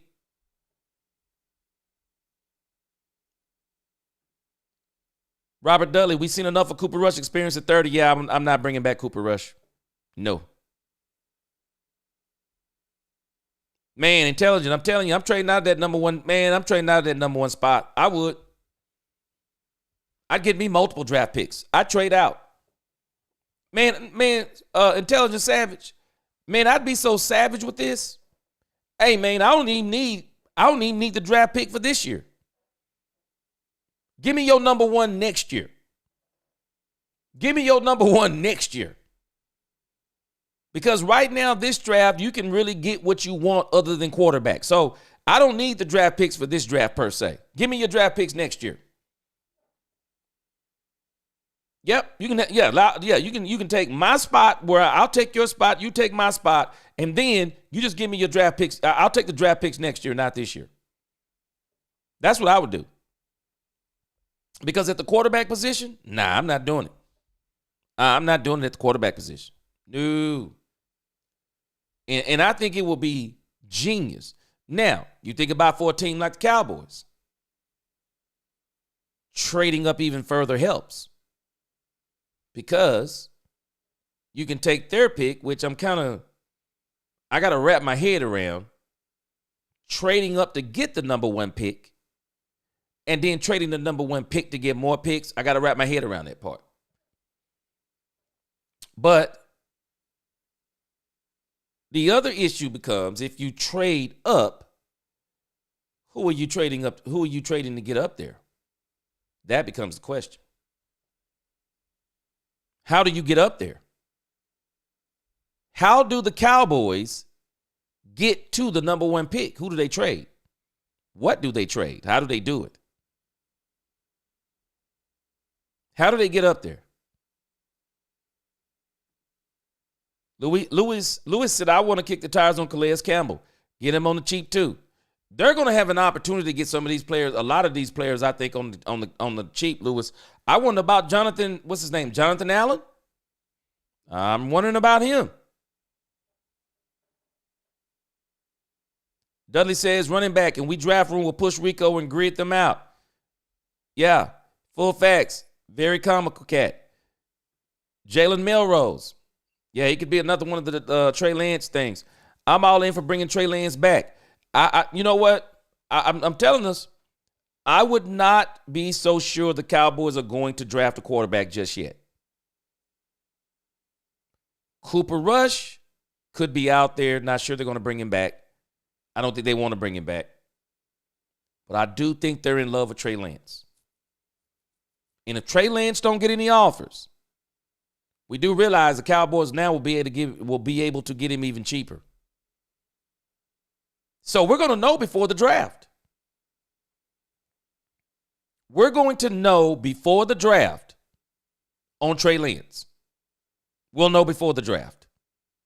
And if nobody wants Trey Lance, I will not be surprised if the Cowboys circle the block again.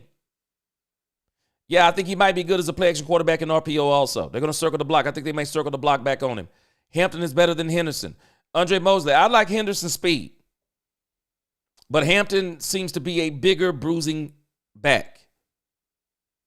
Intelligent Savage, my guess is we're just smoke screening on taking a quarterback in this draft. Or I damn hope they're smoke screening about taking one. Man, I'm with you. I just don't think they need to take one in this draft. It doesn't make sense. It don't make sense to me. I don't think you try and get your quarterback until 2027. Because by then, you will at least get to play him a couple of years before you know if you even want to re-sign him again. You put a quarterback behind Dak Prescott now, you have to take a chance on, do you want to sign him after his deal is up? I don't want to waste a draft pick like that. I would rather do it in 2027. I think there'll just be too many options out there on the market, and you can go out there and get them, and they'll be able to help you win too.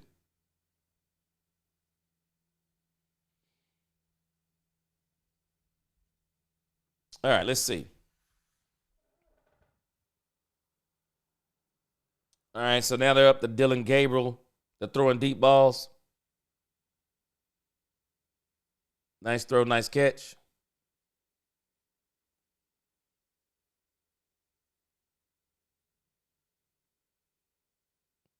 What do y'all think about Dylan Gabriel what do y'all think about Dylan Gabriel?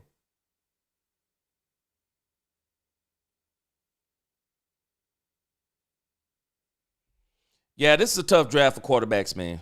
It is. Tyrell wouldn't surprise me. Wouldn't surprise me. I'm with you. It just wouldn't surprise me. It wouldn't. Robert Dudley said, my Giants love SU quarterbacks, Ryan Nassib and Tommy DeVito. Yeah, I think they're actually going to kick this thing on what's the name though? I think they're going to kick this thing on Shador. I think they're going to get Shador Sanders. Luis Ortiz, I'm not looking for Richardson for us. Not at all. All three quarterbacks are the same for me. Yeah.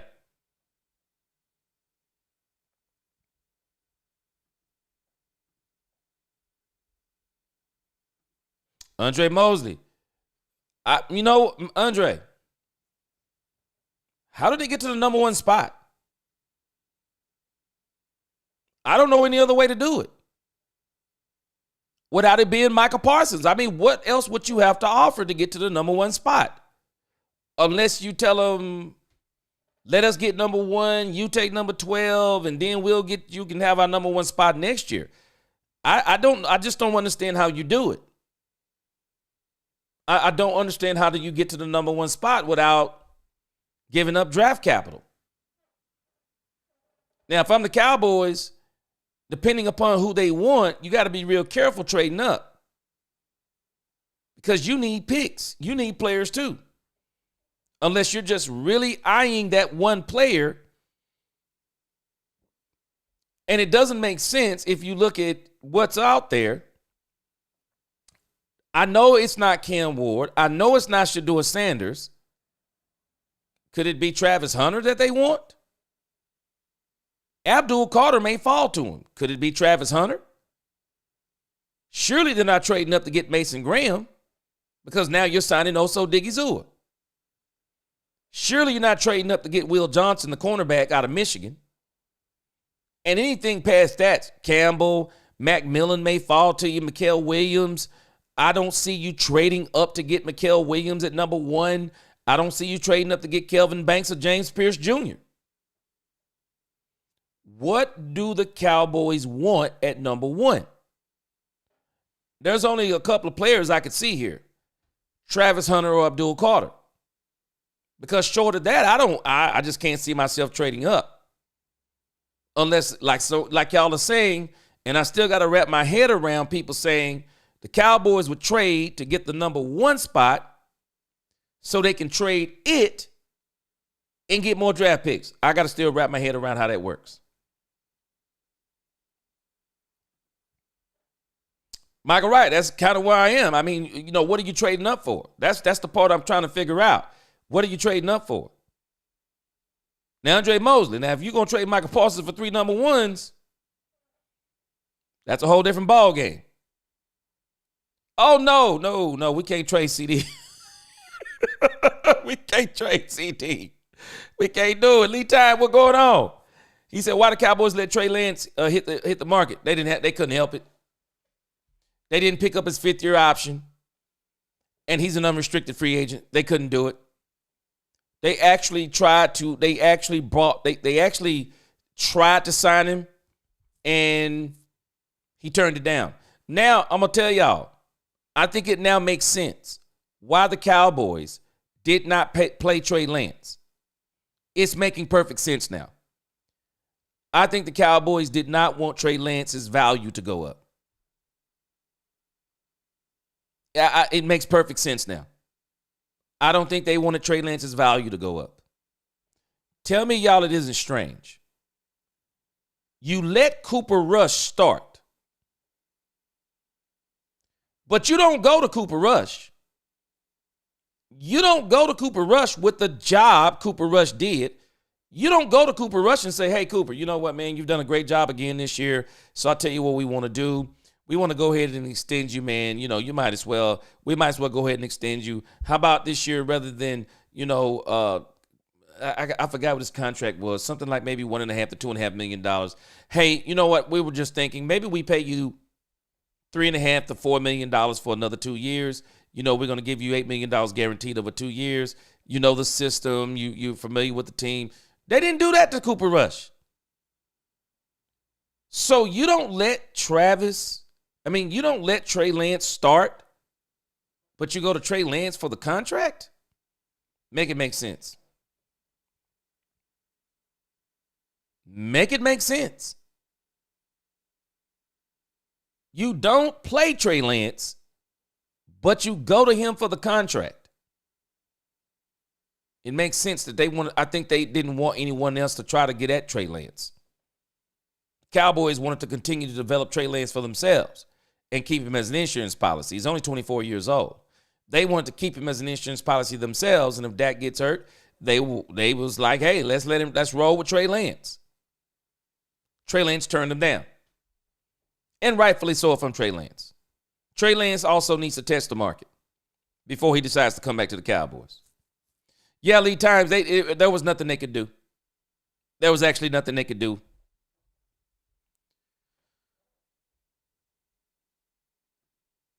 Lewis said, I'm putting $22 million on Washington cap, so nope. Oh, man. Intelligent, he said, full facts. I'm not paying full price on this crop of quarterbacks. Me neither. No way, no how. I'll go out there and get these guys that's been quarterbacks in this league and get them dirt cheap. Robert Dudley, running back and wide receiver is always a vacuum for guys like Rico. And yeah, he's in a chokehold right now. Luis Ortiz, we're not getting Manning in 2027. No. We're not going to get close to Manning. Not even possible. Let me tell y'all something about Manning. Don't get me wrong. Brother looks good. We better be careful, though, crowning these guys too quick. Keep in your mind, college is different than the pros. You're watching quarterbacks in the pros a lot. I mean, in the college field a lot of times. Do we not understand that it's not like the pros? Free agency, veterans, limited ways on how you can supplement your team, salary cap. Keep those 4 things in mind. College is different. NIL has changed everything. Not just NIL, but recruiting. You're watching quarterbacks, especially some of these top quarterbacks. You're watching them in their ideal habitat. Running back on top of running back on top of running back, check. Wide receiver on top of wide receiver, check. Tight ends, check. Lines, check. Defense, check. Cornerbacks. I mean, they're getting the best positions, especially on the top teams. They're getting the best players in all the positions.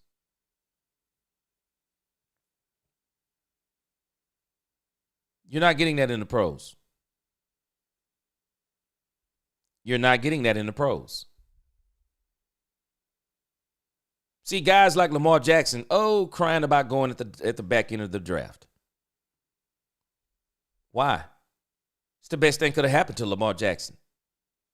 Best thing that happened to Patrick Mahomes, he didn't go number 1. Because if you go number 1, you go into a terrible team. So what? You're going to get the most money. Man, your career may be very limited. You mess around and get on the worst team in the league, you're done after 4 years. You're done. They try to rebuild around you, but maybe they don't get the limited resources. Maybe they traded up to get you. They gave up draft capital.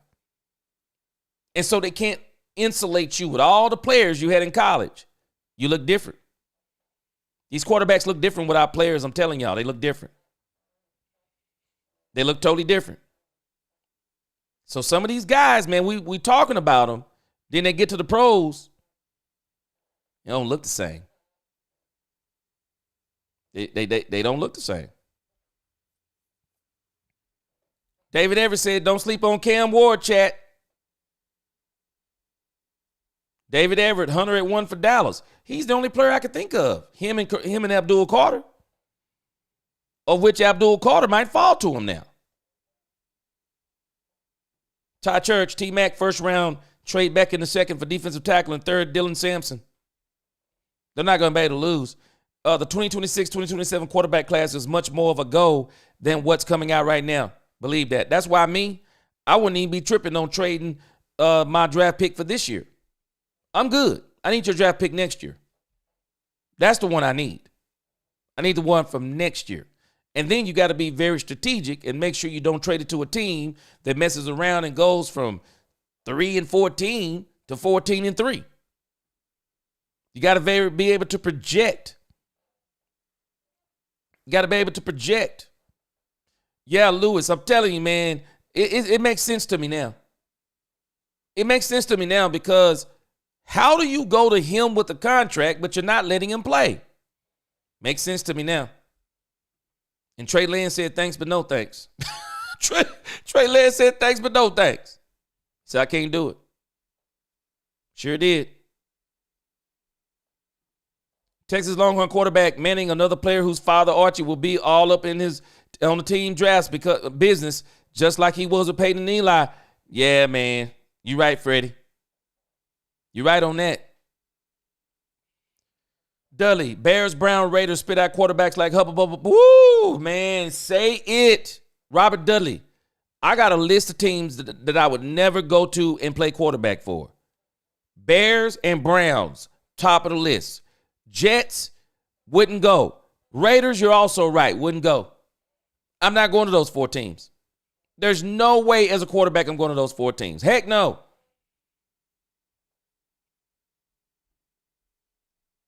Lewis, Gary McKnight asked, have you seen enough of Manning to conclude that he will go that high in the draft?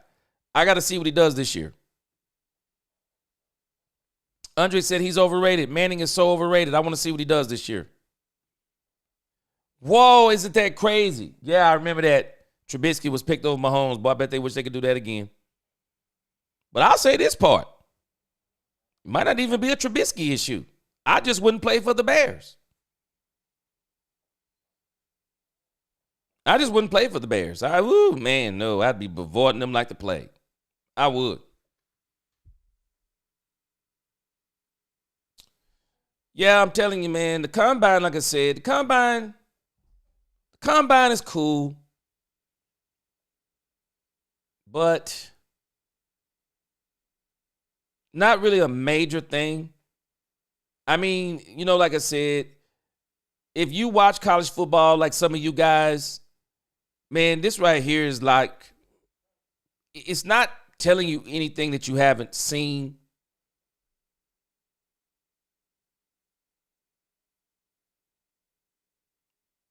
I gotta go look at this Burden kid.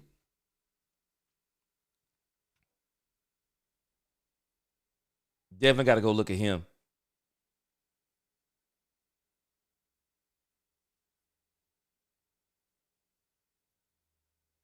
Yeah, I have to go look at him on tape. See what he looks like. But so far, guys, I mean, honestly, hadn't been a lot of fireworks. I mean, if you ask me, hadn't been a lot of fireworks in this thing. Nothing like that. So, we'll see. Like I said, we'll see how it all turns out. But at the end of the day, first things first for the Dallas Cowboys. First things first. We have to get to free agency. Because free agency is going to tell us exactly what we need to be doing in the draft. So we got to get the free agency. That's going to be the key for us as the Cowboys. We got to see what we're doing in the draft. Free agency. We got to get free agency behind us first. Got to get free agency behind us first. So once we get that behind us, I think we're going to know some things. So I'll be excited to see what we do in free agency. Because that's going to give us the rest of our needs. What do we need to be doing? And so, again, for me, hold on a second, I'm multitasking. So for me, I got to see what we do in free agency because that's where the fireworks are for me. Free agency is going to tell us everything we need to know for the Cowboys. And not necessarily everything we need to know, but it's going to tell us a lot. Free agency is going to tell us a lot. And I really need to see what they're doing in free agency.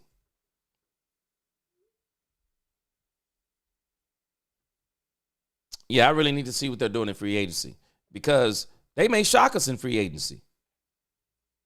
They may shock us. But there are some players. I do want the Cowboys to go in free agency, and I think they need to attack the defense more in free agency. They have to attack the defense because I think that's where you can really get the impact players or is on defense in free agency. You get the impact there. You can get you a linebacker. You can get you a cornerback. And I think we desperately need a cornerback. We better not go into this doggone 2025 season depending upon Trayvon Diggs. I'm already hearing Stephen Jones. I heard Stephen Jones, and then I've heard Michael Parsons already talking dumb stuff. Talking about they fully feel like Trayvon Diggs is going to be able to come back. What? Stop it. We better not go in this doggone season, depending upon Trayvon Diggs, with bone-on-bone action in his knee. We better not do it. We better not do it. We better go in this draft. I'm telling y'all, I would not be opposed to bringing back Stephon Gilmore. I would not be opposed to it. Bring back Gilly. Bring back Gilly. You got to get you a cornerback. I would not mind bringing back Gilly. Go in this free agency. Stephon Gilmore. Go in this free agency. What is his name? Ken Law from the San Francisco 49ers at the linebacker position. I think that's where he played, right? Go in this thing in free agency. Also, Digizua is not enough. Get you someone else. Chase Young. Go get him. You have to. You have to go get him.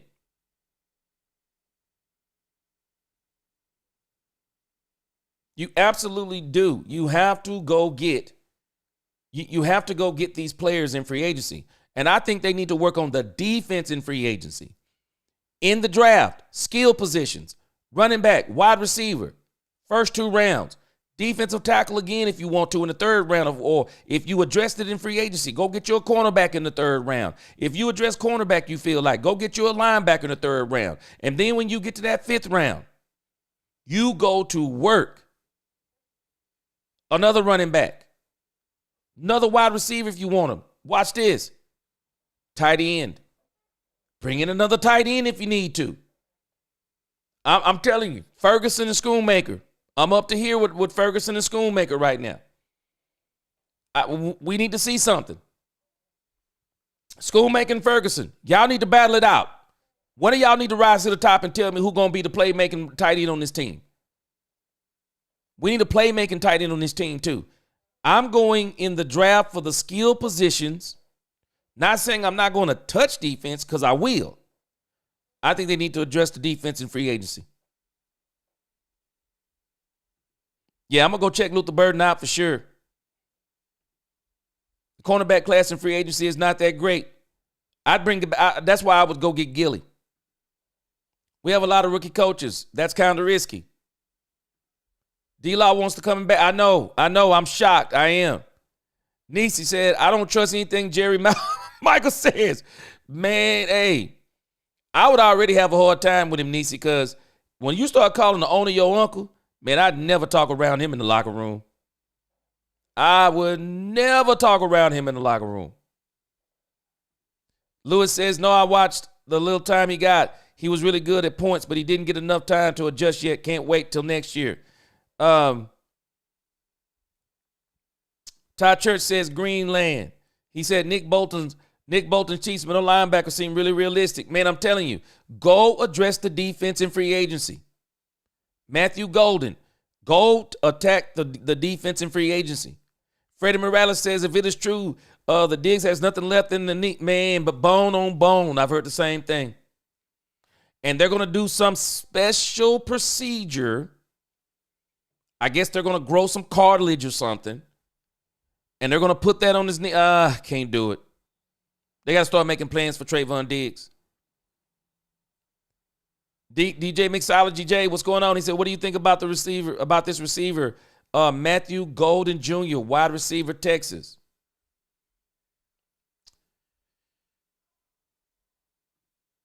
Let me see here. Some of these guys in here, and he may be one of them that's maybe improving his stock. Let me see here. Matthew Golden. What do you think? Third day guy, maybe? I don't see him even ranked on the... I don't even see him ranked. Maybe a back end guy? Correct me if I'm wrong. Lee Time, he says we better draft or find a vet DB or L linebacker because the injuries to Diggs and Overshown can become glaring holes. I'm not replacing Overshown, but I'm replacing Overshown too. I'm replacing Overshown. I want the problem of Overshown coming back fully healthy. I want that problem. That's the exact problem I want. Because if he comes back fully healthy, Overshown is back in my lineup. Bar none. But we got to stop taking chances on these players. And Trayvon Diggs in particular is one of them we can't take a chance on. Chad Wilson, I'm on a marathon right now. I think I'm going to take a break and go get me something to eat and come back.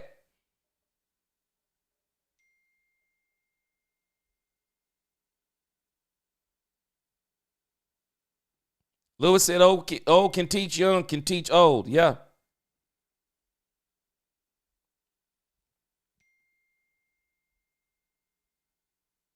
Andre said, go get Rob Gronkowski. You're not talking about Gronkowski, are you? Robert Dudley, I think people are trying to burn down our house by giving CD. Man, we ain't giving CD away. Ain't no way we're giving CD away. And we better not even talk about giving away Michael Parsons unless we talk about three first-round draft picks and a partridge in a pear tree. Gilly might give us $4 or $5 million. Travis Hunter thing with his girlfriend was scaring me, man. Oh, man. I know exactly what you're talking about. Knowing what it came to do to the player, knowing what it can do to the player on the team. This is one of the very reasons why I don't want Stephon Diggs. All this Cardi B nonsense. I just don't want that stuff on the team. Travis Hunter. I'm there with Travis Hunter. Pick him if I'm in the front office or anything. Man, let me tell you something, though. Man, Intelligent Savage, man, watching this dude tape is crazy. Travis Hunter is a freak athlete, man. He's a freak athlete for sure. Joe Martinez, okay, he's top 10. You're talking about the guy from Texas, right? Give me his name again. I was trying to find him on here. Maybe I missed it.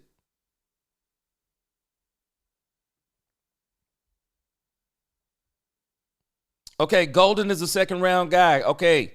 Oh, okay, Golden ran the 4.29. I'm sorry. Forgive me. Matthew Golden. Y'all forgive me. Man, I've been on here 4 hours. Y'all forgive me. Y'all forgive me, man. I've been on here 4 hours. Yeah, Matthew Golden. I mentioned it before. Yeah, Matthew Golden improved his stock. No doubt. I don't know how much you can improve your stock because he was already a number. He's already ranked. Y'all forgive me on that. Matthew Golden is number 2. I'm not really familiar with the name because I haven't been looking at him because I've been looking at who I want. I got to go back and look at some of these other guys. Now, understand this about Matthew Golden. You're a little light, 191 pounds. Probably what y'all think. Slot guy, 5'11", probably a slot guy. He'll be day 2 for sure. No doubt about it. Matthew Golden is a day 2 guy. No doubt about it in my mind. Let me pull something up. Yeah, Matthew Golden, number 2. Day two, easy. Keep playing. Somebody could knock him out at number 1. I mean, in the first round. But he's definitely day 2. Definitely day 2. Yeah, Matthew Golden improved his stock. Man, speed kills every day of the week. Twice on Sunday. Speed kills. I want to look at him on the tape. It says here, NFL offenses will find an immediate deep threat in Matthew Golden, who brings far more than just straight line speed to the table. Yes, sir. Yes, sir. He'll be good too. I'm telling y'all though, at the end of the day, Cowboys can't lose. What if the Cowboys got him?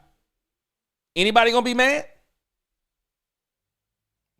I mean, anybody gonna be mad if the Cowboys would have get Matthew Golden? Anybody mad? I mean, I would take McMillan still because I just like the size on McMillan. I like the tape on McMillan. I gotta go back and look. A lot of people are big on Matthew Burden III. I want to go look at some more tape on him. Emeka, I've already said those are the 2 I want. I want either T. McMillan or Emeka Buka. But Matthew Golden, man, speed kills. But I tell you this. If you get Matthew Golden, him and Dak Prescott better start working out next week.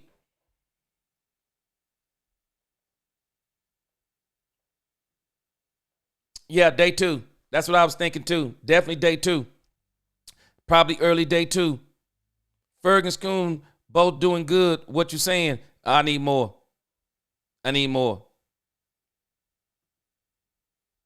Agent Overshown needs to take this time to get healthy. Ice cold. I'd rather him sit out the whole season. Joe Golden isn't a 12th round pick. Okay, I thought we said Matthew Golden. Am I missing something?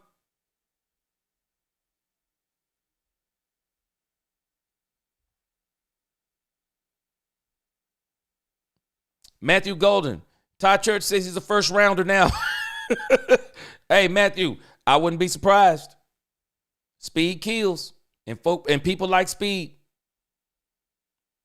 Could sneak up day 2, maybe even day 1 on the right team for Matthew Golden. Yeah, for sure.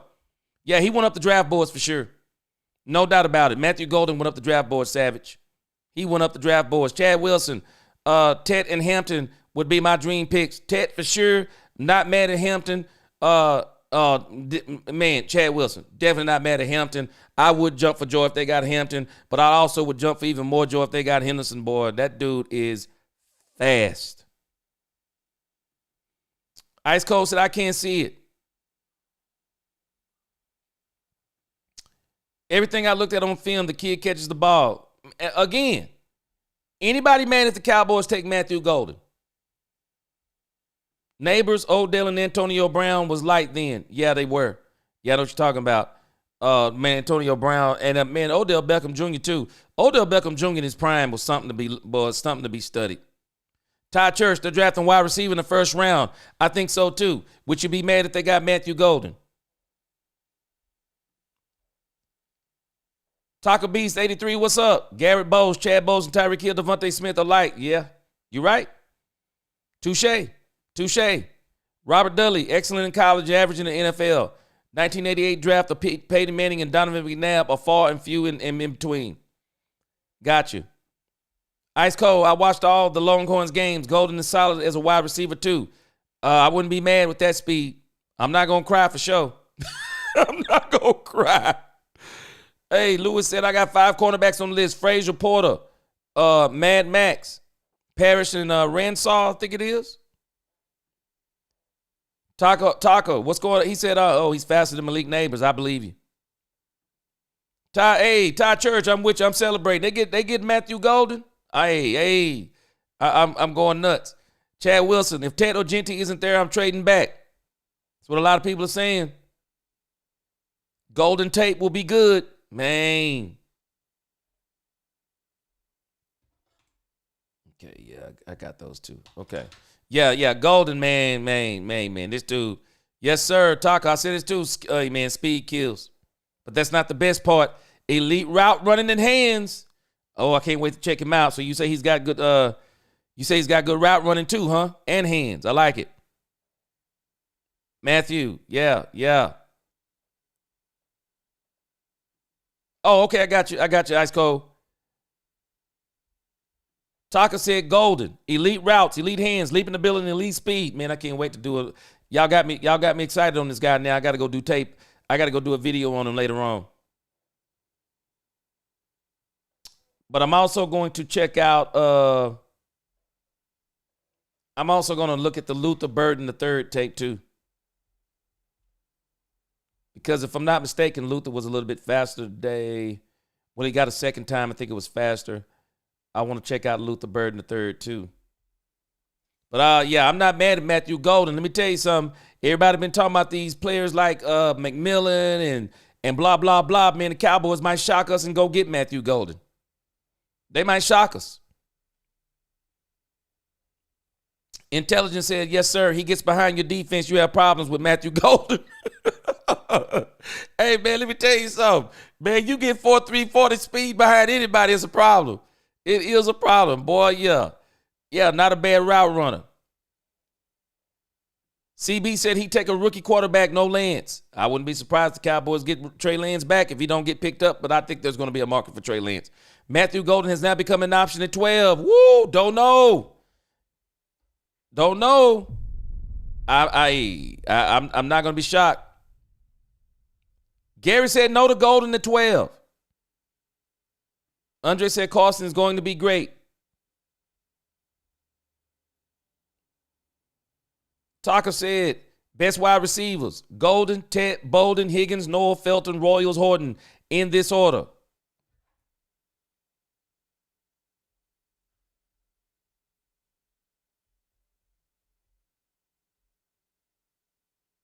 Man, hold on a second now. Man, you don't even have my boy. You don't even have my boy in there. If I'm not mistaken, you don't have a Mecca in there, man. I'm writing down your list. You don't have a Mecca in there, man.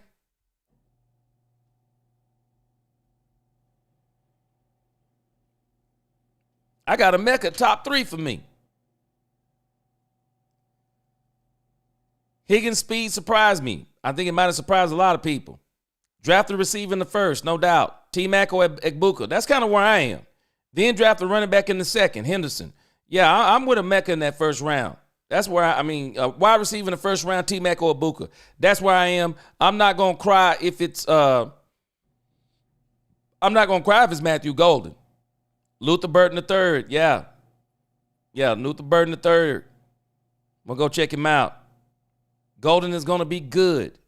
Yeah. See, dangerous, that could work. Man, yeah, they'd be good together, I think. Malik Neighbors ran a 4.41 40-yard dash. He nice, too. DX Mixology said, I asked you were right. He said the Cowboys can get a decent running back at some point in this drought. It doesn't have to be on the first hell around. If Hunter is there, we can get a 2-for-1 player. Yeah, no doubt. I think Isaiah Bond from Texas is going to be good. Yeah. I'm not saying Golden at 12, but Golden is a viable option here. He was my third receiver before that 40. Yeah, man. I bet you he moved up on some people's list. I guarantee you he moved up. Yeah, you know what, Lee Time? And this is one of the places where I'm at right now. Dak seems to struggle with these smaller wide receivers. Because Brandon Cooks it just never caught on. And I think one of the issues, too, is that the Cowboys were using Brandon Cooks in ways that other teams hadn't used him before. For most teams, he was a fly guy. Now, I didn't realize that Brandon Cooks was so small. I didn't realize he was so small. I didn't. And then when I saw him on the Cowboys, I was like, oh, okay, he's one of these types of guys. I think he's a little too small. Taka said, Burden a beast. I got him right behind Golden and Tech. Can't coach. 429. Okay, let's see.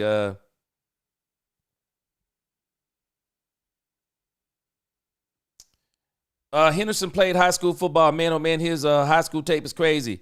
It's two players I would break in to watch their high school tape. Trayvon Henderson and Macho Harris in Virginia. Man, I'm telling you, man, I'm just like this dude Henderson's speed. It's crazy. Emeka's number 5 for me. Okay. His route running is elite, but he is slow on tape. We looked at his tape the other night, man. I like the way he looked. Thought he was fast. If you check out Burden, that's what I got to watch. That's what I got to watch is the 2023 tape. Because when I was looking at the 2024 stuff, I was like, wait a minute, hold on.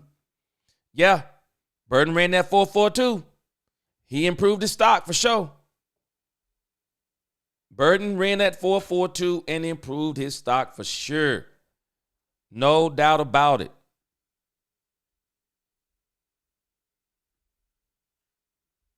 Yeah, no doubt about it on that. But again, guys, Cowboys can't lose, man. If the Cowboys lose in this draft, they want to. There's no other excuse.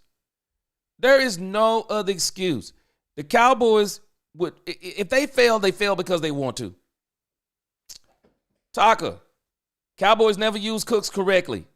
Man, because everywhere he went, everybody used him as a deep threat. We started running them in the West Coast, the Stellis Toast, Mike McCarthy's version of the West Coast offense, and all we was running them on was underneath routes.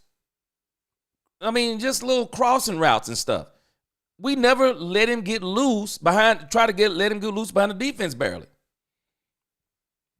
Burden is another Steve Smith to me. Well, I'll tell you this, Gary. If Luther Burden is another Steve Smith, sign me up. Steve Smith was a monster, boy. Steve Smith is a monster wide receiver for the was a monster wide receiver for the Carolina Panthers. And wasn't too shabby when he went to the Baltimore Ravens either. Was not too shabby then. What about them possibly going edge in the first? If they trade up to number 1, that's telling me they want to go edge in the first. Now, we might have another good problem on our hand, Chad. I'll believe it when I see it. But they're also saying that Abdul Carter could drop to the Cowboys at 12. Abdul Carter mess around, drop to the Cowboys at 12. Man, they're going to probably take Abdul Carter. I would not be opposed. There's only one guy I would take as the edge rusher in the first, and that would be Abdul Carter. But short of him, no, nobody else. Johnson, cornerback, first round. Bond, wide receiver, second round. And Scatterbo, running back, third round would be great. Man, I'd probably be disappointed if they went cornerback in the first round. But if they went cornerback in the first round, Trayvon Diggs would literally know his career is over. I mean, Trayvon Diggs would literally know his career is over.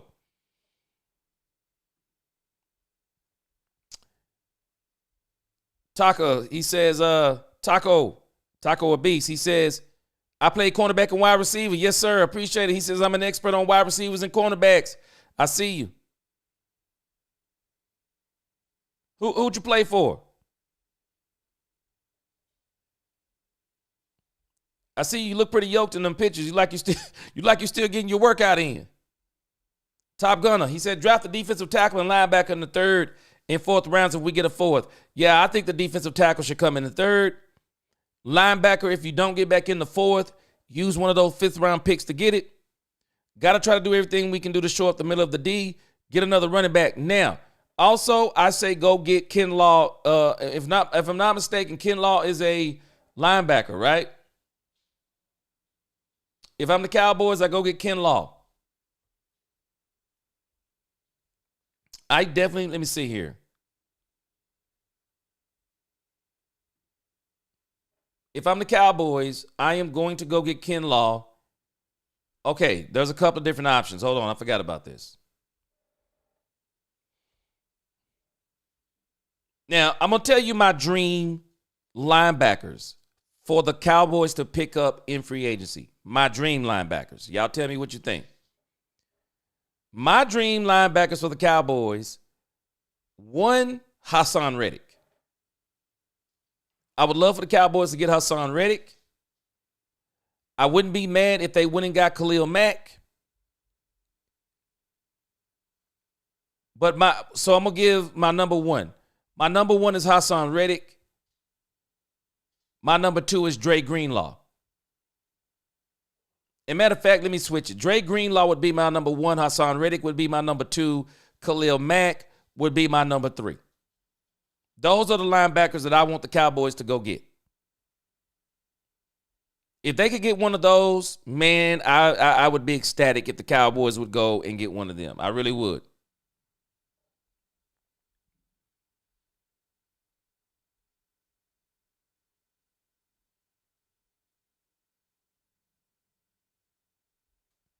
Gary said, would you rather have Parsons and Garrett or Parsons and Abdul Carter?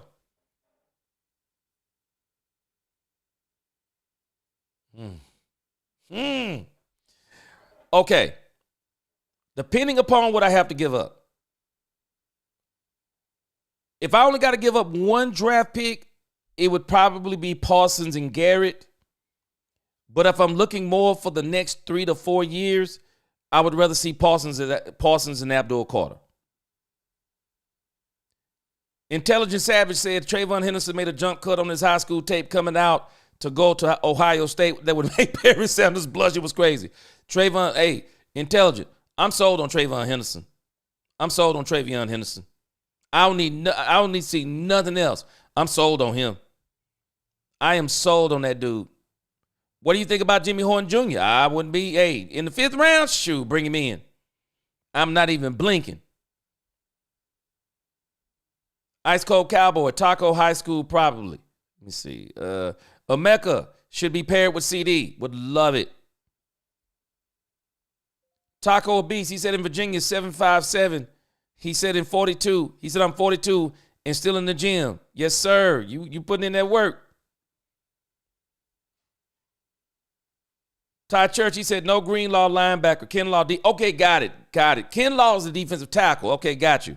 I want the Cowboys to go get Greenlaw at linebacker. That's who I want at the linebacker position. I would love for the Cowboys to kick the tires on him. At defensive tackle, y'all tell me what you think. I was thinking more along the lines of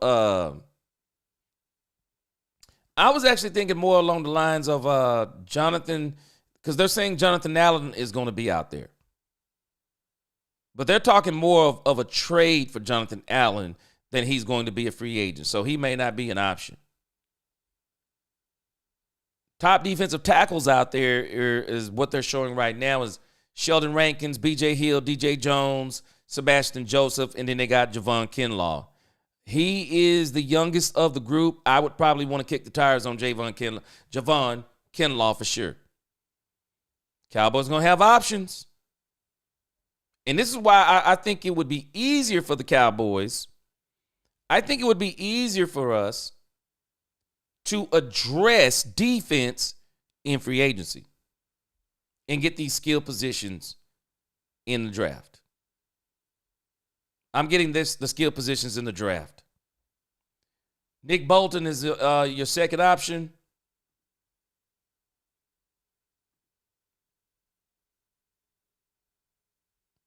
Yeah, I'm telling you, man, the Cowboys are going to have, they're going to have so many options. Top Gunner said, I agree with you about the tight end situation. Ferguson been disappointing lately. I wanted Buffalo tight end Dalton Kincaid over Schoonmaker in that draft anyway, man. And Kincaid is turning out to be a beast. Taco said, yes, high school. Football is always football when you play at ages where you can get seriously injured. I boxed and did judo too. Also won the shuttle run at Fitness Day for the whole city. Yes, sir. Greenlaw, Nick Bolton is perfect. Cowboys got options. 12-ounce curls Saturday over here. Yes, sir. I see y'all. I got to get back in the gym myself. Man, I moved and I moved and got out of my routine. Jonathan Ford, fifth. Ice Cold said, hopefully we can get back in the fourth round. I think they're going to get back in the fourth round. I think they're getting back in the fourth round. I do. Yeah, don't know. I think the defense is easier to fix through free agency. The offense this year, when you think about what's available at running back and wide receiver, you're better off going to the draft. Spend the resources in the draft, because I'm telling you, man, this thing as it applies to the offense in free agency, I ain't wasting money. I'm not wasting money. I'm going to the draft. I'm not wasting money. Lewis says Hampton and Hundo in the second. Kinlaw got bad knees. He was trash at the 49ers. Yeah, he had a couple of issues. I'd like to kick the tires on him.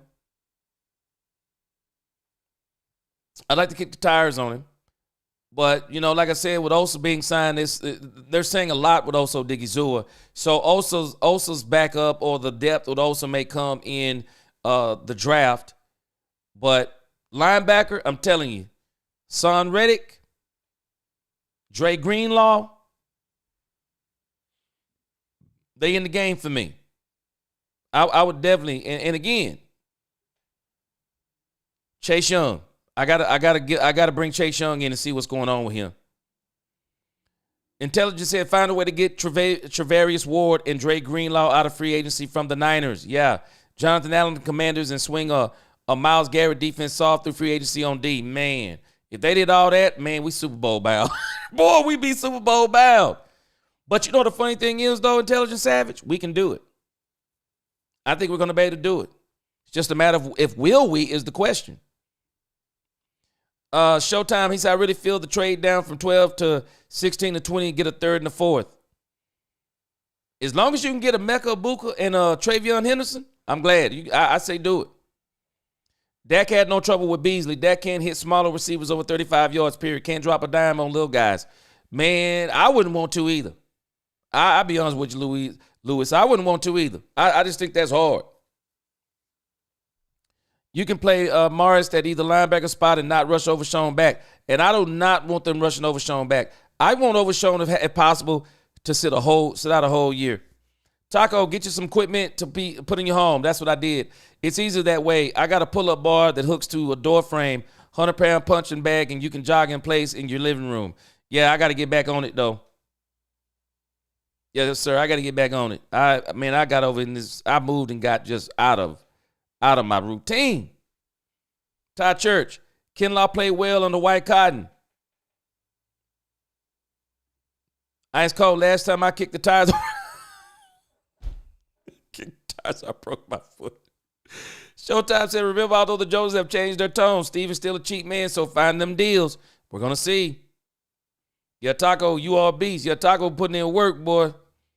Don't know the beast. He said, what really need to address is in free agency is safety. Both safety positions, honestly, yes. And again, I'm saying I believe they're going to take Shiloh Sanders in this draft at safety. I really do.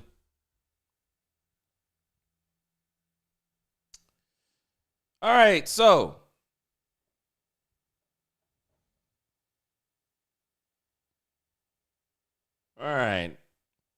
like I said, the draft.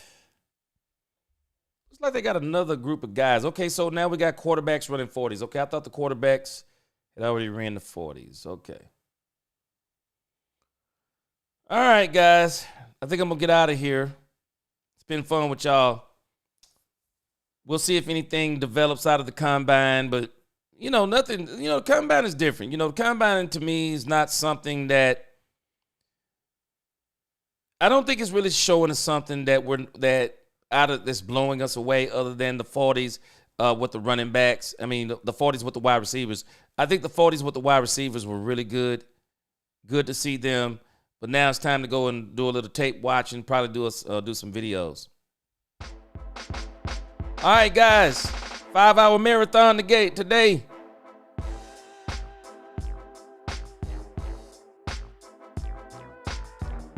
Yes, sir. Got to balance it out. Man, you better believe it. Appreciate your Ty Church. We're going to come back tomorrow. Matter of fact, I'll probably do the late show tomorrow. Depends on how I feel tonight. I may do something tonight. Once we get the draft all the way over, we might come back and talk a little bit. I take Shiloh with a pace pick, play him at strong safety. He's a tone setter. Man, I want to see him bring him in. I think they're going to do it too. Taco or bust? You talking about Taco Charlton, obviously. Appreciate the showtime.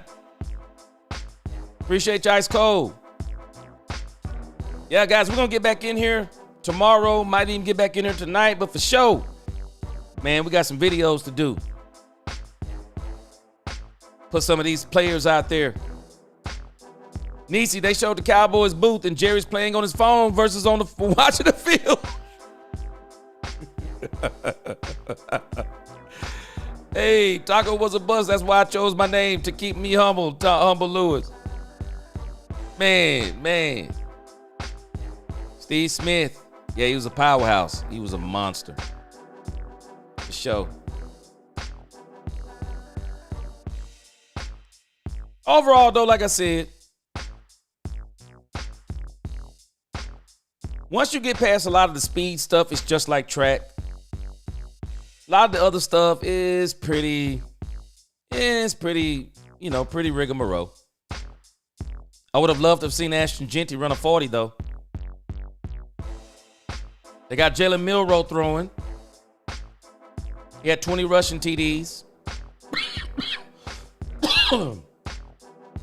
Maybe the Cowboys shock us and get Jalen Milroe if he's back there in the back rounds. Anybody be mad at that? I wouldn't be mad if they got Jalen Milroe, but just understand if they get a quarterback, I mean, you may have to wind up getting another one.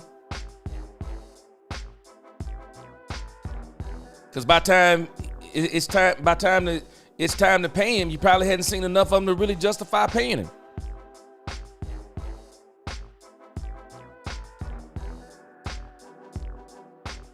Top Gunner, man, I'm telling you. That doggone tape on him. Hey, Top Gunner, let me tell you what happened, man. I posted that I did that tape on a Mecca Abuka, man. Boy, they hit me for about 9 or 10 copyright strikes. Man, they hit me for about 9 or 10 copyright strikes on that video. It was funny, man. Oh, man, I know. Picked him over TJ Watt. It's crazy work. Quinn Ewers and Brady Cook impressed today at quarterback. Andrew McCouba at safety for me out of Texas. Fire. Great show. Appreciate you. Yeah, he's a project. All right, guys, I'm going to get out of here. Appreciate y'all rocking with me. Y'all hit that like button on the way out. Subscribe if you haven't. Until the next time, let's talk Cowboys and we talk facts. Peace.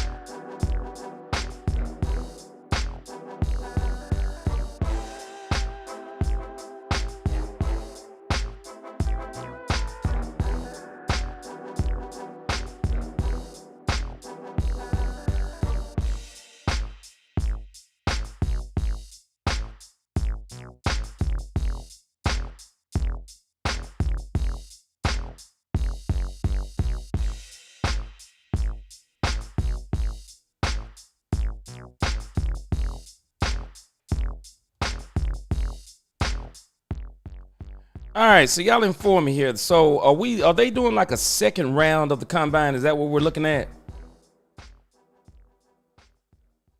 Because I'm noticing that these are wide receivers coming up again. I'm like, okay, this is not a replay. They're obviously running these. They obviously got them in two different heats. I'm assuming.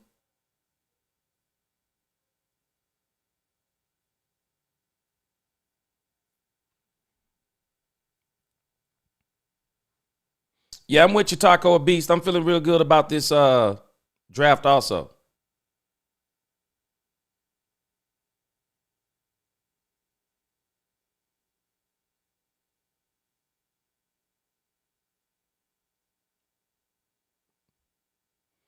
Yeah, it looks like they're running some more. Looks like they're running some more wide receivers, and I think I saw quarterbacks, a couple of quarterbacks. Looks like they're running like some more quarterbacks out. I mean, some more wide receivers out here. I thought that was the end of it as far as these 40s and stuff go.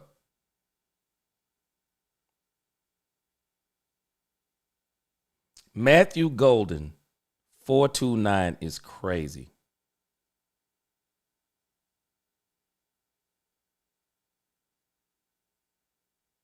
Okay, so they are in different groups. Okay, I got it. Okay, I didn't notice that at first.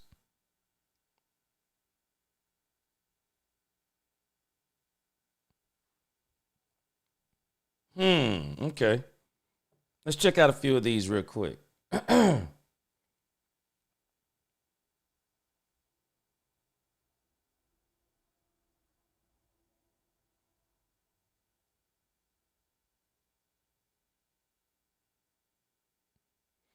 This guy Isaiah Nayer, man, this guy didn't even look like he just ran a 4.43. Okay, I got you. So many wide receivers, they split them into two groups. Okay, I didn't realize that.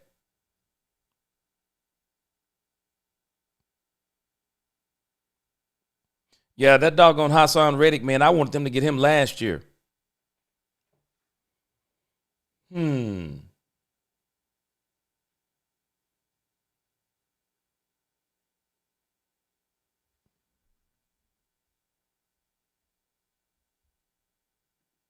Appreciate your high school cowboy.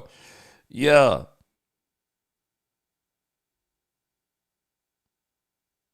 Jalen Noel. Man, he moving. I often say he moving. 439. He moving. That boy is moving.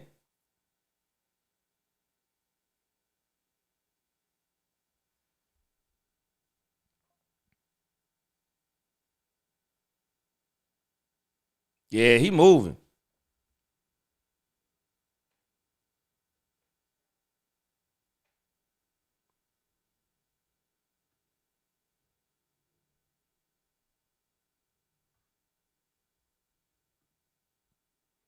Yeah, he was moving. Man, some of these guys are really going to get their draft stock up just by these 40s, especially these wide receivers and these doggone running backs. Uh, Taco says names to watch: Noel Lane, Ricky White, Nash Brooks if he runs, Williams for Minnesota if he's invited. Okay, got you.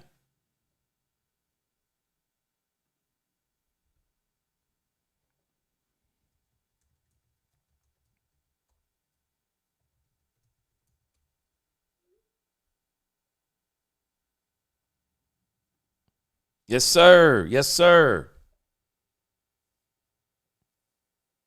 Taco, your thoughts. Give us your thoughts on Emeka. I noticed you didn't have him in there, but give us your thoughts on Emeka Ibuka. What are your thoughts on him?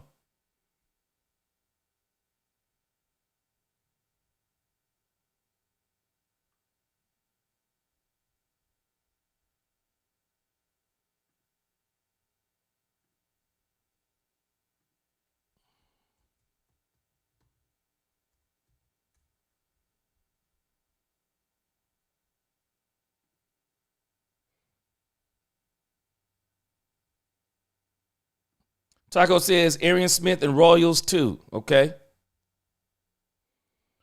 All right. Let me see here.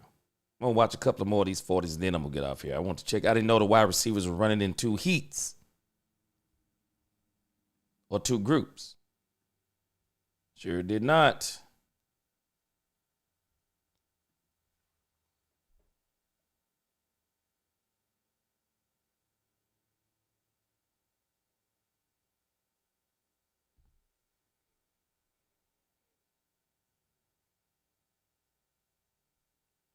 Looking at some of the headlines is crazy how they're talking about Jerry Jones is refusing to talk to the media. Man, I wonder what's going on with that. That's crazy work to me. Ice Cold, I take Ted over Travis Hunter. Man, I'm going to tell you something, Ice Cold. I hadn't even given Travis Hunter a thought. I haven't. Neo, Jerry showed up to the combine for the running backs and wide receivers. I believe it. I absolutely believe it. He probably showed up for the running backs and the wide receivers because I think that's exactly what they're going to do. Riggs, Royals is good. Yeah.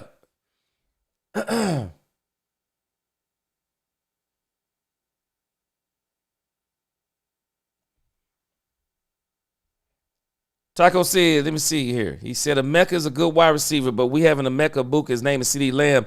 Oh, Cowboys need more explosion or elite size like Higgins or Tet. Tet would definitely be the size for sure.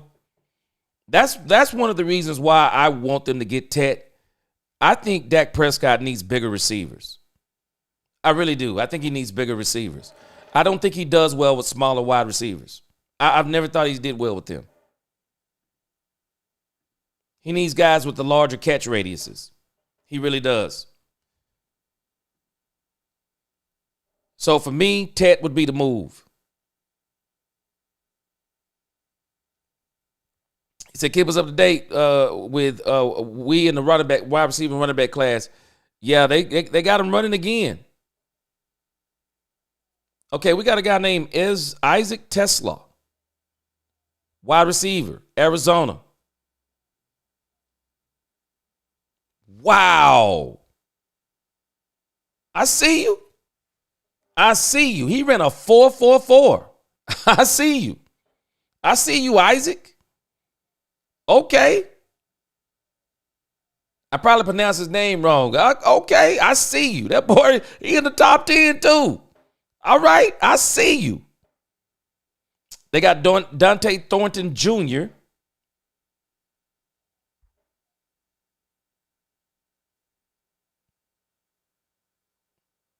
Whoa! Dante Thornton Jr. just ran a 4.30. Whoa.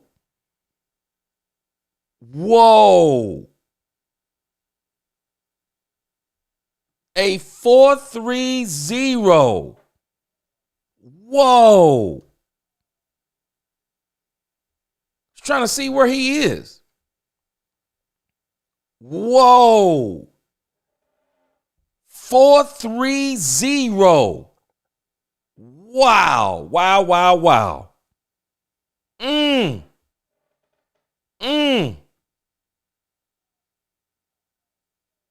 Man. This kid Tesla out of Arkansas, he runs a 4.44 to kick. Hey man, this second group is fast. Jordan Watkins just ran a 4.38. Golly, this second group of wide receivers are fast.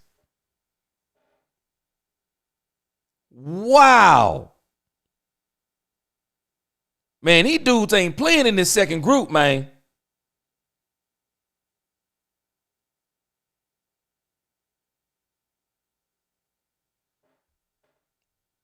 These dudes are not playing in this second group. They got Theo Wees Jr. up. He's from Missouri, look like.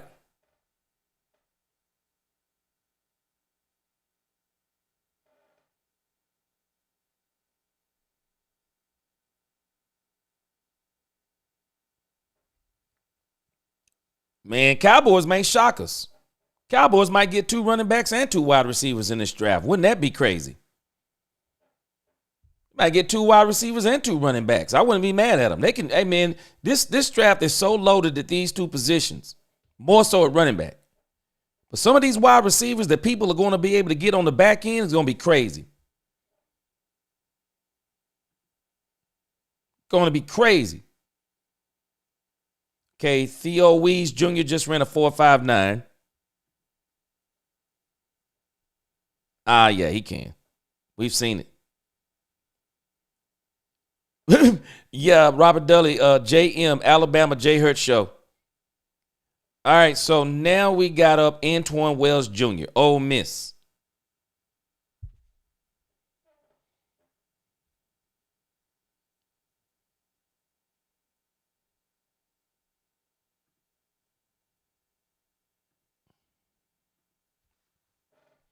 Antoine Wells Jr.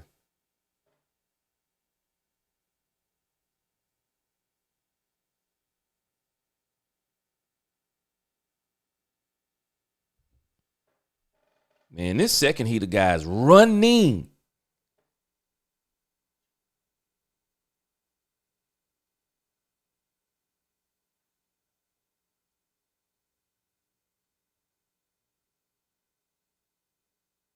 .463. All right.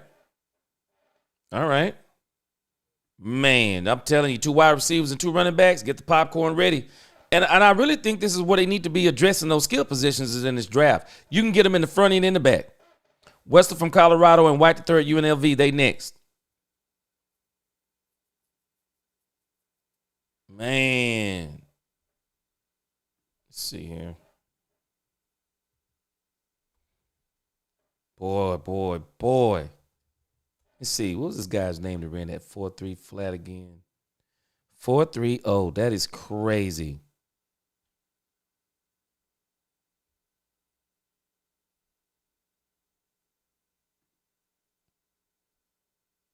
That is absolutely crazy. Okay, here we go.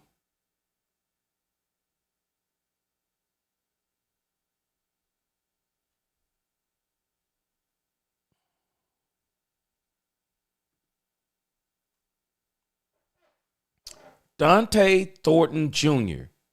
ran a 4.340. Crazy work. Him and Matthew Golden, I guarantee you, they just moved up their their draft stock. Dante Thornton. Okay, Dante Thornton. Guys, let me show you something about Dante Thornton that's absolutely insane. So Dante Thornton Jr. And let me make sure. Let me do a double take on this. Let me show you guys what Dante Thornton Jr. just achieved. And I guarantee you this dude's draft stock just went up. If you look at Dante Thornton Jr. on NFL Draft Buzz, tell me this isn't insanity. Look at this. Dante Thornton Jr., 40 time, 4.43. This dude moved to a 4.30, 6'5", 205. That's crazy work. This guy just improved his draft stock. I guarantee you. Let me see where he's projected to go. 6th round? Ain't no way. Ain't no way this dude gonna be. If this dude is a 6th round draft pick, the Cowboys better get him in the 5th. There is no way this dude is a 6th round draft pick. There's just no way. And I guarantee you, if he was a 6th round draft pick, he's not a 6th round draft pick no more. Man, I got to do a double take on this. Wait a minute. This dude ran a 4.340? When you get a 6'5" guy that's running a 4.3 40, 205? That's crazy. That's absolute crazy. That's crazy. So if his overall rating was an 82.5, this is crazy. It's crazy. There's no way. There's no way this guy goes in the sixth. If this guy go in the sixth, everybody done. There ain't no way I'm letting this guy get to the sixth round. 6'5", 6'5", 205, 4.3 40. Bring him in. Bring him in right now. Bring him in. Bring him in. Dante, yeah, bring him in. I'm bringing this dude in right now. He was listed at a 4.43 and got a 4.3 40. Ice Cold said he fast when it's dinner time. Taco, that's crazy. I'm with you, man. That's crazy. Bring him in. True Cowboy said that's Megatron. Hey, man, bring him in. Bring him in. Ice Cold, I'm with you on that food. Man. Hey, Lewis, I ate. Woo! I got to go look at some tape on this guy. I mean, this is crazy work. Let me tell you something, though, man. Got to understand what a guy like this does for you. Route running or not. Let me tell you what he does for you. He clears out. He opens up an offense. Because when a guy can run a 4.3 40, he makes the defense look at him different. Route running or not, he's going to make the defense look at you different. This is one of these reasons why the Cowboys have got to be real wise in how they do this. The number 3 is going to matter too. The third wide receiver is going to matter too. I can tell you what you can teach. Now, Taco, you tell me you tell me if I'm telling the truth. I'm going to tell you what you can teach. You can teach route running. You can teach it. You can teach route running. You can. It may take some guys longer, but I can teach route running. Let me tell you what you can't teach. You can't teach speed. You can't teach speed. A guy's either fast or he's not. Now, you can help him with his technique so that you can get a faster time, but he can either run or he can't. You're not turning the guy who run a 6 flat into a 4 flat. You're not doing that. But if you got a guy who has bad technique, but he's fast, if you work with him on his technique, he can shave a few points off of and be even faster. I got to go back and look at tape on Matthew Thornton Jr. and see what's going on with him. But they already had him ranked at number 19, so that's nothing to sneeze at. I'm sorry. I'm looking. You can teach route running, guys. Trust me. But speed is one of those things. You don't teach speed. You might teach technique. You don't teach speed. Guy either fast or he not. Bottom line. He fast or he not. I'm telling you. Hey, man, bring this guy in. I got to have a conversation. If I'm the Cowboys, Matthew Thornton Jr., I'm looking at tape. I'm pulling up tape tonight on this guy. I'm going back and study all the games and see what's going on with this guy. Nope, can't teach common sense. You right on that too. Can't teach common sense. I'm telling us, I am going back and looking at tape on this guy. If I'm the Cowboys tonight, I can teach route running. I can. Taco, he says, I'm watching him now. He's prime Martavius Bryant right now, but he showed route running potential at Shrine Bowl. Watching him now. Hey, you tell me, Taco, you can teach route running.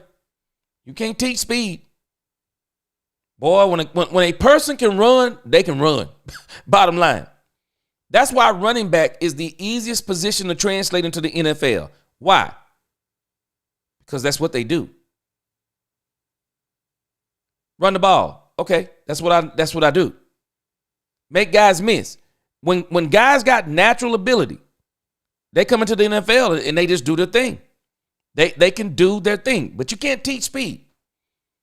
I can teach you some technique. I can't teach you speed though. If you're already fast, I can show you how to move your arms a little bit better. Maybe some things with your knees, maybe with your head, how to put your head down and move it up gradually. I can teach you some of those things, but you got to already be fast now. I'm not about to take you from a 12 to a 10. I'm not about to shave off 2 seconds. But if you running like an 11, hey man, I might be able to get you to about a 10-8, 10-7. I might be able to get you there. Your technique is wrong. You run sloppy. Your arms are your arm positions. I mean, I can work with you on some of that stuff. But as far as being fast, speed, can't teach it. Can't teach it. I can teach you route running. Might take me a little bit longer, but I can teach you some route running. Taco says Thornton can definitely help right now based on his tape. Man, that dude is.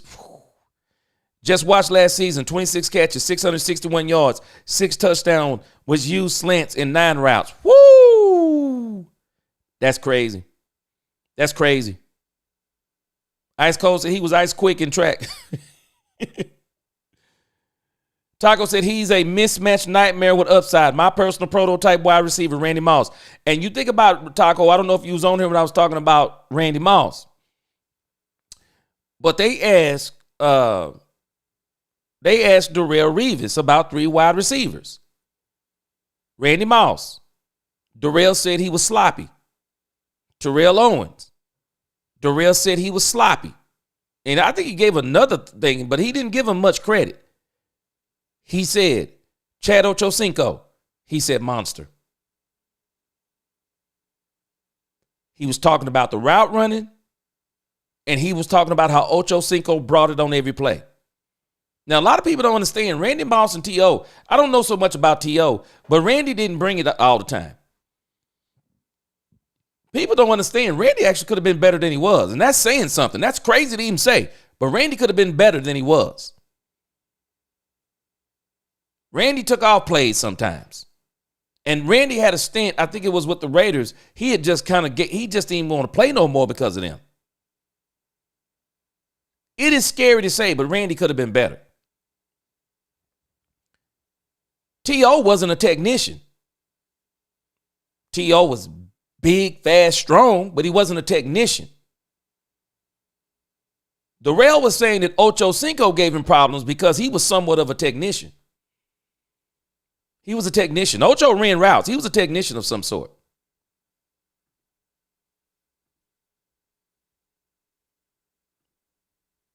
Taco said, I grew up watching Randy Moss, 6'4", with elite speed, always holds a special place in my heart. Yeah. I mean, to me, Randy was just pure ability. Freak athlete. Just pure ability. But, man, I'm telling y'all, Taco, you tell me if I'm wrong, but Randy could have been better, and that's scary. I'm not saying how much better. Randy could have been better. That's how good he was. But Darrelle Revis called him sloppy. And I already know what he's talking about. He's talking about the route running. He's talking about the route running, how he played, play to play to play. He's talking about things like that. Moss torched Revis, made Revis pull a hammy. And Moss was old. Prime Randy destroys Revis. Man, prime Randy Moss probably destroyed everybody. I mean, Randy Moss the speed was crazy. Effortless speed. Effortless speed, just effortless. But again, I think he still could have been better. I think he could have been better. And that's crazy to say. But Randy could have been better. Randy wasn't necessarily, to me, Taco, you tell me what you saw. I watched him play. I never thought he was a technician as far as route running and things of that nature. Randy was just scary. Because once Randy did this, it's over. The DB might as well stop running. The DB, the DB might as well just stop running, go and let him catch because he's going to catch anyway. He's going to catch anyway. You all you doing is being in the poster if you run it with Randy Moss once he throw that hand up. And that was it. He was a monster, but I think he could have been better. Ocho Cinco, yeah. Yeah. Randy and T.O. led their respective teams to Super Bowls. Revis a hater. Hey, man, but hey, Taco, you don't think Randy could have been better? I think Randy could have been better. And I know that's crazy to say. Randy could have been better. Randy was an absolute freak athlete. Never seen nothing like it. I'm telling you, that dude throw that hand up, go on, stop running. You in the poster now. You know what? Hey, Taco. Now you tell me, I got to give him. I'm giving Randy number 2. And the reason why I'm giving Randy number 2, Jerry Rice was just different. Jerry Rice to me, Taco, was just different. Jerry different, man. Jerry Rice was a different monster. Jerry was old and smoking folk. Jerry was a different type of monster.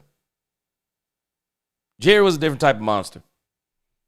Jerry Rice to me was one of those guys that he worked so hard to get it. Randy Moss, we have to be honest, it was effortless. Not saying he didn't work, but I watched the documentary on this dude, Randy. Randy been him. Randy been him. It's absolutely crazy that Randy, some of the things that happened in his past, Randy probably should have been a number 1 overall pick. Randy been him. The ability was always there. Everybody knew Randy had the ability. There were just some other things holding Randy back. But Randy was already him. Jerry Rice worked to be him. Jerry Rice worked hard to be him. And Jerry, for everything that he lacked, he made up for in technique. Jerry was an absolute monster. All the way around. Just an absolute monster. Man, Jerry was a monster. Jerry Rice was a monster. All the way around. Everything you name it.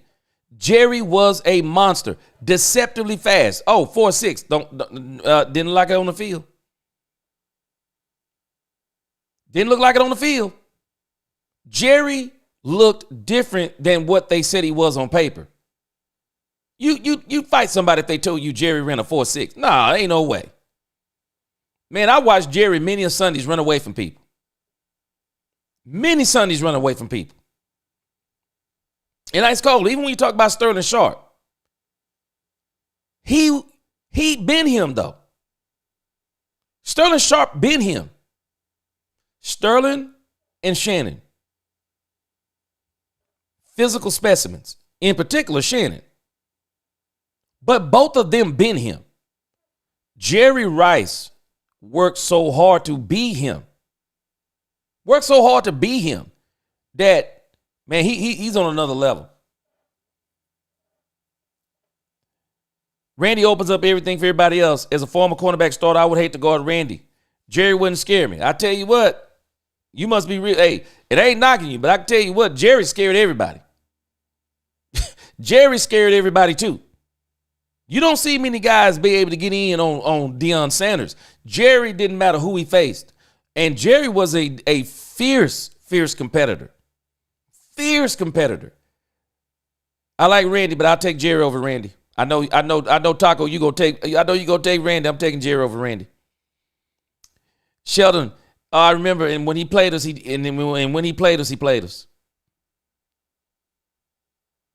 Jerry Rice, okay, I never heard that part about the stickum. Even though now they all wearing stickum with those gloves. Neo, we were just talking about, okay, Thornton second run, 4.32. Yeah, he just moved his draft stock up. Yeah, Thornton just moved his draft stock up. Neo, I'm with you. Go get him, Jerry. Jerry Rice was so to himself, he came off as arrogant, but there's no denying Jerry was a beast. Best to ever do it. Now, I'm going to tell you another wide receiver that had his legs held up. Man, let me tell you something. Randy Moss is one thing. I never seen anything like Megatron. I've never seen anything like Megatron. Megatron in his prime. Calvin Johnson. I've never seen nothing like it. Calvin Johnson was a freak of nature. Calvin Johnson. I'll be honest with you. Calvin Johnson in his prime. Take Calvin Johnson over all of them. Calvin Johnson was a freak Nate. He was an absolute freak. I've never seen nothing like Calvin Johnson. And I'm including Randy Moss. I've never seen nothing like Calvin Johnson. I never seen nothing like him. The combination of everything Calvin Johnson. There is a reason when someone name you Megatron, man, I'll take Calvin Johnson. I don't know of a wide receiver that I would take over Calvin Johnson in his prime. I'm including Jerry. I'm including Randy. I'm including T.O. Calvin Johnson would have stayed healthy and been on the right team. Calvin is shattering every record. Calvin Johnson is shattering every record. Showtime, he says his top 5: Irvin, Rice, Miles Fitzgerald, Chris Carter. I'll take Calvin Johnson over all of them. Bar none. Calvin Johnson was a nightmare for any defense. Nightmare. And if the quarterback threw it right, Calvin Johnson unguardable. Unguardable. Absolute monster. Y'all tell me what you think about Calvin Johnson. Taco, tell me what you think about Calvin Johnson. I ain't taking nobody over Calvin Johnson. Kyle Williams just ran a 4.40 in the 40. Man, I ain't taking. Calvin Johnson was crazy. Ice Cold Cowboy, Georgia Tech Johnson. We all knew he was special. Man, Calvin Johnson was stupid crazy good. Chanel, what's going on? Jerry had precise route running. Randy was a go right specialist. Yes. Megatron was the receiver you build in the factory. Great hands, great routes, and crazy speed and strength. Yes, I'll take Megatron over all of them, Chanel. Good to see you in the chat. I'll take Megatron over all of them. Had that dude stayed healthy, there's nobody that could have handled him. He'd have broke every record. Taco said I had agility. Remember, I won shuttle run in high school. I got you. And I'm a former linebacker. Got you. I was physical. Quick route running. Jerry Rice, wide receivers don't scare me at all. I can match quickness. I see you. What's your thoughts on Calvin Johnson? I ain't taking nobody over Calvin Johnson in his prime. I ain't taking nobody over Calvin Johnson. There is not a cornerback that stepped in front of Calvin Johnson and didn't say, oh, gosh. Ice cold. Don't forget those hands. Never dropped anything. Man, Calvin Johnson was a freak. Neo, he said, I agree. Megatron over anyone. Man, I ain't taking nobody over Megatron. I never seen nothing like him. Taco said, I'm short, so I would not be able to match Randy like type size and plus speed. Well, a lot of people couldn't, Taco. Hey, he throw that hand up. Bye. Effortless speed. I'm still taking Calvin Johnson, though. Megatron was crazy. I never seen nothing like it. I just never seen something like Calvin Johnson. Insanity. Had this man been able to stay healthy, man, I hate when somebody's career. And you know what? One of the things about Megatron, I don't think it was meant for a human being to be that big and that fast. I just don't think it was meant to be.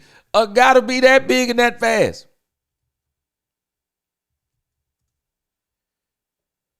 Let me see. What was Calvin Johnson?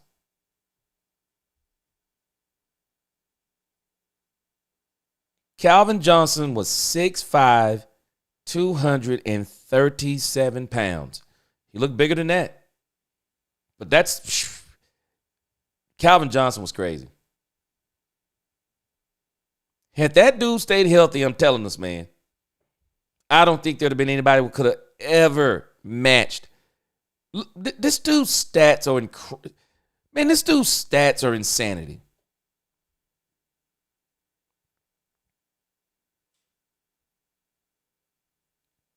This dude had 122 receptions in 2012.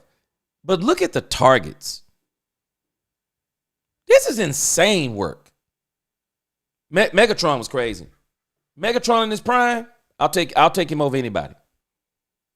I'll take him over anybody.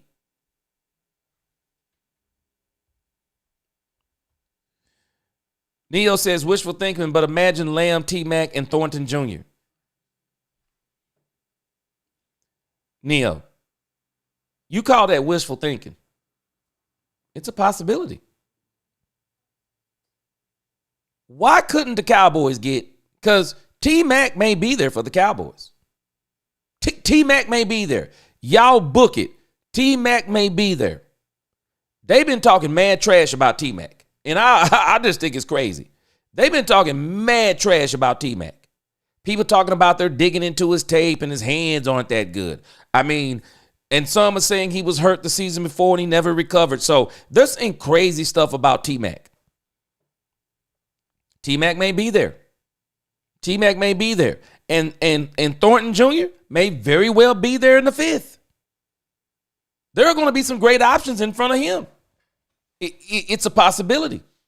There is no doubt. There is a possibility.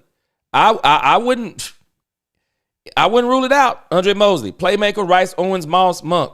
Yeah, playmaker. Hey, we can't, hey, man. Michael Irvin was an absolute monster. You know what? A lot of people don't give Michael Irvin credit. Technician, too. Michael Irvin was a technician.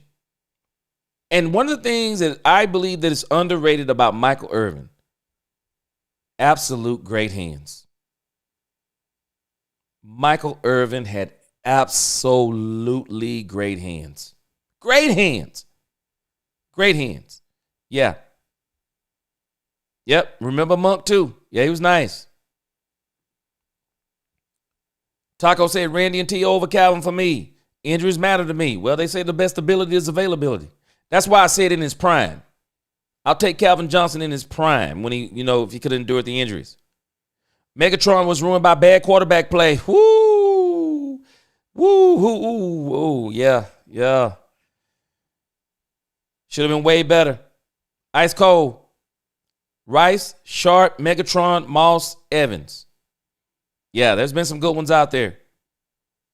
Megatron 40 time 4.35. That's insanity.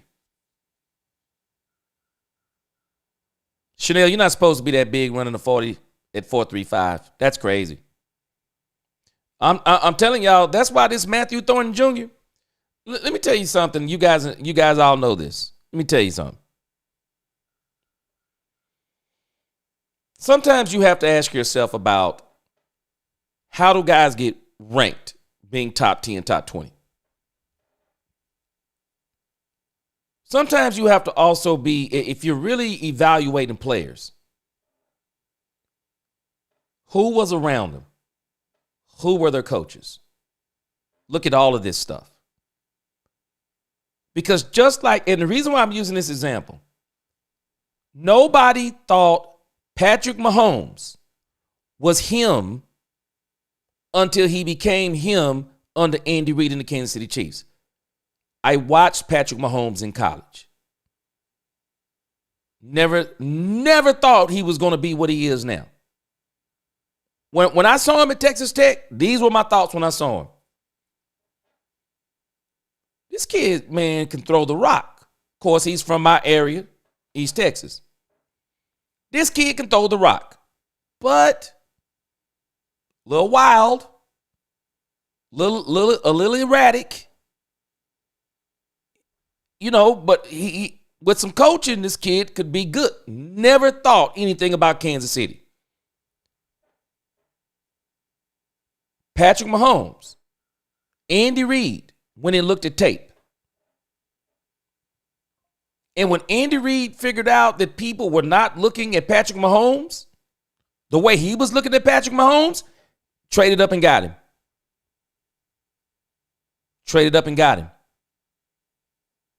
Sometimes these players are surrounded by great players. Remember what I told you last night? When you get a great player and put players around them, a lot of times they become dominant. Guys like Michael Jordan, they become dominant once you put players around them. I mean, they just, because they're already great, all-time great players. You put players around them, they become dominant. Take Randy Moss. Okay, everybody knew Randy Moss was good when he got with Minnesota. What did we think about him in New England? What did we think about Randy Moss? Because everybody thought Randy Moss' career was over with the Raiders. Randy Moss got with the New England Patriots. Boy, he solidified a legacy. With the Raiders, Randy Moss was going to be what could have been. That was Randy Moss with the Raiders. He was going to be one of these guys everybody's going to be talking about. Yeah, Randy, he was pretty good, when he was with the Minnesota Vikings, had some good time, bad attitude, blah, blah, blah. Raiders, he was trash. New England solidified his career. He got a great quarterback who did not mind putting it up. He got with Tom Brady, and Tom Brady said, I am obliged, and I'm going to put it up. And he did. And it solidified Randy in the minds of many people who had wrote Randy Moss off. Man, a lot of us, we got to understand, man, the whole story matters. Because sometimes, if you only see part of the story, you won't understand just what we're talking about. But I'm telling us about Randy Moss, man. When he got with great players, absolute dominance. Dominance. Absolute dominance. You put some of these great players with a team, and now they become dominant. It's Matthew Thornton Jr. kid. I know we got all of the picks that everyone is saying are the sexy picks. There may be, Matthew Thornton Jr. Matthew Thornton Jr. I hope this kid is on Dallas's radar because, man, speed kills. Speed kills, I'm telling us. Taco said, Randy, T.O., Megatron, Steve Smith, Antonio Brown. Whoo, man, Antonio Brown. Boy. Antonio Brown will change life on a team, especially if you can get past all the nonsense. Antonio Brown, short guy, absolute monster too. They just traded Debo to the Commanders. Get out of town. Wow. Debo Samuel to the Commanders. But hold on. You know what? I wonder what they gave up for that. I'm just going to tell y'all, Dan Quinn tripping. Because Dan Quinn gave up money for that cornerback. I forget. Marshawn Lattimore. I'm tripping. We'll see about Debo. Let me look at it. We got some super chat. Got a super chat here. Appreciate you, Sheldon Johnson. He said they just traded Debo to the Commanders. Wow. Let me see something here. They've already started. They have already started.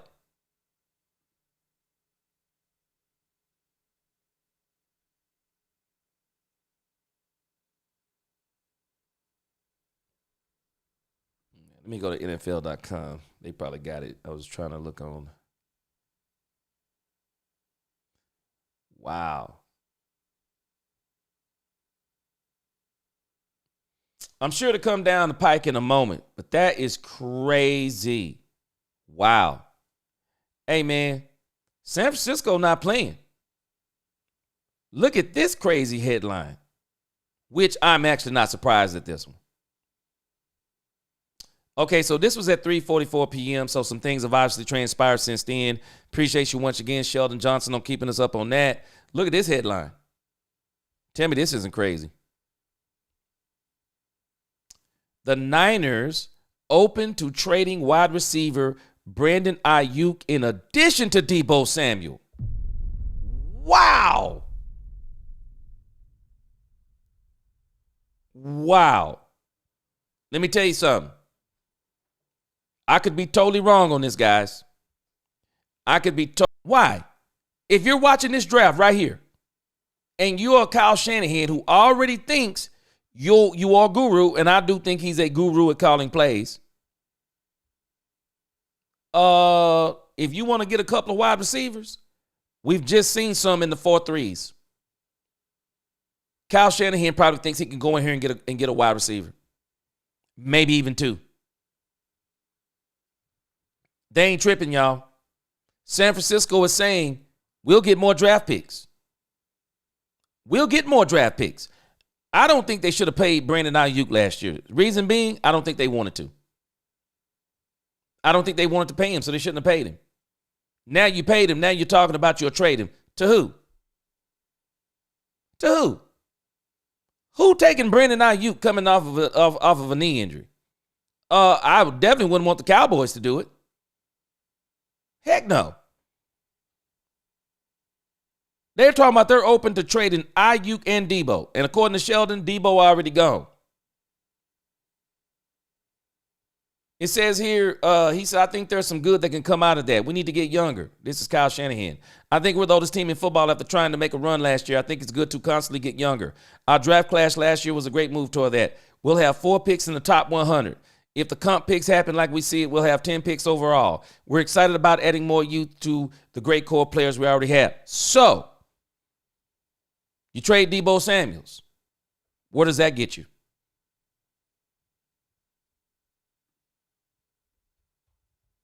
Where does trading Debo Samuels get you? You mess around and trade Brandon Ayuk. Where does that get you? Man, let me tell y'all, these boys playing chess. 49ers star wide receiver Debo Samuel. Blockbuster trade. Let's see here. Sheldon Johnson, he got us right up to speed on this. Appreciate you. See here. Headlines. 49ers send star wide receiver Debo Samuel to the Commanders in blockbuster trade. Okay, what's the blockbuster part of it? What are we doing? San Francisco 49ers have now traded Debo Samuel to the Washington Commanders for draft compensation. For draft compensation. The 49ers are getting a 5th round. What?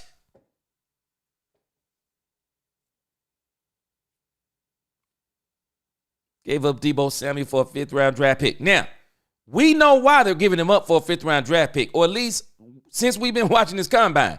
We know why they're giving him up for a 5th round draft pick. I mean, we know why they're giving him up, because they feel like they can replace him in this draft in the 5th round.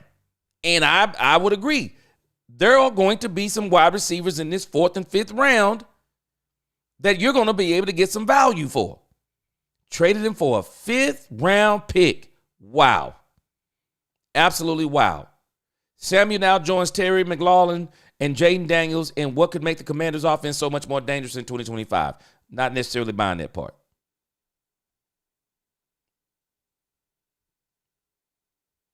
I don't see, at least me, I don't see Brandon Ayuk going to the Washington Commanders if I'm the Dallas Cowboys. I don't really see Brandon Ayuk as being something that makes me go, ooh. Now, if they got Myles Garrett, I'd be going, oh, no. But I'm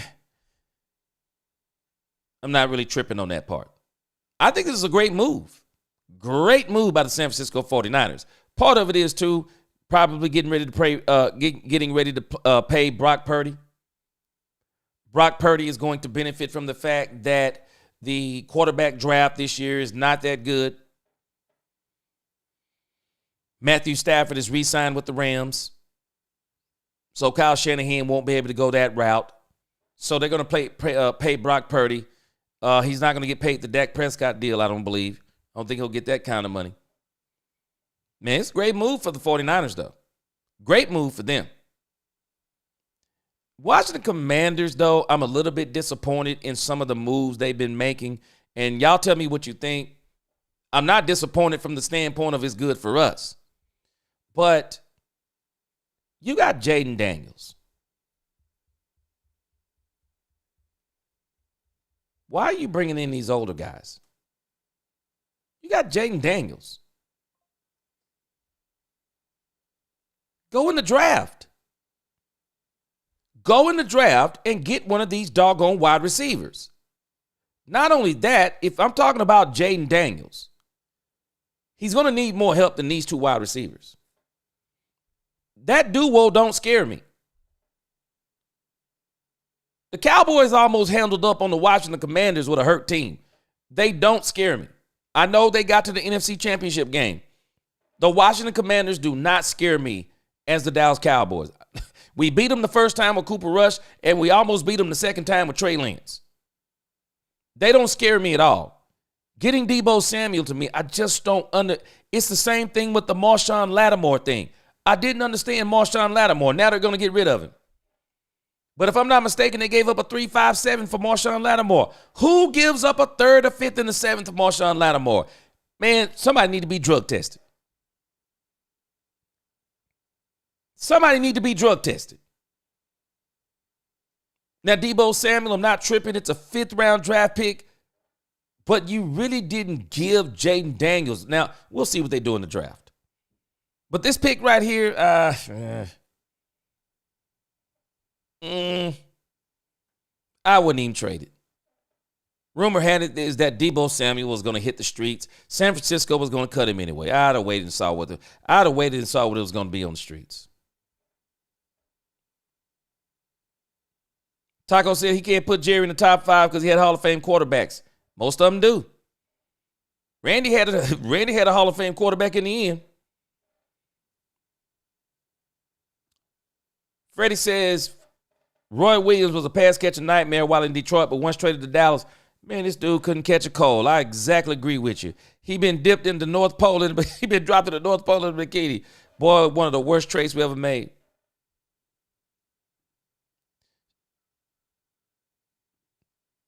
T-Mac does have mouse-like ability. I need to know his speed. Deebo to the Commanders, is that true? Yeah, it's true. It's not a move that scares me, though. Not a move that scares me. What in the hell is going on? We gave up San Francisco a 4th round for Trey Lance, and now they have given the Commandos Deebo for a 5th round. Yes, sir. I am with you on this. And Chanel, there were a lot of people that were saying, we could have got Trey. They said no one was even close to a 4th round pick on Trey Lance. They're saying we could have got Trey Lance for a 6th. We gave up a 4th. Understand, though, there was some strategy in that, Chanel. We were trying to make Dak Prescott feel like his job was on the line. Commanders need O-line. Taco, I don't understand the Deebo Samuel thing.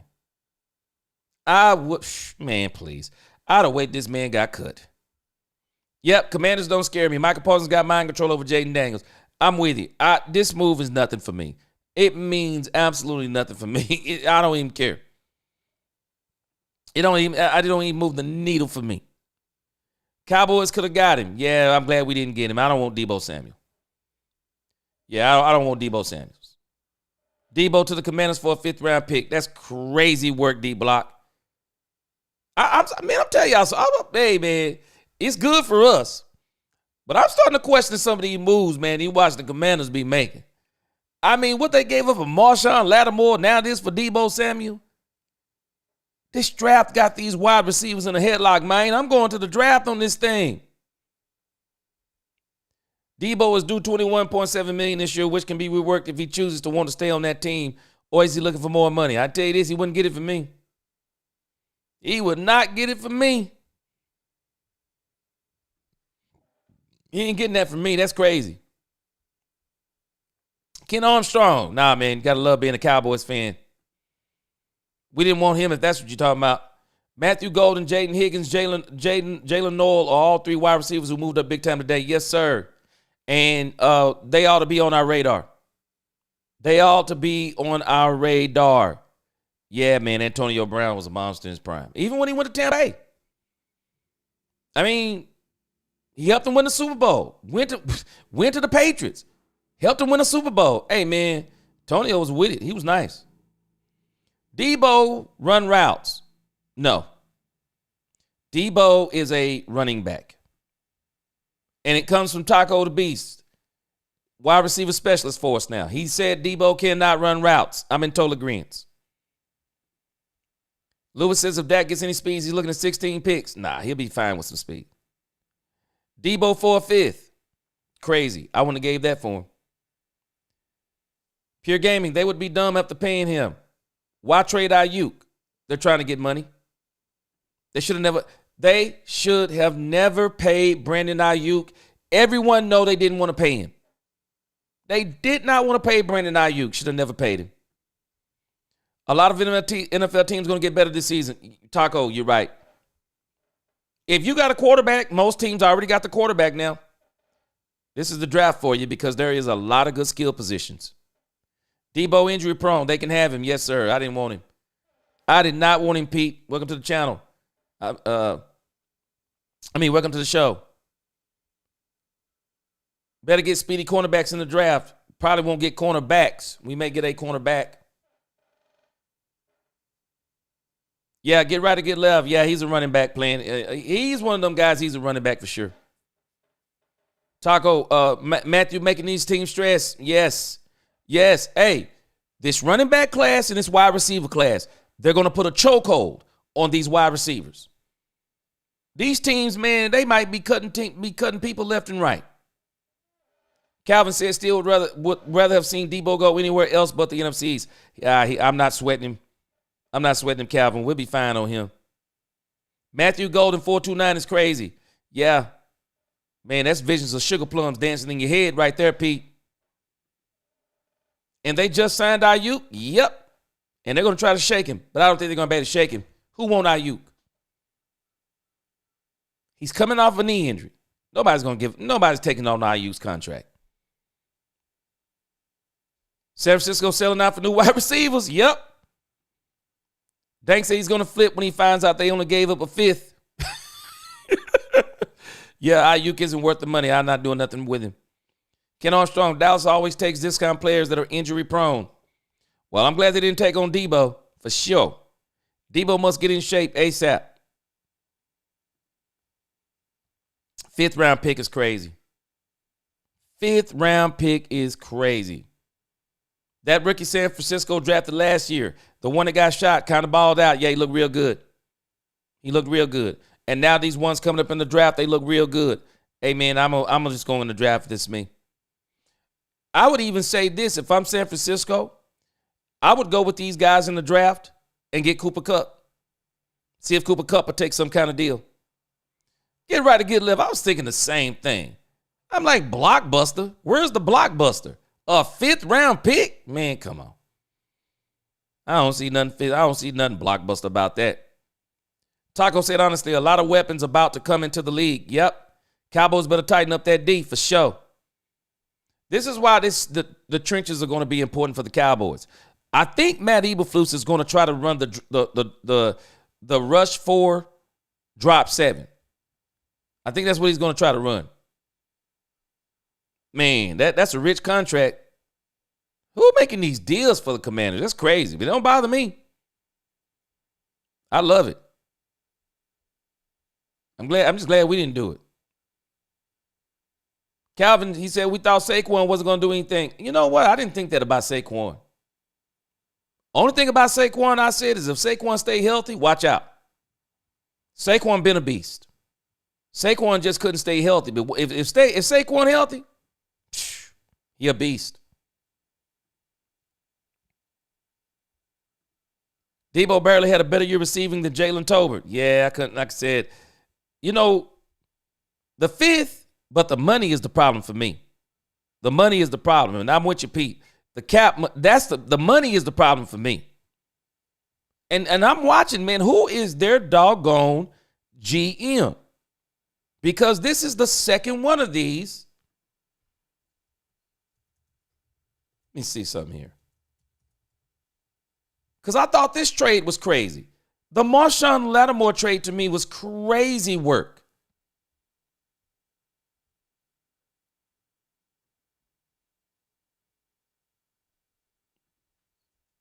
Because if I'm not mistaken, they gave up a 3, a 5, and a 7. The Washington Commanders acquire cornerback Marshawn Lattimore from the New Orleans Saints. Oh, it's worse than what I thought. Oh, my gosh. Look at this nonsense. Who is doing these deals for the Washington Commanders? Look at what they gave up for Marshawn Lattimore. A third, a fourth, and a sixth? That's crazy work. Who does this?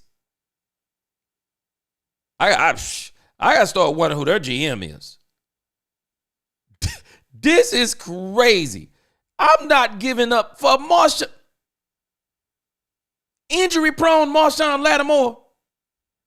You gave up a third, a fourth, and a sixth is absolutely insanity to me. I'd have fired that GM right then. I'm firing that GM right there. No. Matter of fact, I'm not even letting him make this trade. How do you even convince somebody to make this trade? This is crazy to me. Crazy work to me. You deserve every L you take. You deserve every L you take. And they didn't even get a chance to use Lattimore. They didn't even get a chance to use Lattimore until the playoffs almost. And Lattimore was a liability in the playoffs. Look at the deal. Look at the deal they signed this dude. This is crazy work. What?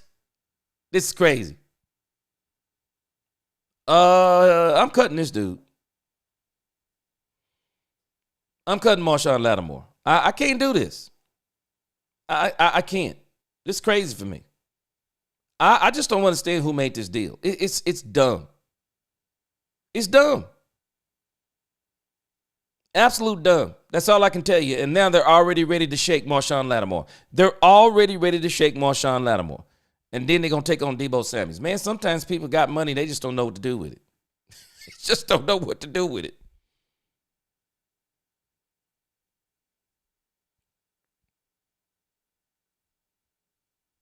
All right, let me get down to the bottom here some here. Chanel said, Deebo is a truck, running back wide receiver that does trick plays. Yeah, but I hope he fits into your system. There's going to be a lot of movement of players this free agency. Yeah, for sure. The question is, are the Dallas Cowboys going to start making moves in free agency now? I think we're going to see this week. And the first thing we're going to see from the Cowboys this week, at least this is my estimation. The first thing we see from the Cowboys this week, they're going to probably start solidifying these contracts. We should see Oso Digizua. I think you have to see Micah Parsons. If we don't see Micah Parsons' deal, something nefarious is going on. The Cowboys, we should see Micah Parsons' deal this week. There is no way that they're going to tell me that Micah Parsons' deal goes all the way to the draft. Because from everything that Micah Parsons is saying, and I'm just listening to Micah Parsons and Jerry Jones, Micah Parsons has said he's had some conversations with Jerry. Everything's looking good. That's the last thing we heard. So, as far as this thing with Micah Parsons goes, story is everything's good. That's the story. Micah Parsons is getting signed. That's all everyone is saying. So, and even though he's already signed, they've already signed his fifth-year option, but they're going to get the extension done. If they take Micah Parsons into the draft, this could be telling for us that maybe they are at least entertaining trading Micah Parsons.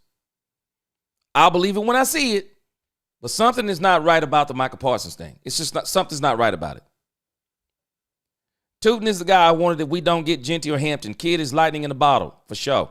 Look good today. Tootin will be the fastest running back in the league day one. Yeah.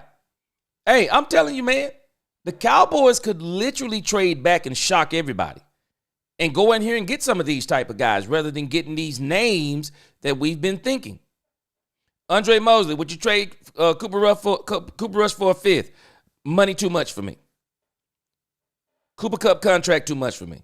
I wouldn't take Cooper Cup's contract on. Cooper Kupp is a no-go for me. I'd have to know what they're doing with his deal. And if I'm building for the next 3 to 4 years, I'm probably going to take my chance with some of these guys in this draft. I gotta get real cheap if I'm gonna bring in one of these veteran guys. Eberflus will need defensive line and cornerback help to get off to a good start. And I think they're gonna address those. At least my thought process is you address those in free agency. Yeah, that's why Andre Mosley, I'm not giving up for Cooper Kupp. They're going to be great players. I say great players in the 5th round. Man, I'm telling you, the Cowboys could double up Shouty. They could double up Shouty. Running back 1st round, running back 5th round. Wide receiver 2nd round or 1st round, wide receiver 5th round. And then get you a defensive tackle, get you a linebacker, get you a cornerback. Whatever you want to do, get you a safety. 70s fan, what's going on? Second bad trade by Quinn.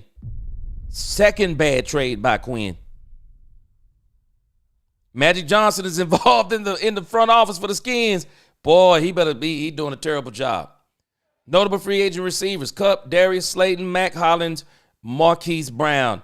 I've heard this thing about Marquise Brown. I think some people have been talking about that one.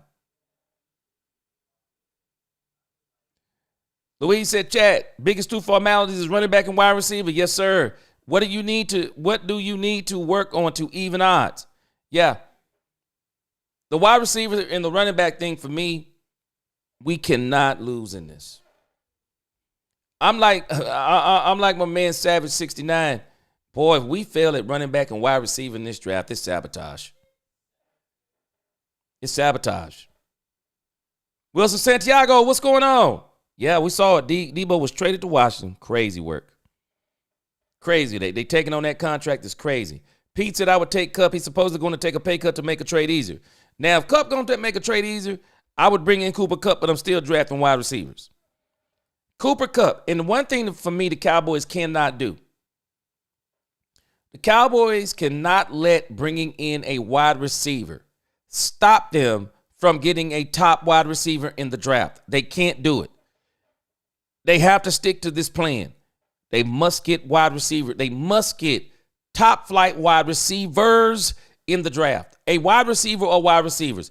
Do not let Cooper Kupp coming in stop you. Amari Cooper, which is probably no chance of. I don't care who you bring in. Do not let that stop you from getting a wide receiver in this draft. I don't care if they get DK Metcalf. Get a wide receiver in this draft. You have to.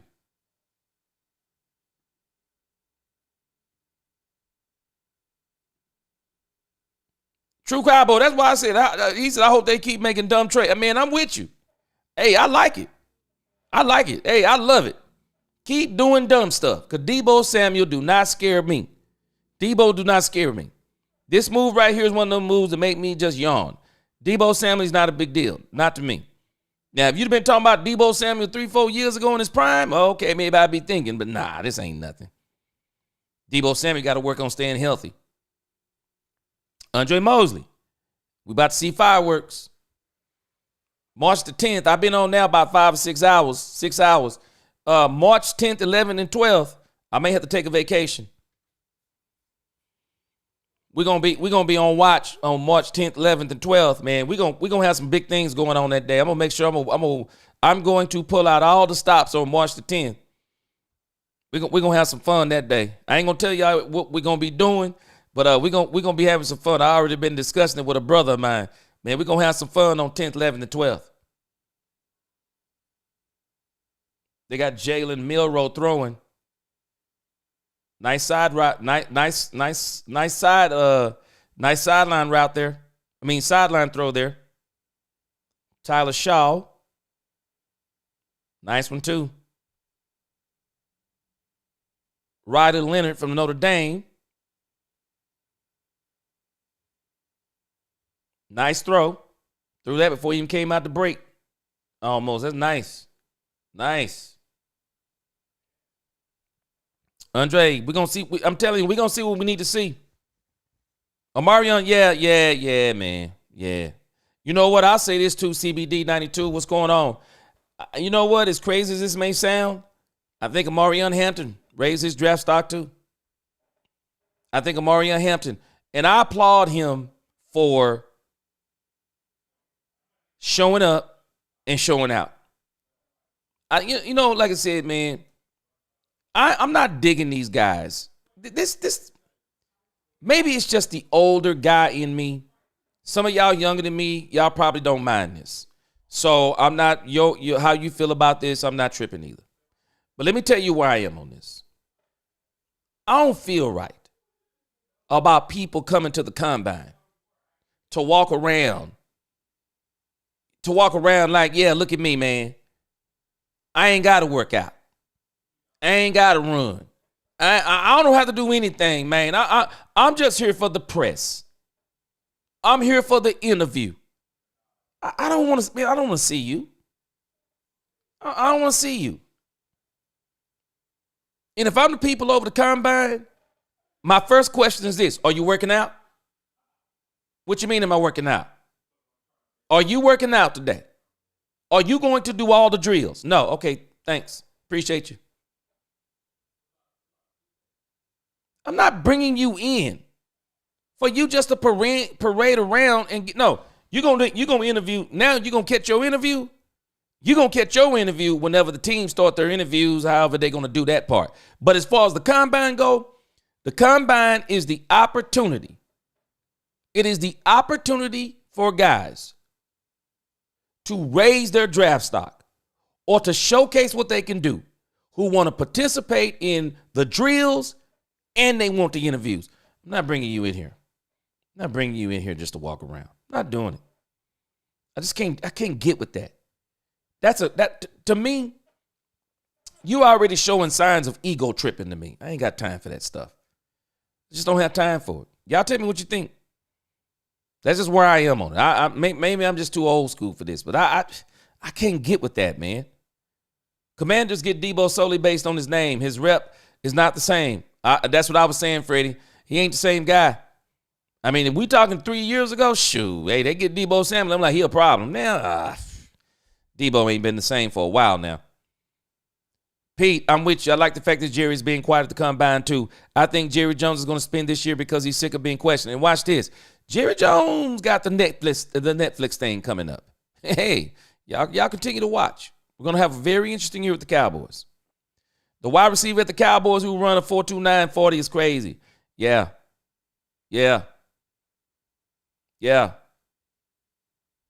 gotta have him in our that's our man right here, Matthew Golden.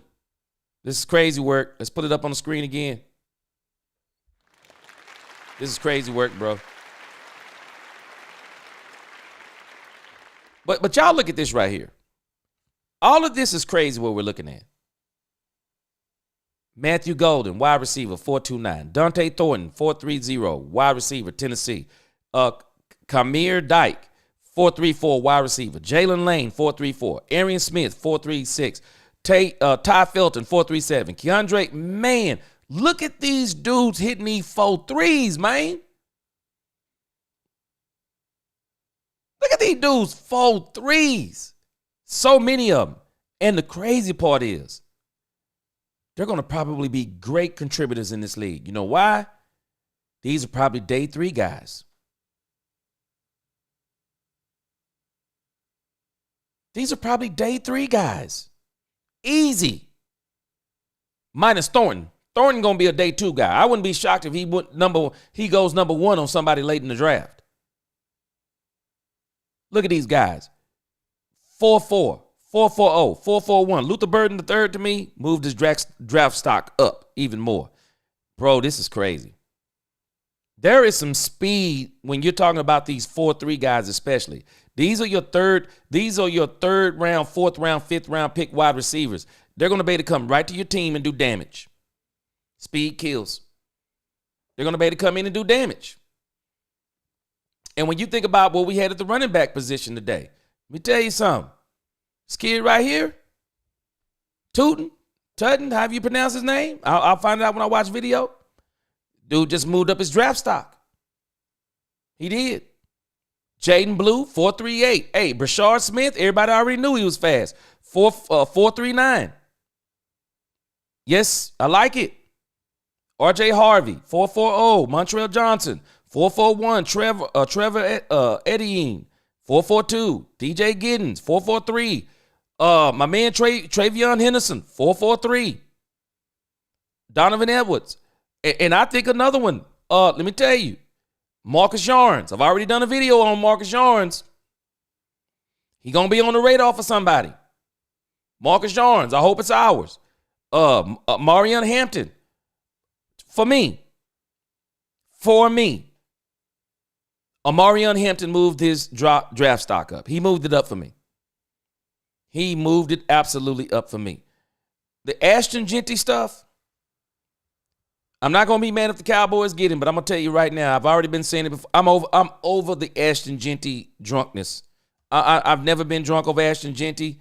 If the Cowboys get him, I'm not going to be mad, and he will probably be successful with us if we get him. But if we don't get him, I'm not going to be mad either. I'm not going to be mad. If I'm looking at the way I want to build my culture right now, what am I looking for? This is a part of what I'm looking for too. What am I looking for?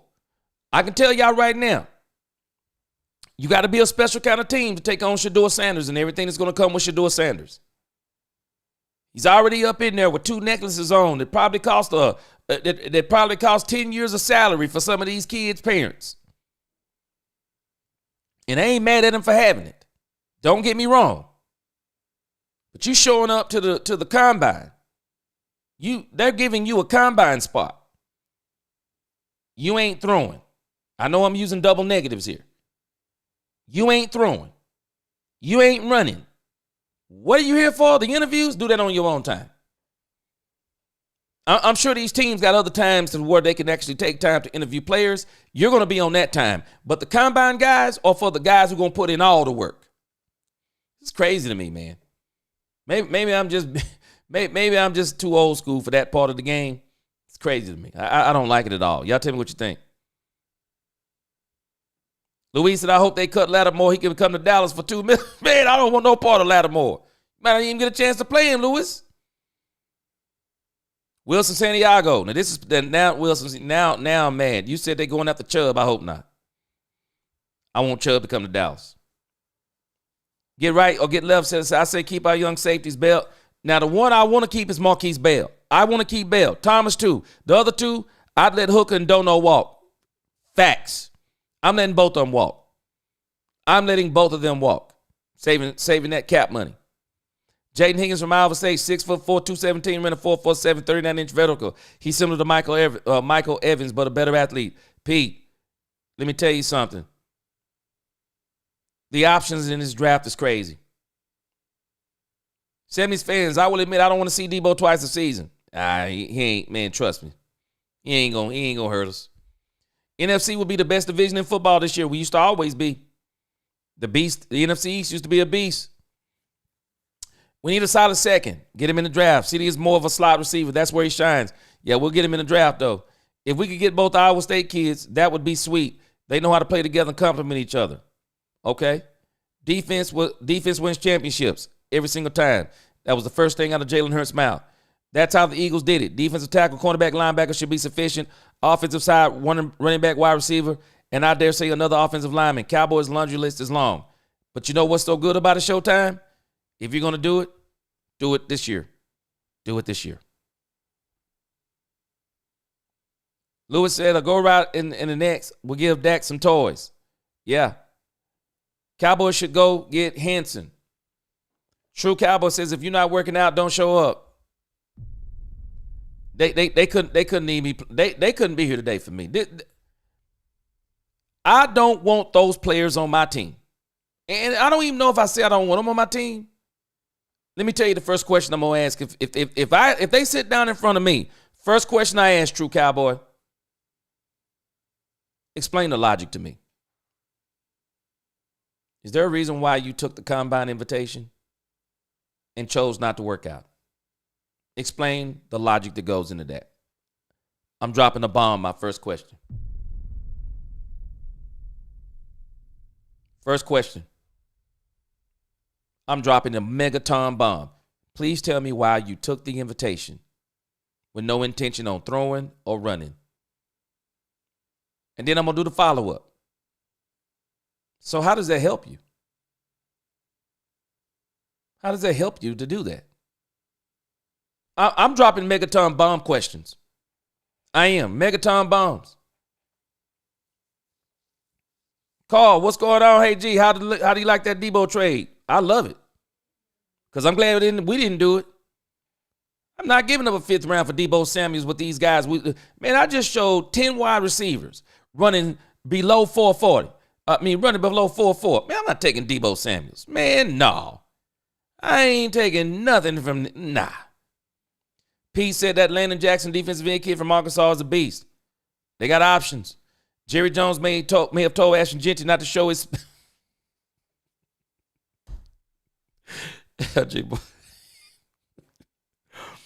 LJ, I'm pretty sure we already kind of know his speed. But that's funny, though. Jerry Jones is going to be the SA. Okay, you got to give me what that means. I'm laughing, though. Man, I'm rolling. Ty Felton wouldn't be bad either in the 3rd. Man, options. I love it. Debo to Washington. Kenny, we ain't sweating. We ain't sweating. Jordan Watkins, a big-time sleeper. Draft 1 round, 1st round back defense, 2nd round, and then wide receiver 3rd. Ooh, I can't go to the 3rd. But Carl, I'll say this. You might not be good. There's some guys that Matthew Thornton Jr. could be there in the 3rd. I mean, he could be. Lewis, I've been asking Dak to work on long ball for years. Well, part of it is the scheme they've been running. I think the scheme doesn't call for it. We'll see what Shotty does, though. Pete, they're all faster than our wide receivers, for sure. Yeah, Dak is a good long ball thrower. I believe that, too. But I think he needs a taller wide receiver. I don't think people understand throwing to shorter wide receivers on go routes. When another team has a good cornerback, that's tough. Unless he gets absolute separation. Because you think about Tony Romo. Tony Romo made a living on Dez Bryant.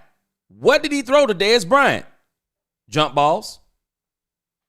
You're not throwing that to a Brandon Cooks type receiver. Tony Romo wouldn't have thrived either. But when you get a taller wide receiver, you can it's a different type of throw. It's a different type of throw and catch. It is. The 70s fan said, I told my friend who is a Raiders fan they would draft Shedeur Sanders. I think the Raiders are going for Shedeur Sanders. I've been saying it for the longest. I think they're going to be the team, and I think they were already going to be the team, because I don't think Deion ever wanted Shedeur to play for Tennessee. And I think Tennessee may be looking at Cam Ward saying, maybe this isn't the draft this year for us as a quarterback. Maybe we'll go get another one of these quarterbacks in the later rounds and see what they do. If I was them, I would literally go get Sam Darnold. I would just go get Sam Darnold. Looks like we just saw somebody pull a hammy. He may be done running for the day. But I am not going to be shocked that it's the Raiders that trade up and get that first pick and they go get Shedeur Sanders. Pete said we've only drafted one wide receiver in the first 2 rounds for Dak in 9 years, and that's pitiful. Time you go get him one in the first, for sure. For sure, Pete. Carl, you're right and exact about Deion's sons. I'm telling you, man.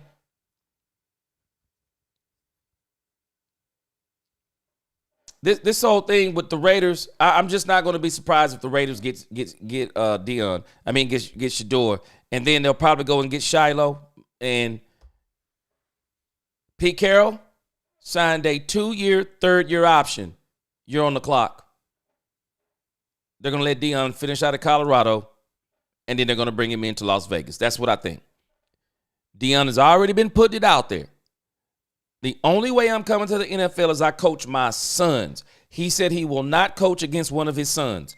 And the team that's going to probably get him there is the Raiders. The team that's going to get him there, you watch what I tell you, is the Raiders.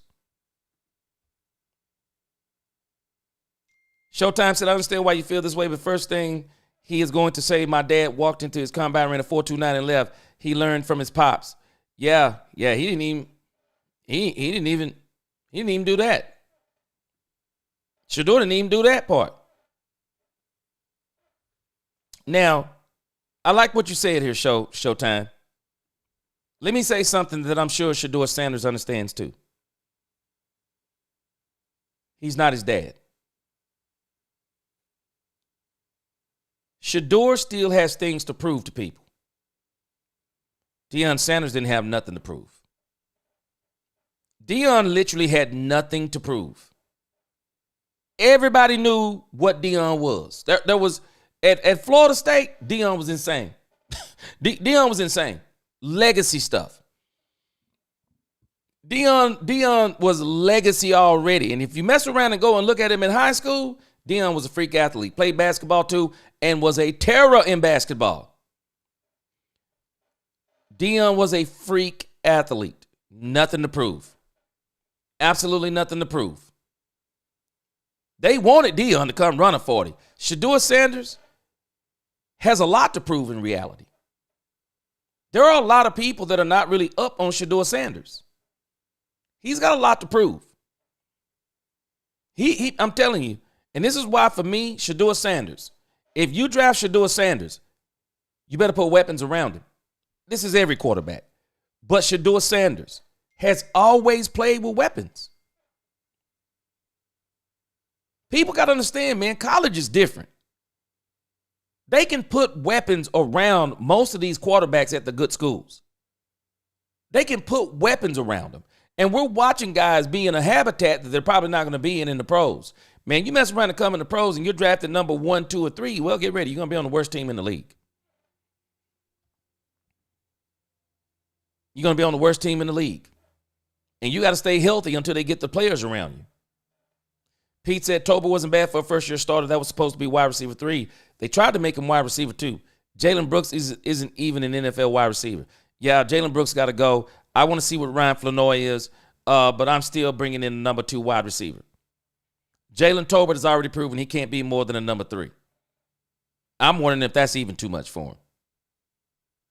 I'm definitely wondering if that's too much for him.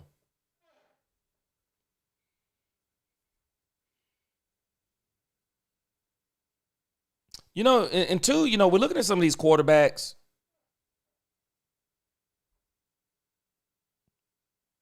Some of these quarterbacks could actually be better than most people are giving them credit for.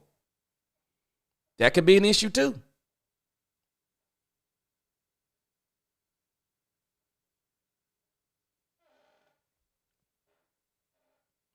And I'm going to tell you the funny thing is, I wouldn't be surprised if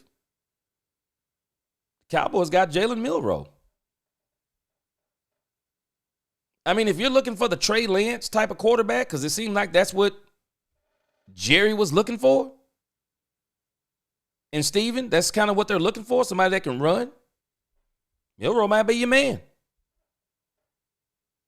I think Milroe has a ceiling. He got a lot of criticism early on. Milroe may have a ceiling. Never know. But whoever you're getting, you just got to understand they're just going to be a backup. True Cowboy. He said, alert, we have a Dak hater in the chat. Repeat, we have a Dak hater in the chat, no doubt. 70s fan, Dak Prescott. Now, 70s fan, you make an excellent point. Might I remind people, they do not understand. We did not ask Troy Aikman to do these things. And this is why the Cowboys were so successful. We were not asking Troy Aikman to do that. You go and get you a potent running game that can break people off for 20 and 30 yards a pop. Pop, pop, pop. And those throws are not 50 yards. Those throws are 25 yards. They're 15 yards. The 50-yard throws, what are you going to do those? Once a game? Maybe twice? And with the way they're running these new defenses, man, you're not running that stuff. You're not running that stuff. You're not running that on drop 4. You're not running that on drop 7 rush 4s. You're not doing that. What you're doing in those defenses, notice what people do in those defenses. They run crossing and rub routes. Because of so many people in pass coverage, the only way you can typically get open, scheme somebody open, cross them up, cross them, rub. You got to scheme somebody open because there's so many people in those zones. Man, it's hard to throw in those 7-man zones. You got to do things. And running straight down the field is not the answer. It's not the answer. You got to scheme that stuff open. You got to. Georgie George, Cowboys for life. What's going on?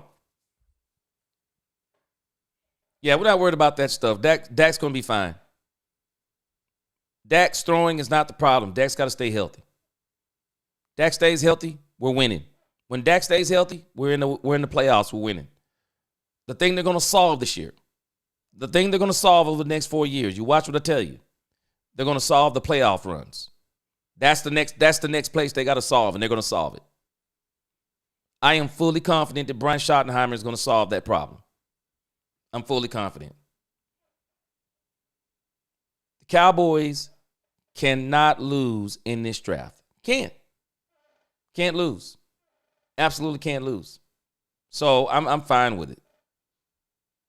I'm absolutely fine with it.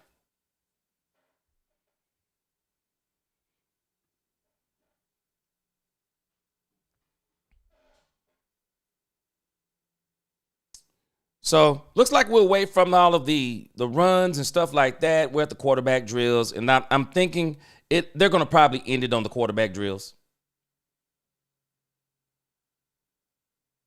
End it with the quarterback stuff. So we've seen all this going to be anything exciting. So, all right, I'm going for real on y'all this time. I had to come back because I saw these wide receivers running. Glad I witnessed Matthew Thornton Jr.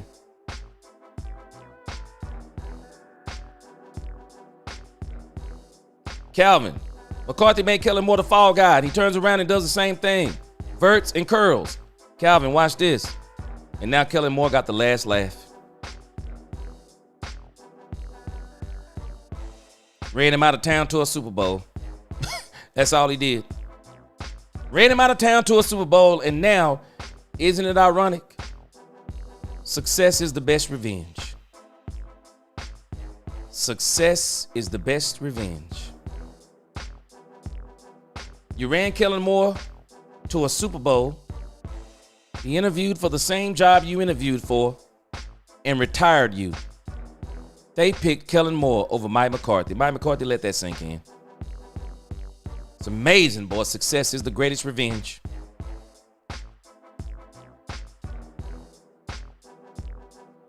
Dak and Shotty now. Hey, Georgie George. I'm here for it, man. We're about to do some things. Andre, like the Jalen Milrose pick for Cowboys. He played at SEC, great competition he can play. He may be the kind of quarterback they're looking for. If you're looking for the Trey Lance thing, there it is. And Melrose is probably going to be there he'll probably be there in the 6th. Melrose will probably be there in the 6th. Cowboys pick him up, develop and see what he does. We're not worried about him taking Dak Prescott's spot. Dak Prescott is the quarterback for this team. Again, we got to pray for the health of Dak Prescott. We got to cash in on that deal. And everything they're going to do in working with it. We got to cash in on that thing. Bottom line, we got to cash in.